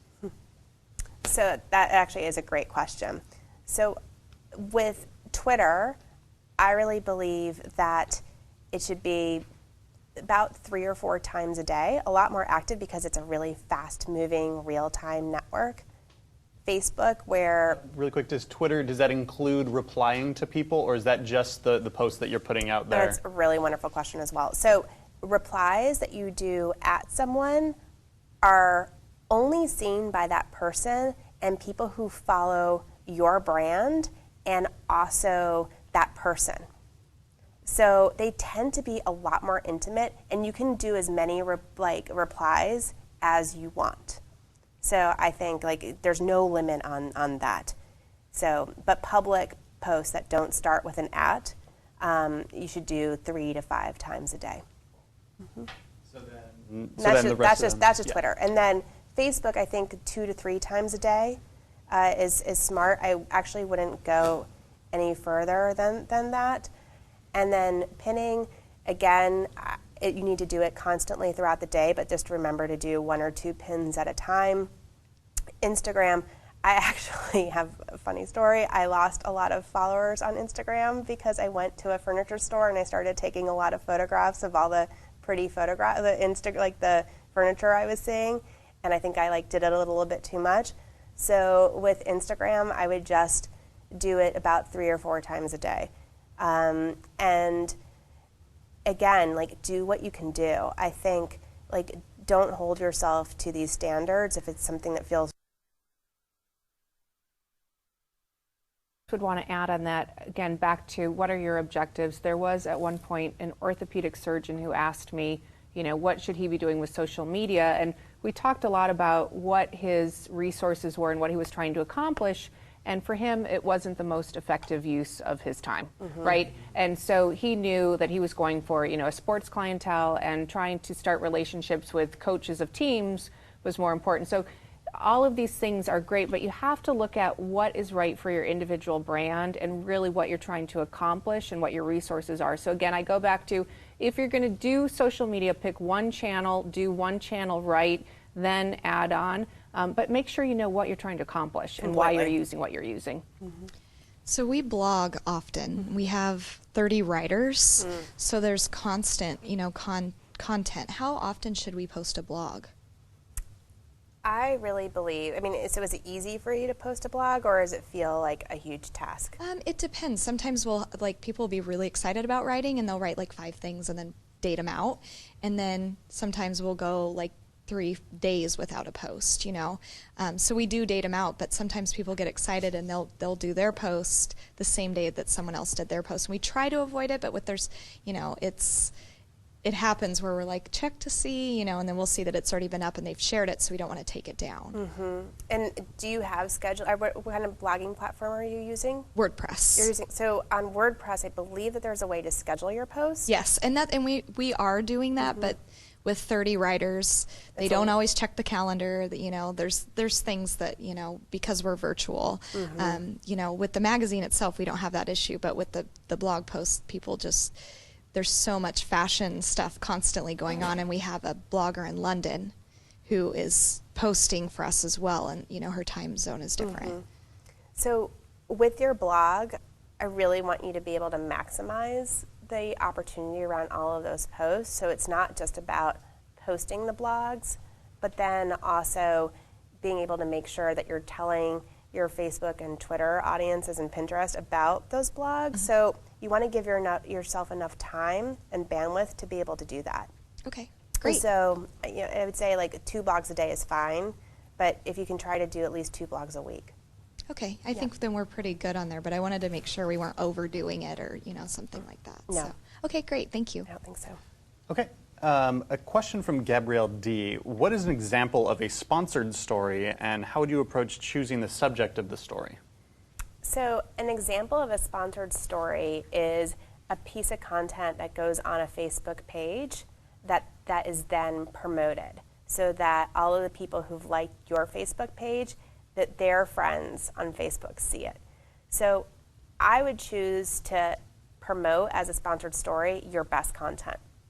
So we usually do it with our clients with a campaign that we're running.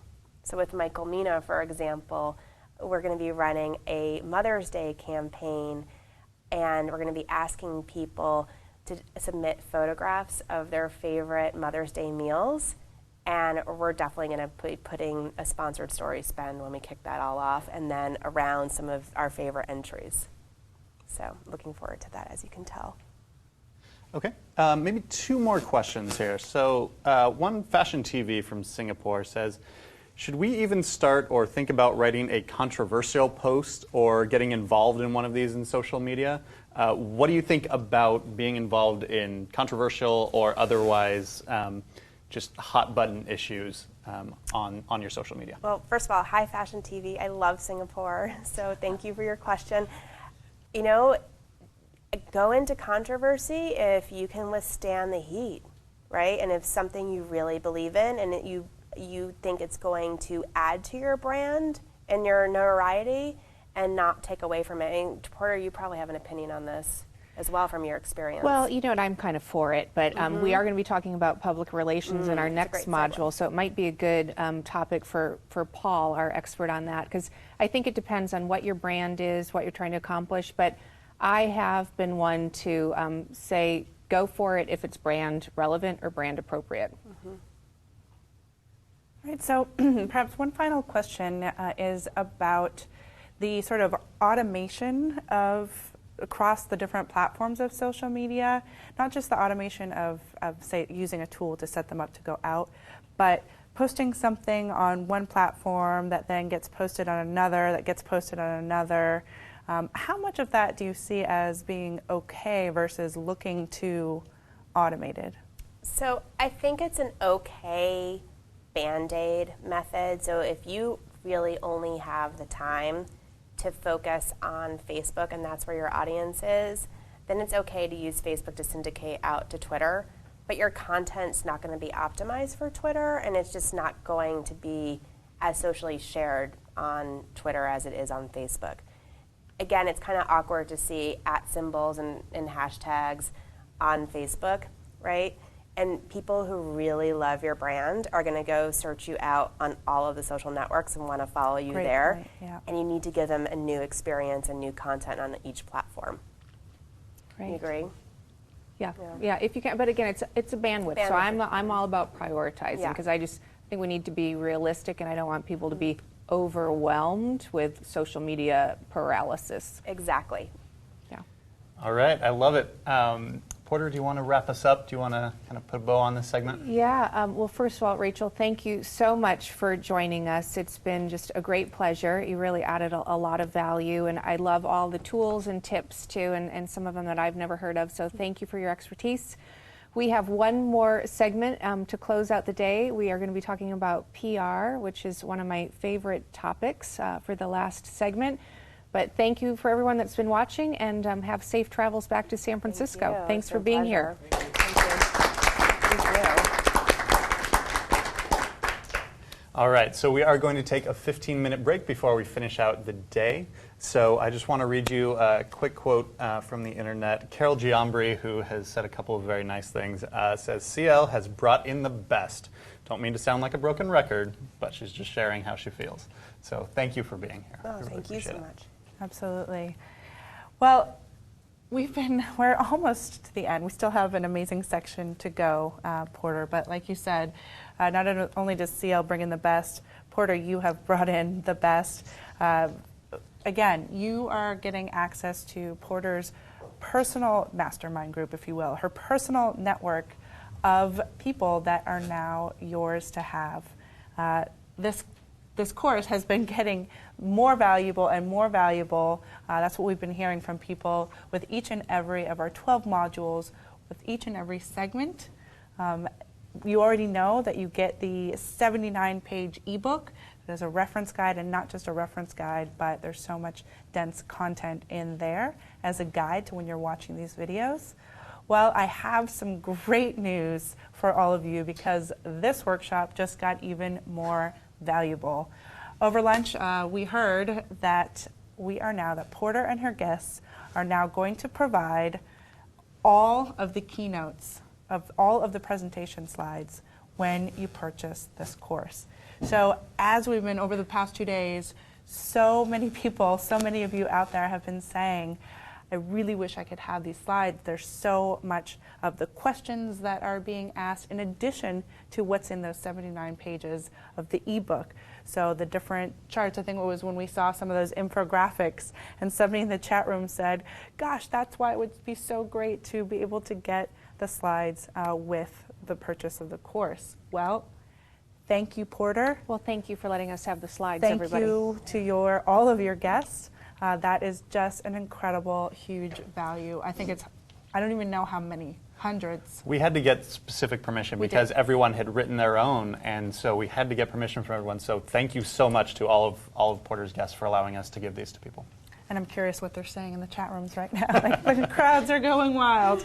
But in any case, so you have, if you've been watching any part of this, you know the value that you're seeing. If you've listened to these 6 folks, as well as other people in the chat rooms, but talk about the energy and enthusiasm and ideas and motivation of what they are taking home with them and what they are going to be able to revisit. If you see yourself wanting to have that and picturing yourself without that, I'm going to advise you to go with that. There's a Buy Now button that is right beneath the screen. This is a $249 course.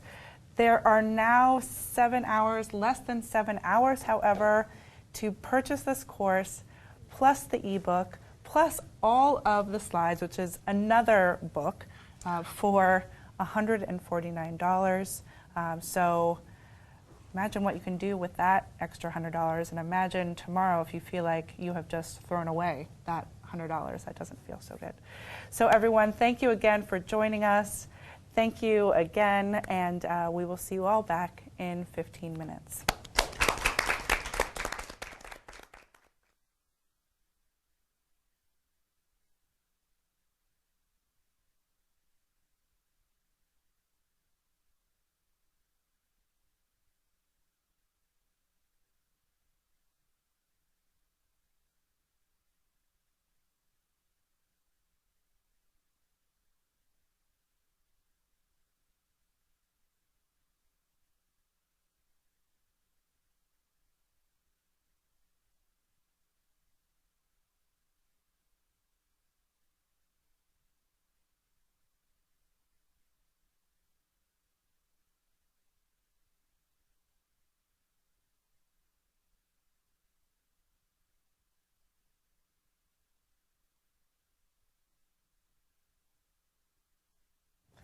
Welcome back, everyone, to Creative Live. We are here in our final segment, Module 12 of Porter Gale's Building a Brand, Building Your Brand. We are so excited for the next guest, and we're just going to get right into talking about PR. Take it away, Porter. Wow, our last module, what an amazing 3 days that we've had. So thank you to both of you for being such great hosts. Thank you. My final guest, I've actually saved one of my favorite subjects for the last topic here. We're going to be talking about PR, and I have Paul Owen with me, who is a PR expert based here in Seattle. You're also an entrepreneur, right? True. You're right. And he's going to share some of his thoughts and wisdom. So thank you so much for coming. I'm really excited about it.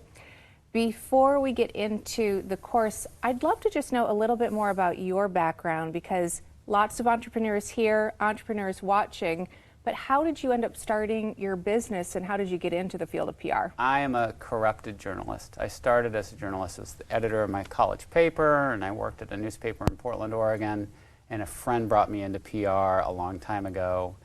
And I love the pace. I love the energy and the creative ideas and working with lots of different clients. And I started my own agency in 1997, so 15 years ago. And we work with a lot of big global tech companies that you've heard of, but we work with hundreds of startups that some you might have heard of, but most are very small and they're just trying to get started. And so I enjoy that entrepreneurial spirit and sharing the ideas and the energy that come with that with guys trying to start something new. How did you get the drive within yourself to actually start your own agency? I mean, that's a big jump. Okay, I give a lot of the credit to my wife, who really pushed me to make that leap. I think sometimes we don't see that in ourselves. How did the conversation go with her? Was she doing this, or what was she doing? What are you thinking? Go start your own agency. Yeah, I mean, she pushed me a little bit, but I definitely had also thought of that for years. So when I started my first internship after working in newspapers, I knew right away, this is something you can do. It doesn't take a lot of capital. And so I know you've got a lot of creative professionals watching this, and it depends on what their backgrounds are, but if you can write and you know what a good story idea is, you can absolutely help other companies out with this, but most importantly, help yourself out. So it's not hard to get started. You'd have to know what you're doing, and you have to have a certain skill set, but once you have those pieces in place, it's not as if there's a lot of capital requirements. So. Great. Now tell me, you said you're working with some large companies and then a lot of startups. What are some of the startups, at least things that you've done with them that you're really excited about the PR results that you've received? Sure. Last year we worked with a startup out of Menlo Park called UCAN, and they developed some really interesting composting solutions for kitchens. I guess in the Bay Area it's required to put your composting out now with your trash and your recycling. And the cities were providing these ugly trash cans. They provided a beautiful one. And they needed some help kickstarting sales on that. And we did some really interesting things with consumer media, which is not necessarily my focus. I'm more of a B2B guy. But we ended up, one of the pieces they got was in the LA Times for the holiday gift guide. Very last minute, it was right before Christmas, and it was huge. The number of inbound leads that they secured from that. I think for anybody, PR does a few things. It does that, but it also brings credibility. And so the second thing that this little startup was doing was talking with municipalities about bringing their service into somebody else's composting offering in another city somewhere. And it was great to have that, LA Times banner on their website showing it's not just us saying this, we have all of this coverage. They had a lot of other coverage too, but that was a really nice consumer hit for a little startup last year. That's great. So it was building their credibility, but it was also lead generating and probably helping them secure other municipalities too. So maybe they went to LA afterwards, after San Francisco, and had a great case history to show. Yeah, they were at the time negotiating a dozen or 24 different contracts with municipalities for their service. So for sure, it helps those conversations. A lot of people think of PR as air cover. It's not just, I need to drive traffic into my site and conversion. I need to have somebody know about me before I enter the room and have a conversation about my business.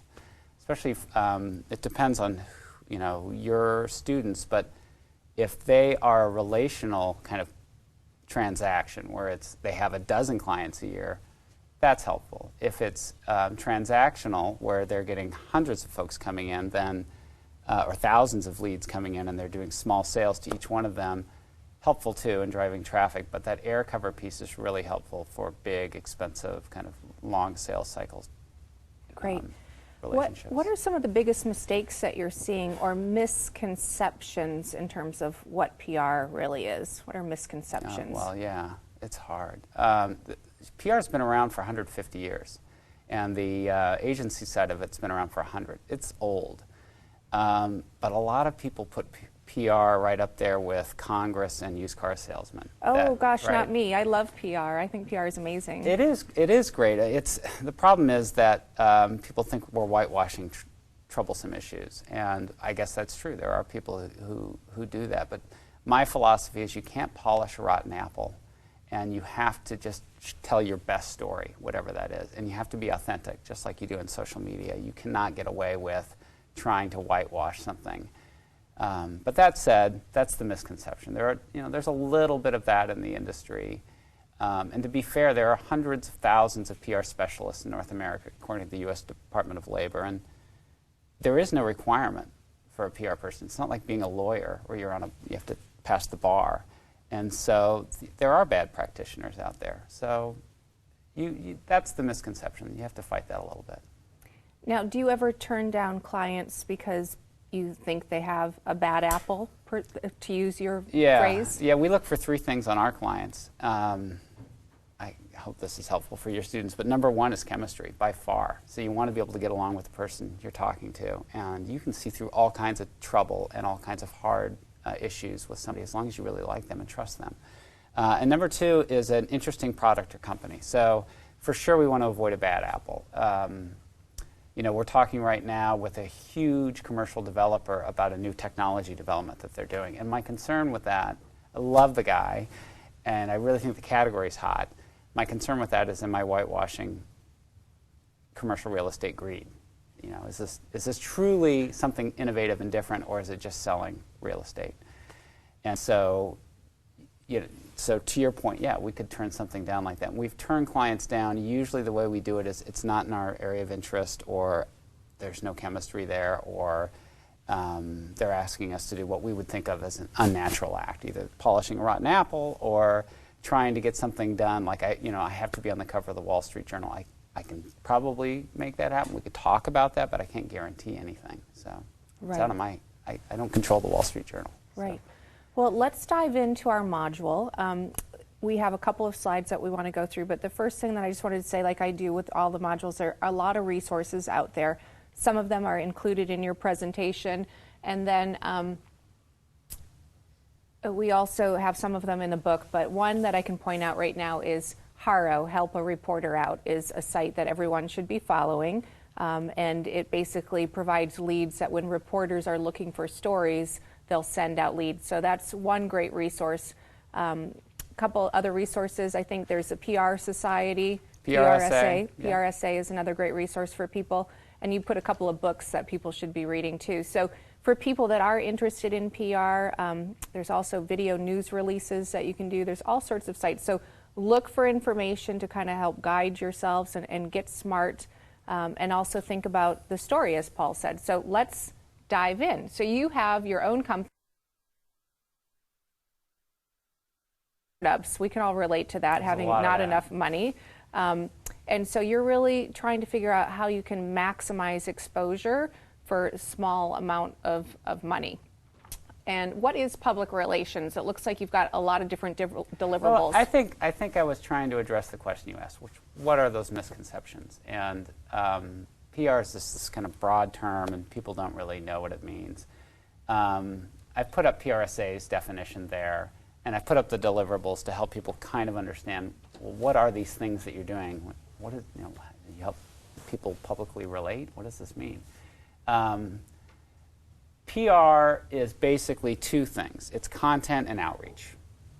And we're going to go through some slides here, but really you can put all the stuff you do into one of those two buckets. And there are a lot of different pieces to that, but it's content and outreach. And it's going to sound a little bit like social media, which was the previous segment, except that instead of the many-to-many, this is the old one-to-many model where you're getting to know a few influencers. And there's some stuff in here we can talk about that too. But In terms of deliverables, when people talk about PR, I would say 50% of the time what they're really talking about is media relations. There are some other pieces here we can talk about, like events, crisis communications, analyst relations, but usually they want to get in the newspaper. I want to get on TV, I want to be on Oprah, I want to be in USA Today.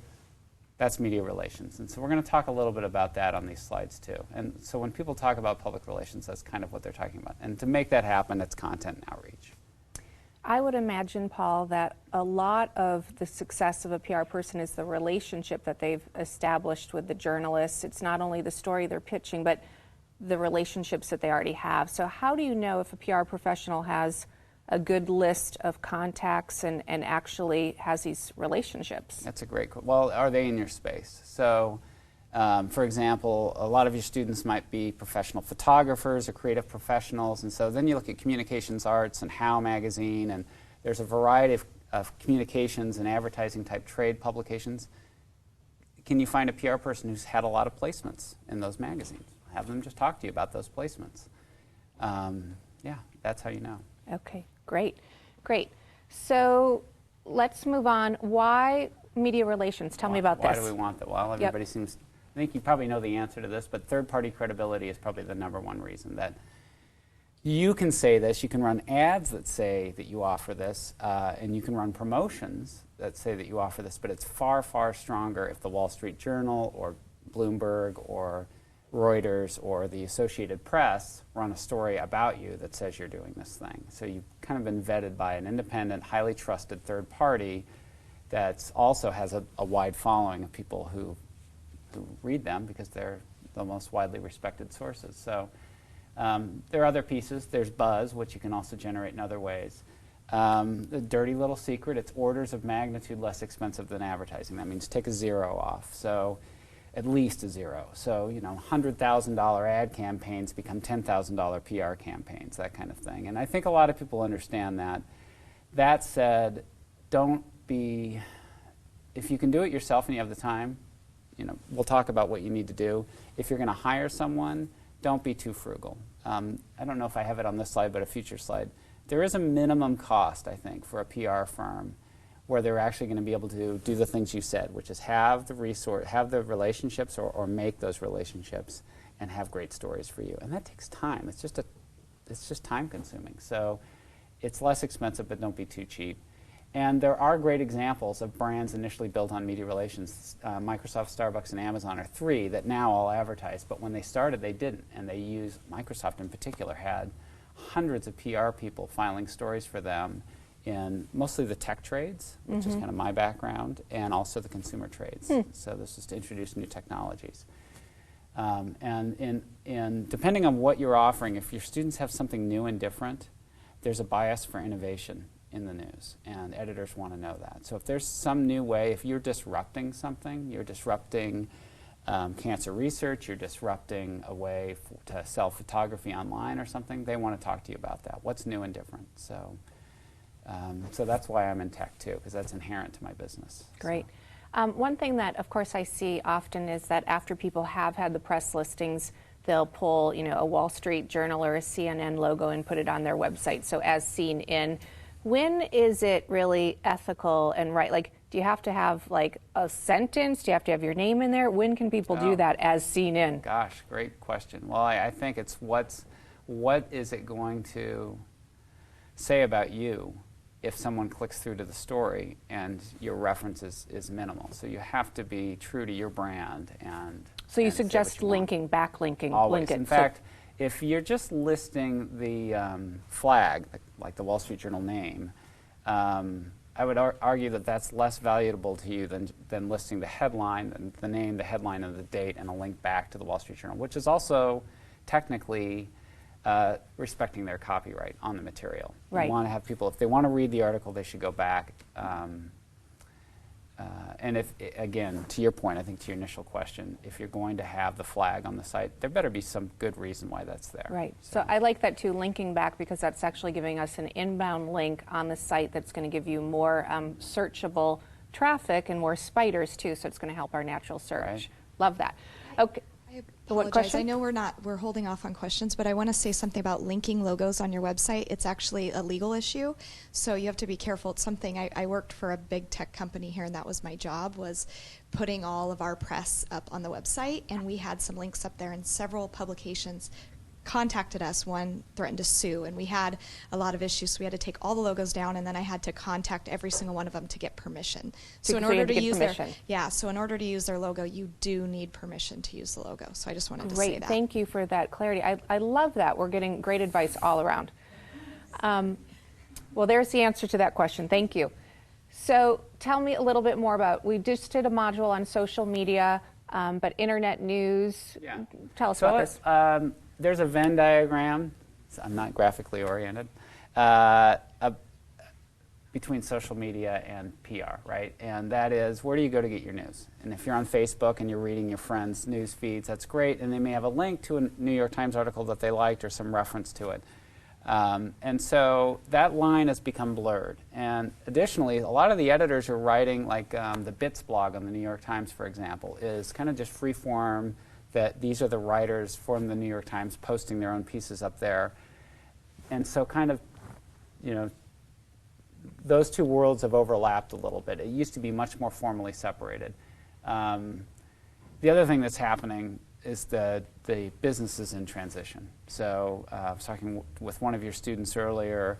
You're seeing the rise of new publications, almost exclusively digital, real publications like Politico, and you're seeing the decline of print. So our beloved Seattle Times, well, our PI went away a few years ago, at least the print version, and now the Seattle Times is erecting a payroll wall this month, although it's almost the end of the month and I haven't seen the payroll wall yet. But that change is affecting my business. Here's what I would say to your students. Number one, I'd say there's more opportunity today to entrepreneurial PR people than there's ever been, because of more places to place more stories. places to place stories, for sure, especially for smaller startup companies. There's infinite column inches. The thing that editors need is advanced briefings.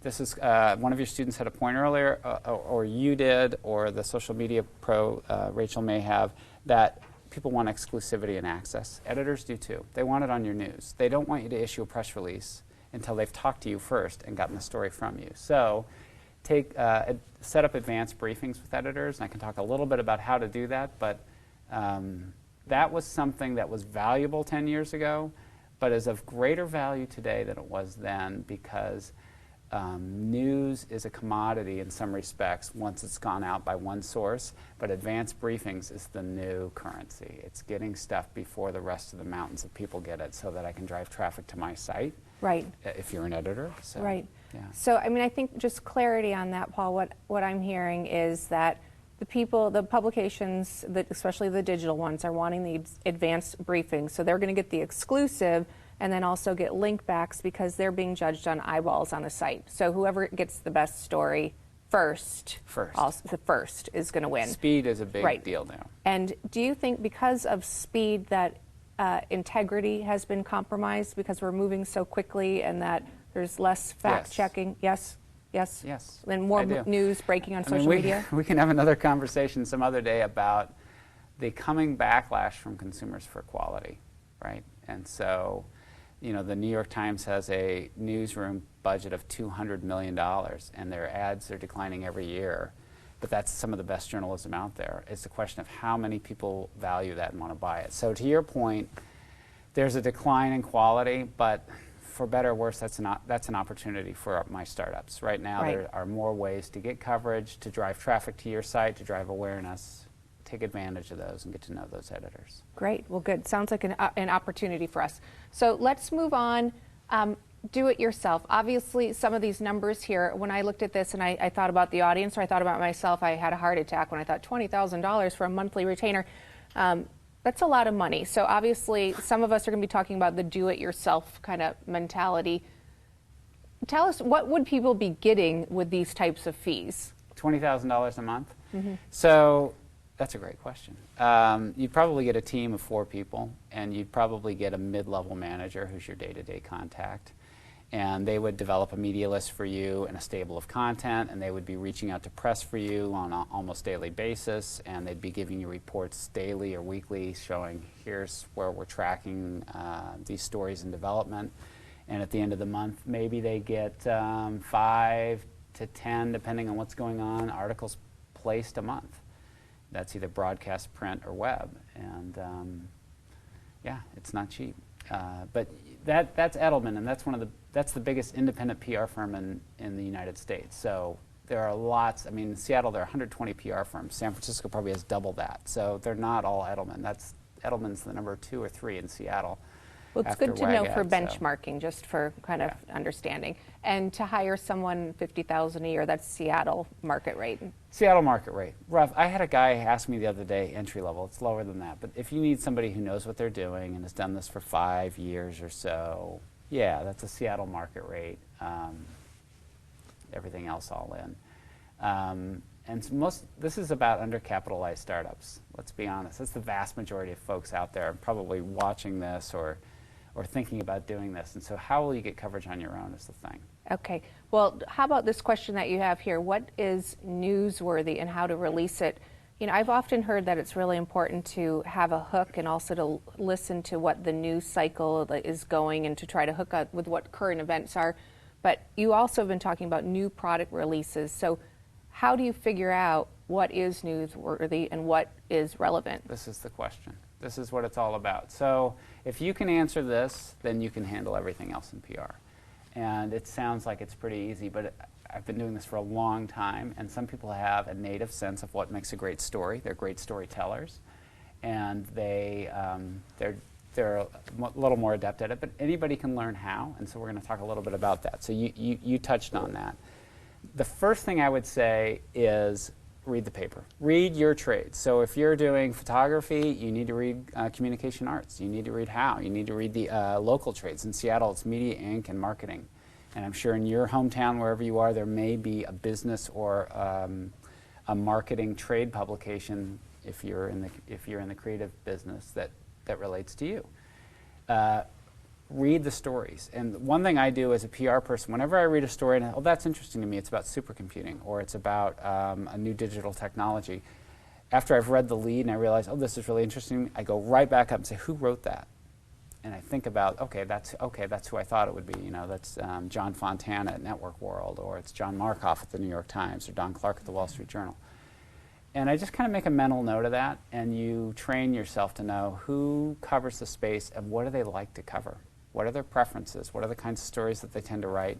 And as your social media pro said, if you can reach out to that person occasionally and say, gosh, I really love this piece about X, Y, and Z, that's a great way to engage with them.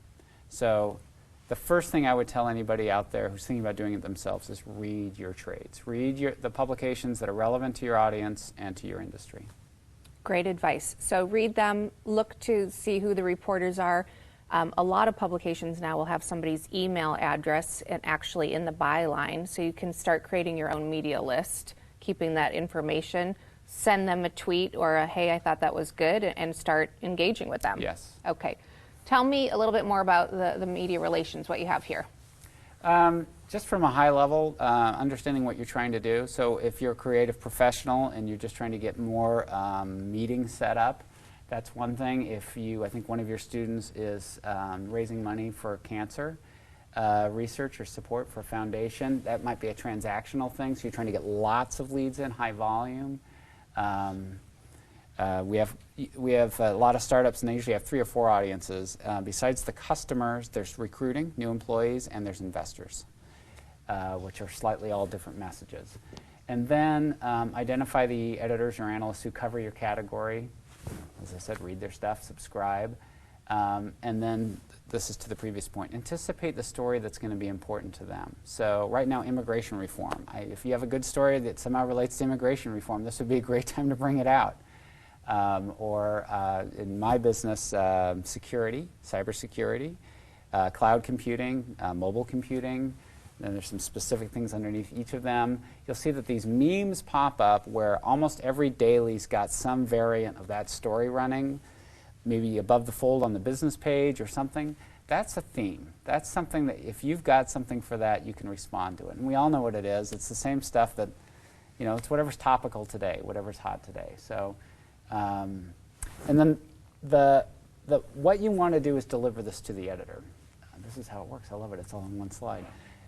What I say is give that editor the story on a silver platter. Make it really easy for him or her to file their story. And so, for example, on the LA Times article on the Christmas gift guide, I had images, I had a consumer who was really happy with the product, I had a sample product that I could send to the editor, and as soon as she said yes, I made sure it all got to her overnight. I don't want her waiting to file the story. And she also had some content about how people can buy and have this shipped in time for Christmas and things like that. But there was no scrambling on my part to find all of that. All of that content had been, I think as I heard you guys say earlier, stockpiled. We had that all standing by. So. One thing I have noticed, Paul, is that, because I'm pitching press right now for my book, and I have gotten a lot of people say, yeah, we'll cover that, but we want you to write the article. So I'm writing so much content myself. How does a startup or somebody that maybe isn't as comfortable writing long-form articles, if all of a sudden they say, yeah, we'll do that, but we need 800 words from you, that could be overwhelming for someone. Are you seeing that trend a lot? Because I'm getting tons of requests for written content. So silver platter, I'm just giving them the article. Yeah, that's silver platter big time. So tell me about that. That's called a bylined article. That's been around for a long time, but it's really hot now because you have infinite column inches to fill on the web, and so so a lot of people are requesting that. If you can't write that and you have to get a writer, that's almost a deal breaker. So you really need to find someone who is naturally adept at putting his or her fingers on a keyboard and writing out 800 words. Either you're a writer or you're not. And I think that's beyond the scope of these slides to make somebody a writer. Right. It's good that you read, and maybe you can understand a good lead and write a pitch. But to actually write the 800 to 1,000 words is a skill set. And so, it's $1 a word to hire a ghost. There's some great ghostwriters here in Seattle. I can't think of a resource. That would be a great idea. Somebody ought to have a site to broker that. But I just get to know these guys over the years of networking, and I do have clients who need to have 1,500 words written, and they don't want to write it themselves, and for whatever reason, we're not going to write it for them, so I have one of my ghosts do it. Right, right. So I think that's one thing that people have to know, and Emily has a thought, I think. Maybe that's a new business idea for you. No, I was just going to plug my dad. Your dad is a ghostwriter. He's a PR guy in Seattle, Bob Silver. Oh, and yes. Do you know him? Yes, I know Bob yeah, Silver. That's my dad. So if you need someone to write for you, you can follow him on Twitter, Bob_Silver. Oh, that's funny. All right. So coming back to, we've talked about media relations, identifying editors. We talked a little bit about this. We talked about help a reporter out. Tell me about some of these other ways to find editors. The best way to find an editor is find your #1 competitor and look at their site and look at coverage. So one of my clients is Cray. I always look at IBM, Blue Gene Q, and I look at Silicon Graphics websites, the other two main supercomputer vendors, and see who's covering them and how they're covering them. I'd be remiss if I didn't. So it helps speed things along for you. Yes, you should subscribe and read the trades, but one thing for sure to do is make sure you know who's covering your competitor. And there are services out there too. So Haro's great. It's free. It's, you got to wade through it a little bit. It goes into your spam folder a lot too, so you have to decide if you want to put the energy into actually reading all the briefings. It's definitely something that we give to our interns to do. So, but it is good. I mean, and then I get a Haro lead once a month, easily. So that's 12 a year, and it costs me nothing but time to find it. So. Cision, Vocus, and Bacons are three of the services. These Bacons has been around for forever out of Chicago. These are media services. Another very popular one now is Meltwater. Meltwater? Meltwater, and forgive me, I don't have the domain.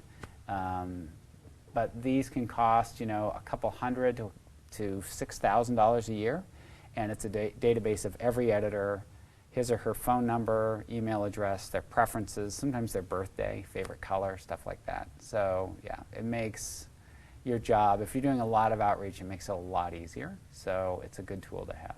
It reminds me of the, in archaic terms, none of you guys would know this, but I used to go to the library to reference the ad agency red book. It had all the ad agencies in it. I'd sit there and like flip through it and try to find, when I was trying to find a job, my first job.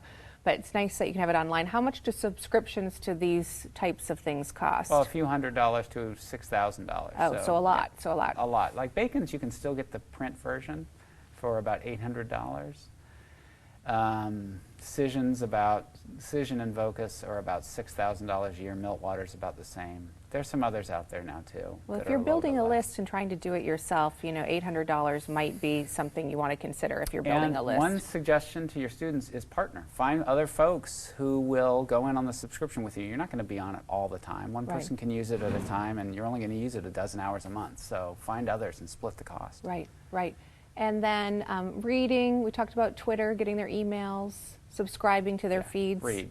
Okay. Subscribe and read. Make it a point. I'm a big reader. How much do you read a day? I read too much. I probably read 2 hours a day. And now it's all fire hosed at us. So yeah, I read a lot, at least 2 hours a day. So developing content, we've had this theme a lot, content, content, content, and it also comes up in the PR space. But tell me a little bit more about what type of content. So there are a couple of things on here I'd point out. The first part is internal, and then the last 4 are external. Internal Q&A is anticipating all the tough questions before they come up. So what are the nastiest questions that you could be asked? You know, on the social media side, it might be something that somebody's going to flame you about. Anticipate that on the front end and have an answer so you're not having to think it up at a moment's notice. For PR, it's helpful to have a document like that, mostly to premeditate the issue. Even if you don't know the answer, at least to write down the question is really helpful. And then secondly, to share it. If there are multiple people in your organization who could get asked that, let's all be consistent on what the response is. So that's a helpful document. It's probably 30 or 40 questions. It takes about 4 hours to write it. I wrote 2 this week, as a matter of fact. And then the other 4 on here are external. Funny, slide decks. I'm a big believer in slide decks. I don't force feed them to editors. So let's say we set up a briefing with a trade publication and they want to talk about either a new product or some idea. I would always tell my client to have 8 to 10 slides, some number like that, that walk through the story with a beginning, middle, and end. What is the hook? What's the front end of that story that we're trying to, that the next 8 slides fulfill? And the best stories always start with demand. I'm a huge believer that it's better to talk about what the need is that's being fulfilled or the huge industry demand that's being fulfilled than saying, hey, we got a neat new widget. Nobody cares about the widget. What they really care about is the human need or the drivers that are creating that need. That's the real story to a lot of these guys, and your widget is the punchline. Do you want to highlight problem opportunity too, or just the need? Yeah, you could do problem opportunity as long as that problem is compelling, like is a human story or it's somehow accessible and compelling to your audience. Yeah, yeah. So I like demand because I'm in the B2B space. I mean, just to be a little bit more specific on these slides, is it a combination of images and text that you're recommending on it? And is it designed by a graphic designer? Yes. So it looks really the presentable. The good news is I'm talking to creative professionals, a lot of your viewers. The bad news for me is that I'm not a designer, so I do use a designer for my own. You need to tell the story visually, and you need to speak to it verbally. Don't write it down on slides. Slides aren't for. This is a terrible example, but we really should be image driven. And I think some of the back end slides have some images here, but yes, for sure, for my clients, don't do as I do. Do as I say. Okay. And one thing, a question for you. Do you ever repurpose these slide decks and put them on SlideShare or look for other ways to use that content if you've made a great presentation? Are there any other things that you can do with these presentations? Yes, SlideShare for sure. We turn them into sales material sometimes too for the sales department and for our startups, for investors. They become venture capital decks too. So yeah, they get repurposed. Great. References, that's something that we talked about with Dan, getting customer references. Jeff, that probably could be really important for your business too. Images, videos, again, that's kind of content. What is, in a press release, what are some of the things that you look for a strong press release? We've already fed the story to the editor on a silver platter. Thank you. Now we're sending out the press release. Maybe we're sending it over the wire. What's a good release? Is it Sure. short, long? There are two schools of thought on that. I'm a short and sweet and to the point guy, AP style. That's my style. I have colleagues who are more feature oriented, like they'll do an imaginative lead. The point is, it's going to be about 400 to 1,000 words, and it's going to have a clear thing that it's announcing or a clear message that it's delivering. So new product, new customer, you're being acquired, a merger, something around a news hook. It's probably not a feature, right? A feature would be something like, hey, you could do this. School's out, it's time to make summer plans, blah, blah, blah. Or you have some photographers, potentially students, June, wedding season, here's how to plan your wedding, that kind of thing. You can do that as a feature release. Personally, I'm not a huge fan of that. I don't think it sells well. It's kind of a brick into the Grand Canyon. But if it is a news release, let's say it is about weddings, is there a new offering? Is there a new pricing model for wedding photography, for example? How is it different? How does it disrupt that industry? So if we have an $100 million, potentially $1 billion wedding photography industry, how is this going to change that game? That's very interesting to me, and that would be the lead. And then I'd have a quote probably from the founder or CEO beneath that. I'd have the third paragraph might be a little more description about what's being offered. And then the fourth paragraph might be that customer reference, like a customer who used this or used a beta version of it or something, says, this is great and here's why I love it. And then there might be more information about the product or about the industry or why this is important below that. And right before your boilerplate, there should be pricing and availability if it's a product. Just give editors clear direction on where do people go to go get this? What site do they go to? How much does it cost? When is it available? How important is the kind of the headline or the lead? It's huge. So it's clickbait now, right? So, you need to have a compelling story. Again, I'm the old school of thought of delivering the news, but you need to make sure that you're hitting while remaining authentic, that you are giving people something compelling, that they understand what it is that they're clicking on, that this is the story that I thought it was going to be.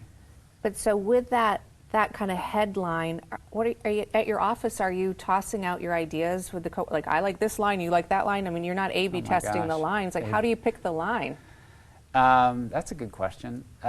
We're all either corrupted journalists or close to it, and so we use that skill to help develop these storylines. And there's usually some back and forth. Yeah, there's some sharing, and it's usually with the client. So one thing I would say is, if you are going to write a press release, you need to have somebody proof it. Never send it out without it being proofed. And if you're sending it to a client, if there are any agency people watching, nothing ever leaves your office without getting proofed, ever. Yeah, So yeah. And it's almost impossible to proof your own work, too, I think. It is. Yeah. You'll miss it, yeah. Inflection points? Yeah, to your last point, when do we know we have a good story to tell? That last bullet, track and exploit industry trends.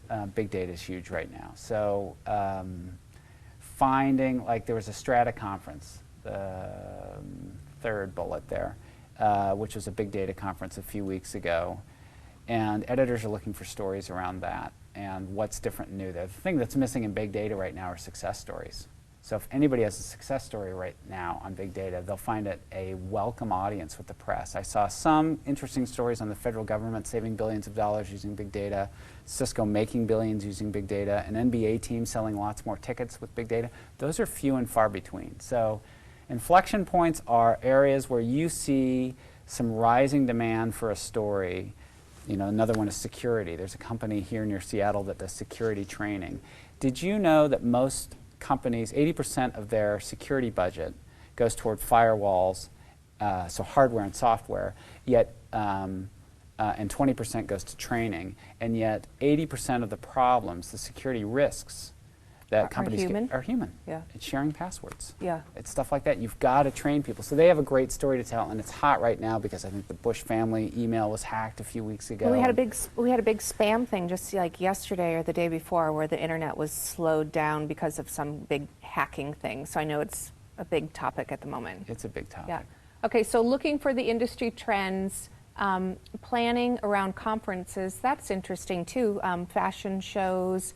I think there's also a lot of seasonality with some businesses. You know, back to school might be important for some. You mentioned weddings already. There are probably certain times when there's a spike in photography demand. But I think looking at those things that are relevant to your business too are important. The PR sweet spot. We keep coming back to this theme, but this is what it's all about. So timing and relevance are what are going to get you covered. So it's news helps too, but timing and relevance, especially if you're an undercapitalized startup, like there's my good friends from UCAN there on the right in the LA Times. CBT Nuggets is a small company in Eugene, Oregon. B Square's a little bit larger, but I'll give you examples on on these other two. B Square is a 300-person engineering firm that developed a way to port apps to Windows 8. So if you are a startup that developed an app for iPhone or Android, and you thought, okay, Windows Phone 8's coming out, this was last fall, I'm kind of interested in porting that, but it's not worth my trouble. Well, these guys came up with a way to do it really inexpensively and quickly and with super high quality. And you could do the whole thing online with a credit card. The best time to launch that kind of news was right when Microsoft was launching Windows Phone 8. And so that's what we did. And so a week prior to that launch, we said, yeah, we know that we contacted all of the editors who cover Windows Phone 8 from the developer standpoint and said, this is coming next week. We know you're covering it. There's this new service that's also coming next week, and this is what it does. And there's some customers who've tried it and love it. Would you be interested in covering this? And that was wildly successful because sometimes when you see a big thing coming like that, especially from Microsoft, and you're an editor, all you're getting are phone calls from Microsoft's PR people, and you're kind of tired of it. And you're like, I know I have to cover this, but I really need somebody else's perspective. And so as an entrepreneur, this is a great opportunity for you to provide that perspective. Look at what the leaders are doing and come up with some variation on that theme and contact editors right before that inflection point. So that was like September 8 was when that launch was. So that meant on August 15 or thereabouts, I'm on the phone and on email with my friends saying, hey, this is coming up. Can we schedule some time with you over the phone to talk about this other service? They're writing back, yes, let's do 30 minutes to talk through your service. So you have to be proactive and try to figure out what's happening in the news cycle with competition with other people. Timing and relevance, one question I had for you, we've heard a lot of stories about press on Tuesday mornings. Is there anything about timing that we should know? And then also, what's a good hit rate? If you're pitching 100 reporters, I mean, obviously it's what you're, how good you're at it, what the story is, but what can we expect in terms of closing, getting coverage? Yeah, timing, Thursdays are always good. Thursdays are good? Funny? That's the old industry adage. That's changed a lot. I heard Tuesday, so I'd love your point of view. It was the weeklies. The news weeklies, it was Thursday because they would go to bed on Thursday and they would come out on Friday. So that's still true for like the Puget Sound Business Journal, and there are 2 business journal type publications in the Bay Area, and for most of those publications around the world. Still true also for a lot of industry trades. So pay attention to when they come out. And the day that they come out, or the day before, usually, that morning or that afternoon, they've gone to bed with that issue, and all of a sudden the editor's sitting back and like, whew, I can take a breath now. I've got all the stories out. So it used to be Thursday was the day. Tuesday for news is a good day, just in general for announcing stuff. But if you're going to pitch somebody, you're going to pick up the phone and call them, Thursday's your day. Thursday. The day you want to slip it in before the weekend. Especially on a 3-day weekend. So if a company has major bad news that's going to be material on their stock, they often do it at Friday after market close. So Right. That makes sense. All right, see what we have next here. Hold on. Measurement. I love measurement. We've talked about this a lot in other disciplines of marketing, but tell me some of the things that you're measuring, and also where are you getting this dashboard? Because I like to know where dashboards come from. That's Google Analytics. That's Google Analytics? Yes. So that's interesting. Google Analytics is taking over marketing, isn't it? It is, and including PR, and for good reason. I'm a believer in that. But I think you can't do PR without measurement. And some people will say that you can. Your comment earlier was, okay, if I do 100 pitches, how many placements should I get? That's a lot of pitches. You don't need to do that many. If you're doing that many, it's what we call spray and pray. And Spray and pray. That's funny. You need to do rifle shot, so you need to pick your spots carefully. And if you're reading the industry trades and you're reading your press that's relevant to you, you know exactly who you need to talk to. So let's be focused, and rather than bugging people for whom this isn't relevant. But to your point, you know, it's probably 20% success rate on pitching, maybe more or less. The difference that I tell clients is everybody has a story to tell. And it's somewhere between a cure for cancer and a keychain. If it's just a new keychain, it's going to be really hard to get folks excited about that. If it's cure for cancer, I'll do your PR for free. So it's somewhere, you know, my good friends who work at the Bill and Melinda Gates Foundation, I think their skill is answering the phone as quickly as possible. They get so many inbound calls because they're the biggest philanthropy in the world that it's hard. It's hard in a different way. They have different challenges.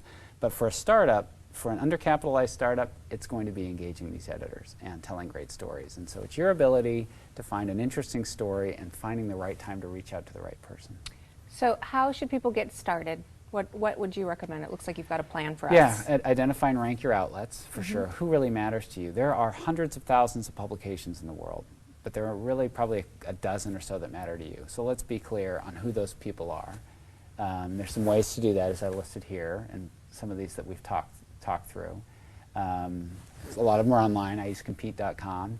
A lot of that's free, so you can use that to measure audience size. How many uniques are they getting a month? Is this relevant to me? And then messaging. The second thing you probably ought to do is thinking through what is it that you want to say. So my bifurcated approach to PR is audience and message. Who do you need to talk to, and what do you need to say? So internal Q&A, think about your competitors and how you're different. Write the questions, don't worry about the answers at first. One thing you can do today is just start writing down questions and keep a running tally of those questions somewhere. Maybe they're coming into you now through email or inquiries through your website, but start writing down the tougher questions and making sure that you have a consistent answer for that. Your goal in the first year of doing PR should be to have met with 5 to 10 editors in your first year. Make it a goal of yours to do that face-to-face if you can. So if they're in your hometown, that's pretty easy. Buy them a cup of coffee and just say, I want to spend some time finding out what you're working on, or let's talk about something that's happening in our industry. If you're at a conference, a lot of those editors are there. They're very, very busy.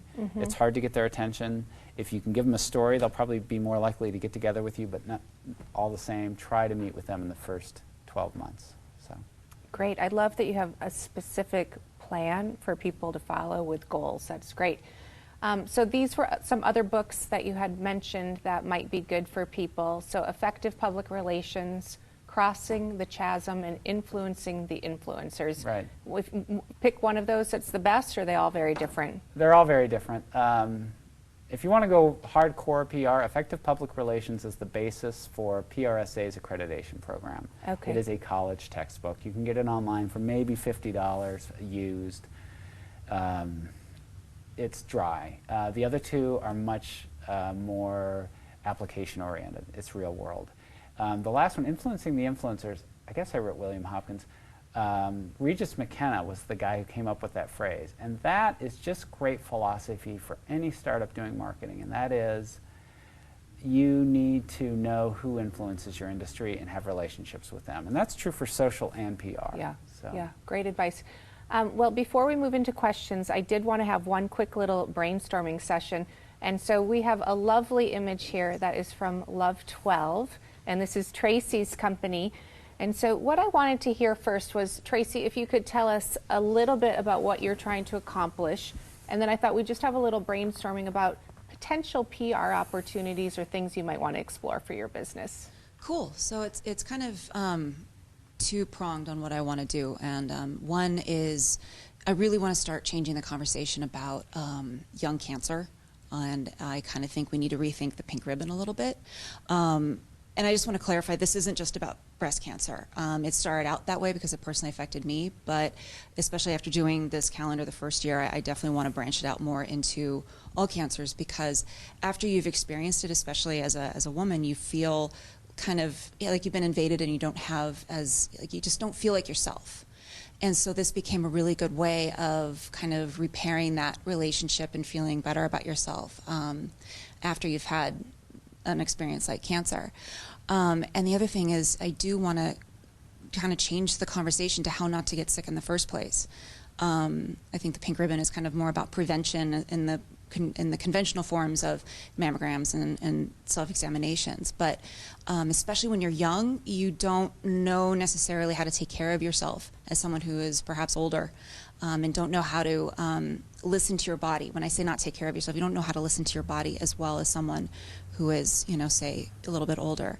And I certainly didn't know how to take care of myself. I didn't know what to eat, and so I wanted to create it in a very optimistic, positive, and accessible way, because I don't want it to be about scaring people. It's about living your life to the fullest and enjoying every moment, instead of, you need to be doing this and don't enjoy that cookie, and for God's sakes, don't drink that cup of coffee. It's bad for you. I drink coffee. It's, you have one life to live. I'm going to, make it the happiest I can. So that's what I'm trying to accomplish with this project. Well, you totally just pitched to my magazine. Yeah, good. You just got some press, right? Right, there you go. Woo! So what I'd love to know, so you've got all these amazing images, which are beautiful, first of all, because I did look on your site, and there's a whole bunch of them. We just pulled one so that people could get an idea, but they're gorgeous. Like, you've got great work. I'm curious what you've done so far to get, what you've tried to do with PR around the calendar. I have met with people personally, just because I'm having a really hard time getting the ball rolling personally on a blog and social media, because I'm also working while I'm doing this too as a photographer. I'm a working photographer. I'm very grateful to that. So I've actually been trying to do personal relationships and meeting people personally, just because then I'm able to tell them and show them what this is about, and that's been pretty successful so far. I mean, I don't have any anything on ink yet, but a lot of people that have said that they want to do stories on it, especially because I'm planning on doing either a fundraiser.com or an Indiegogo.com campaign. I've been really trying to lay the groundwork for that campaign. So I think this is just wonderful. Such a great story. It is. Well, I in my head, I mean, not to start throwing tons of ideas out there, but what I was just envisioning was in October finding some kind of pop-up gallery space in LA where you do, the 12 images, invite influencers in to see them, and try to, through your network, look for some celebrity that you could somehow photograph or get involved in the project that has a personal story, right? Use that kind of. Well, that's the biggest thing. I want to find, if I do work with celebrities, because it's funny, I've shot a lot of celebrities, but I want to find one that's really personally attached to this. It's sort of like the partnerships we talked about earlier. It's very authentic. I don't want it to be something that it's just because they feel compelled to do for their, for whatever. I want it to be something very truly authentic, and that they really believe in this. And also what you were talking about with the pop-ups too, is that, it is important to tell my story, because it's, it's the backbone of this and why I'm doing it. But as I want to have the models there, and I would like to actually do pop-ups all throughout the country, because I'm planning on taking this, throughout the United States this year, and have one of the models there talking about it, because that's the most powerful thing right there, is having them talk about the experience and how it's changed their life. So, which is even more powerful than the video, which I'm planning on having a lot of media. I mean, one idea which is probably pretty turnkey, which is doable, is that, Huffington Post will let a lot of people blog for them. I blog for them, but I did write an article about a breast cancer survivor for Huffington Post, and I think if you look for people that are blogging for Huffington Post in the health and the women's section and make some relationships with them, you might be able to find someone to cover you too. And it actually gets tons of eyeballs, and that once you start getting it, you can almost feed it up the ladder. Go for a blog, and then, well, we got this coverage, and you can show it to the LA Times. So start kind of feeding. I know there's the exclusive approach, but there's also try to get some coverage and get some snowball and some momentum. Can I tell you, I met someone who writes for the Huffington Post. Good. So I need to nurture that relationship. It was a very quick meet and greet, handshake. But I have her card, and I'm definitely. Tracy, what's your objective in the next 12 months? Is it to sell to produce another calendar and to sell thousands and thousands of copies, or just give me a rough sense of what you want to think you might want to do? For right now, I want to keep this sustainable. And the one bad thing is that a calendar itself is a tough sell, just because you only sell it for 3 months out of the year. And so it's not an evergreen product. So trying to figure out ways of generating revenue, either, doing a desktop calendar every month that, I release, or just something else that generates revenue. Or a fashion t-shirt collection that we've been talking about. But honestly, what I want to do with this is I want to create a difference in bringing attention and revenue towards those smaller nonprofits that are directly helping the individual. I have nothing against research or supporting and raising money for research, but especially with this particular project, it's about the individual, and I want to help individuals get through cancer, because when you are going through treatment, it is a full-time job. Right. So I think letting your subjects tell their stories, as you say, you're screening them in part because it's authentic. They feel something about this and they want to participate in some way. So that, to me, as a PR person says, they probably have a great story to tell, or at least the voice that they have is one that's compelling and authentic and would resonate. So that was the first thing I thought of when I looked through this, is people want to know the stories behind these photos. And that was one of my biggest mistakes I made on the first calendar. They didn't put stories in there. So that's what I'm going to be adding for this year's calendar, is having a little blurb of their story and also lead back to the website and have a more fully formed story of why they posed. I'd even be interested in the behind the scenes of kind of the before and after, before they come to the shoot, because you're obviously doing a lot of beautiful styling and in the way that you've shot this, that there's probably a big story in how that was created. I saw those pictures. Yeah, absolutely, because I'm really big on this, and that I want to work with them and bring out their personality. Even though I have a theme for this year and it needs to fit within that theme, I want it to be a reflection of who they are as a person, instead of like saying, here's this dress and you're going to wear this and you're going to feel comfortable in it.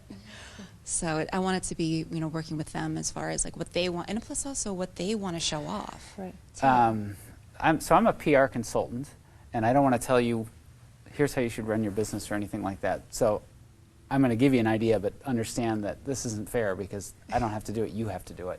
I love the fashion and beauty story behind this, and that is a wonderful lifestyle subject. So you've got all of the fashion trade publications and consumer publications out there that will eat this up. And so I think you need to create a vehicle to feed that with these models every year. And you can do it every month, every season. Here's the spring collection, here's the back to school collection. And then you need to get, see, this is me telling you what to do. You need to get, this is great. You need to get brands to support it. It's like all these girls are out shopping these brands, and they need to support this. And I love your idea. This is all positive. It's about how you live your life fully and not afraid, and with great clothing and great makeup, or having fun with things no matter what's happened to you.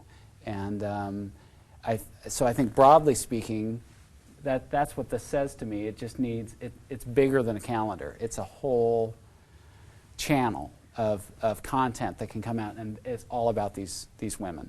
And they're young, and I like the fact that they're young. They're not the stereotypical thought of a 50-year-old cancer survivor, which is just as important. But I think this audience needs a young voice. Yeah, absolutely. I totally agree. I have one influencer that I'll introduce you to. Her name is Geraldine Lucas, and she wrote a book called Why I Wore Lipstick to My Mastectomy. And she was in a film that I did in '96. And so she works at Lifetime Television, and she's done a lot in terms of being a young voice in the breast cancer community, so I can introduce you to her. I got dressed up for my lumpectomy. Yeah. I did. With that, I think some great ideas for you, Tracy, and I hope that you'll keep us updated on the mastermind calls of what you're doing to move this amazing project forward. I wanted to open it up to questions from all of you, and also from the internet, and get some more great thoughts out of you, Paul. So thank you for that. Yes. Any questions on the internet? Of course, Porter, we always have questions. Let's go ahead and start with Sinora, who says, how does a young startup develop a relationship with a reporter, and at what stage in their business should they do so? How does a young startup start a relationship with a reporter? So you have to have a reason for reaching out to him or her. And they're in the business of news. And so I hope that if you've got some news, they will engage with you and talk to you. If I am a startup here in Seattle and I'm in fashion, for example, we happen to have a fashion editor here today. There are other outlets that cover fashion, and it's their business to know what's going on in a category. So they're going to want to meet with you and talk with you in general. I would say that everybody has one, what I call strategic briefing a year with an editor. That is, I don't know what I want to say. I just want to meet with this guy. You get one of those a year.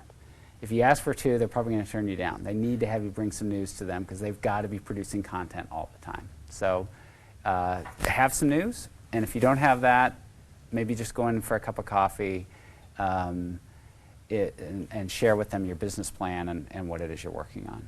The only other comment I want to add to that is that there was the word young that was put in it, and we have to remember that a lot of writers and journalists are also young, that there's just a lot of young talent out there, so don't let age be a perceived barrier. Just know that there are a lot of people that want to do great work and have great content. Great advice.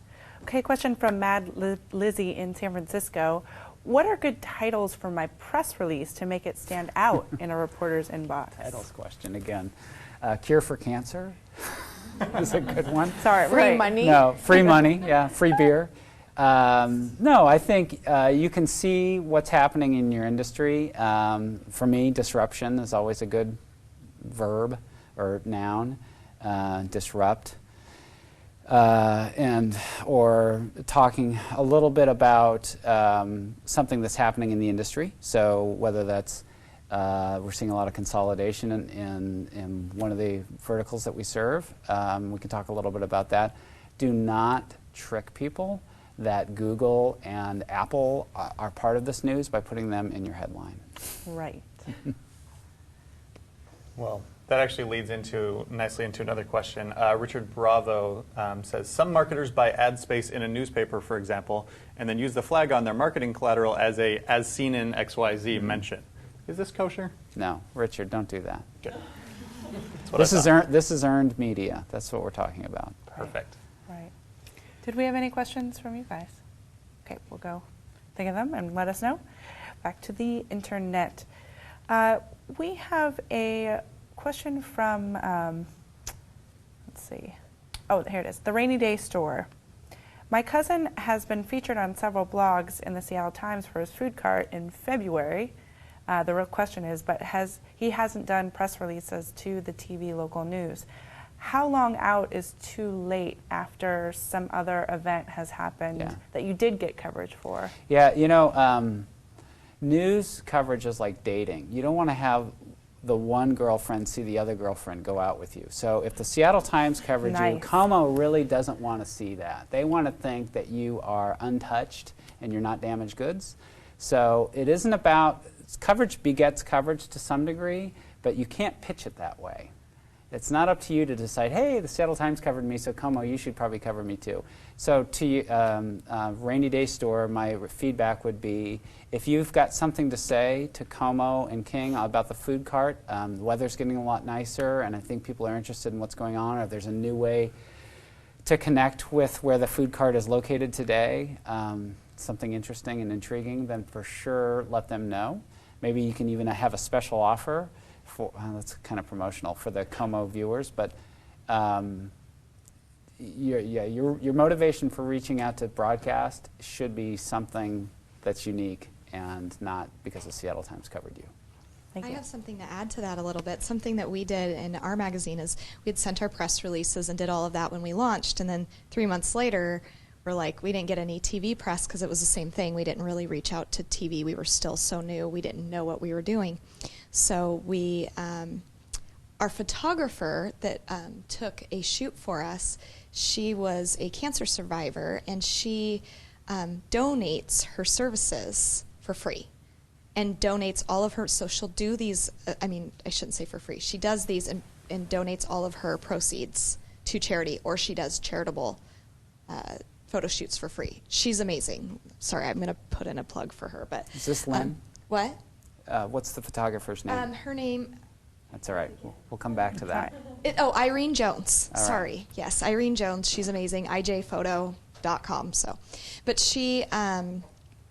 So King 5 did a story on her doing a shoot for us. So it was her story, but we got press coverage from it as well. And it wasn't us that did the press release. It was just all Kind of heard through the third-party grapevine. credibility, which is nice, Yes, right? yeah, Right? it was really great, and connecting us, because a lot of our we're not just fashion, we're also philanthropy, so it really connected everything together. So It's great.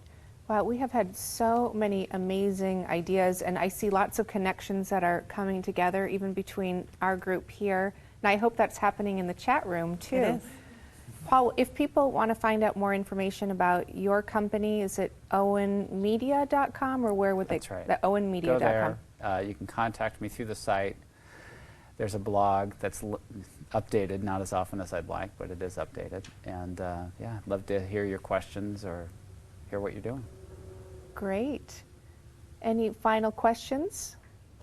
We do have more questions if you want to take more. Maybe one more. Sure. Fantastic. Maybe a quick one here. Emac says, if a reporter doesn't respond to my story, how often should I keep repitching it? Oh, you shouldn't. Leave the reporter alone. You need to come up with a new story or a new reporter. Probably the latter. So. Cool. Great. Yeah. And let's go with one final question. How do you handle bad word of mouth about your company? What happens if my brand starts getting bad press? That's a great question. Don't assume that a bad headline means bad press. You need to read the whole article. And there is recourse. A lot of people get slammed in the press, and there is recourse. If you feel as though you've been covered unfairly, you can reach out to the editor, and what they're really mostly interested in is factual errors, if there were factual errors in the story.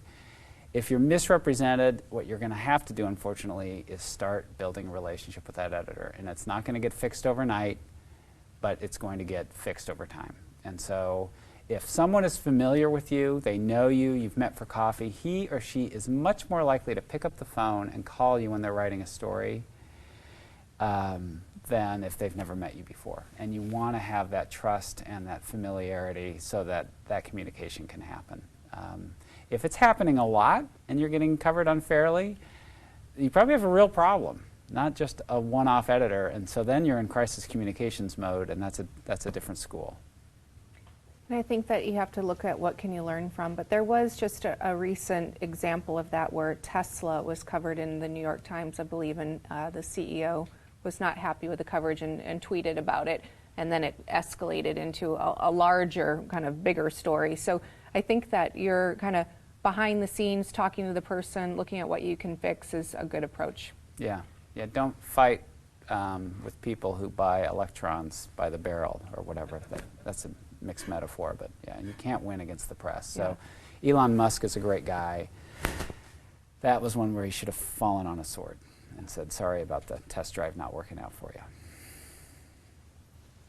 Fantastic. Well, thank you again so much for joining us and wrapping out our huge number of guests that have just been incredible. So big round of applause. Paul Owen. Thank you. Whew, how are you guys doing? Good. Porter, how are you doing? Oh, I'm great. I'm actually a little sad. I can't believe day 3 is over. So, do you have some? Sure, I do. I have words? a couple of thoughts. First of all, thank you to our amazing studio audience. You guys have been inspiring and participatory, and I love your businesses, and I'm so excited to see lots of growth with your companies, and I'm excited that we're going to chat every 2 months. So let's commit to doing that. To everybody that's watching on the internet, what I really hope is that the course provided some inspiration, some actual real guidance and how-tos and thoughts on how to proceed. I put a lot of intent and effort into what we brought to the course, and I hope that it was of value. If you want to stay connected with me, you can go to my website and sign up for my email. It's at portergale.com, or you can follow me on Twitter. So I encourage you to stay connected, and I hope that you'll follow this. I'm a big believer in branding. I'm also a huge believer in entrepreneurialism, following your dreams, going for your passions. And we've had numerous people on the show, like Paul, having your own company, where you can go out there and create the life that you want to lead with the business you want to lead. So use these tools and go for it, and please share your stories back with me. Well, thank you again. Let's give Porter Gale a big round of applause. Thank you. We had a standing ovation over here. That's fantastic. Thank you, thank you. Well, I have a few more thank yous that I would like to say, and starting with all of you out there who are watching all over the world. You all are the reason that we are here at Creative Live. You are the reason that Porter has come and shared so much knowledge with us for 3 days. So thank you. Thank you for being here with us. I want to thank our studio audience. You guys have rocked. You have given so much value to this course and given so much to everybody else that's on there online.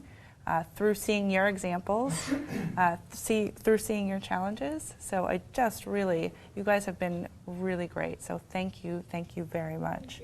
Can I say one thing? Sure. Maybe on behalf of everybody that, Porter, you are an embodiment of your brand, that your network is your net worth. And, we're all been blown away. And you also have an incredible ability to ask the right question at the right time. I'm crying now. In the right way, and bring people out, both us as well as your guests. So thank you very much from all of us. It's very sweet. Thank you. Thank you, Jeff. And want to also thank our crew here at Creative Live. There is a lot that goes on behind the scenes, a lot to make these productions happen. So kudos to all of you out there. Special shout outs to Elizabeth and Jean, our producers. Elizabeth has been working on this with Porter for a very long time. 3 or 4 months. 3 or 4 months to put this program together for you all. And it has just been such a pleasure to see that all come to life so beautifully and so just spot on in every way. We'd like to thank our guests, not just for the past 2 days, but again today with TJ Sassani and Craig Min and Rachel Masters and Paul Owen. Thank you. So let's give everybody again one more round of applause, just because. So in addition to what you said, Jeff, and there is a ton of love that is coming in online, but I just wanted to read one out that represented so many of them from Sagar Lakhani, who says, "Thanks, Porter Gale. The last 3 days have changed my life in all uppercase. I learned so much about branding, personal development, legal considerations, how to treat your customers in the right way, and the implementation of both creativity and consistency throughout your entire company. Essentially, it is a consistent and reinforced mindset that determines success in your personal and company brand." Well said. Well said. Thank you very much. Thank you for that. So we've been talking a lot about analytics these 3 days, and so I want to check the analytics on this course just really quickly. It's been 3 days, 12 modules. We've had 13 expert guests. Included in the course is a 79-page ebook and hundreds of keynote slides. So my question is, what has been your aha moment per module rate? These 12 modules have been packed with information. So the question is, are you going to let those insights that you've had be forgotten? Business is a challenging environment, and you need every edge you can. Are you going to let the things that you've learned here fall to the wayside, or are you going to incorporate them into your business? We've got 6 students who have been sitting here learning actively and have already put some of the things that they've learned into practice and have seen success from it. The question is, are you going to do the same? Is $249 a worthwhile investment into your business? If you think it is, and I can't answer that question for you, but if you think it is, then purchase this course now. And don't let that $100 discount that we offer fall by the wayside. You have 5 hours and 15 minutes to purchase this course at the $149 price point. Don't regret that. Don't wake up tomorrow and realize, you know what, I did need that. Make the decision now. Purchase the course if you are going to, and put it into practice. Take the things, review them, study the book, answer the questions that are asked. Only you can sit there and figure out what is right for your business. Only you can take the practices and figure out how to apply them for yourself. You're going to do that with Porter and with her guests' help, and you're going to do that if you purchase this course. You can do so by clicking the Buy Now button, which is right below this video. And that, my friends, I think is a wrap. So we'll see you on Monday morning for Ben Wilmore's Photoshop Mastery Fundamentals. Have a wonderful weekend. Thanks very much.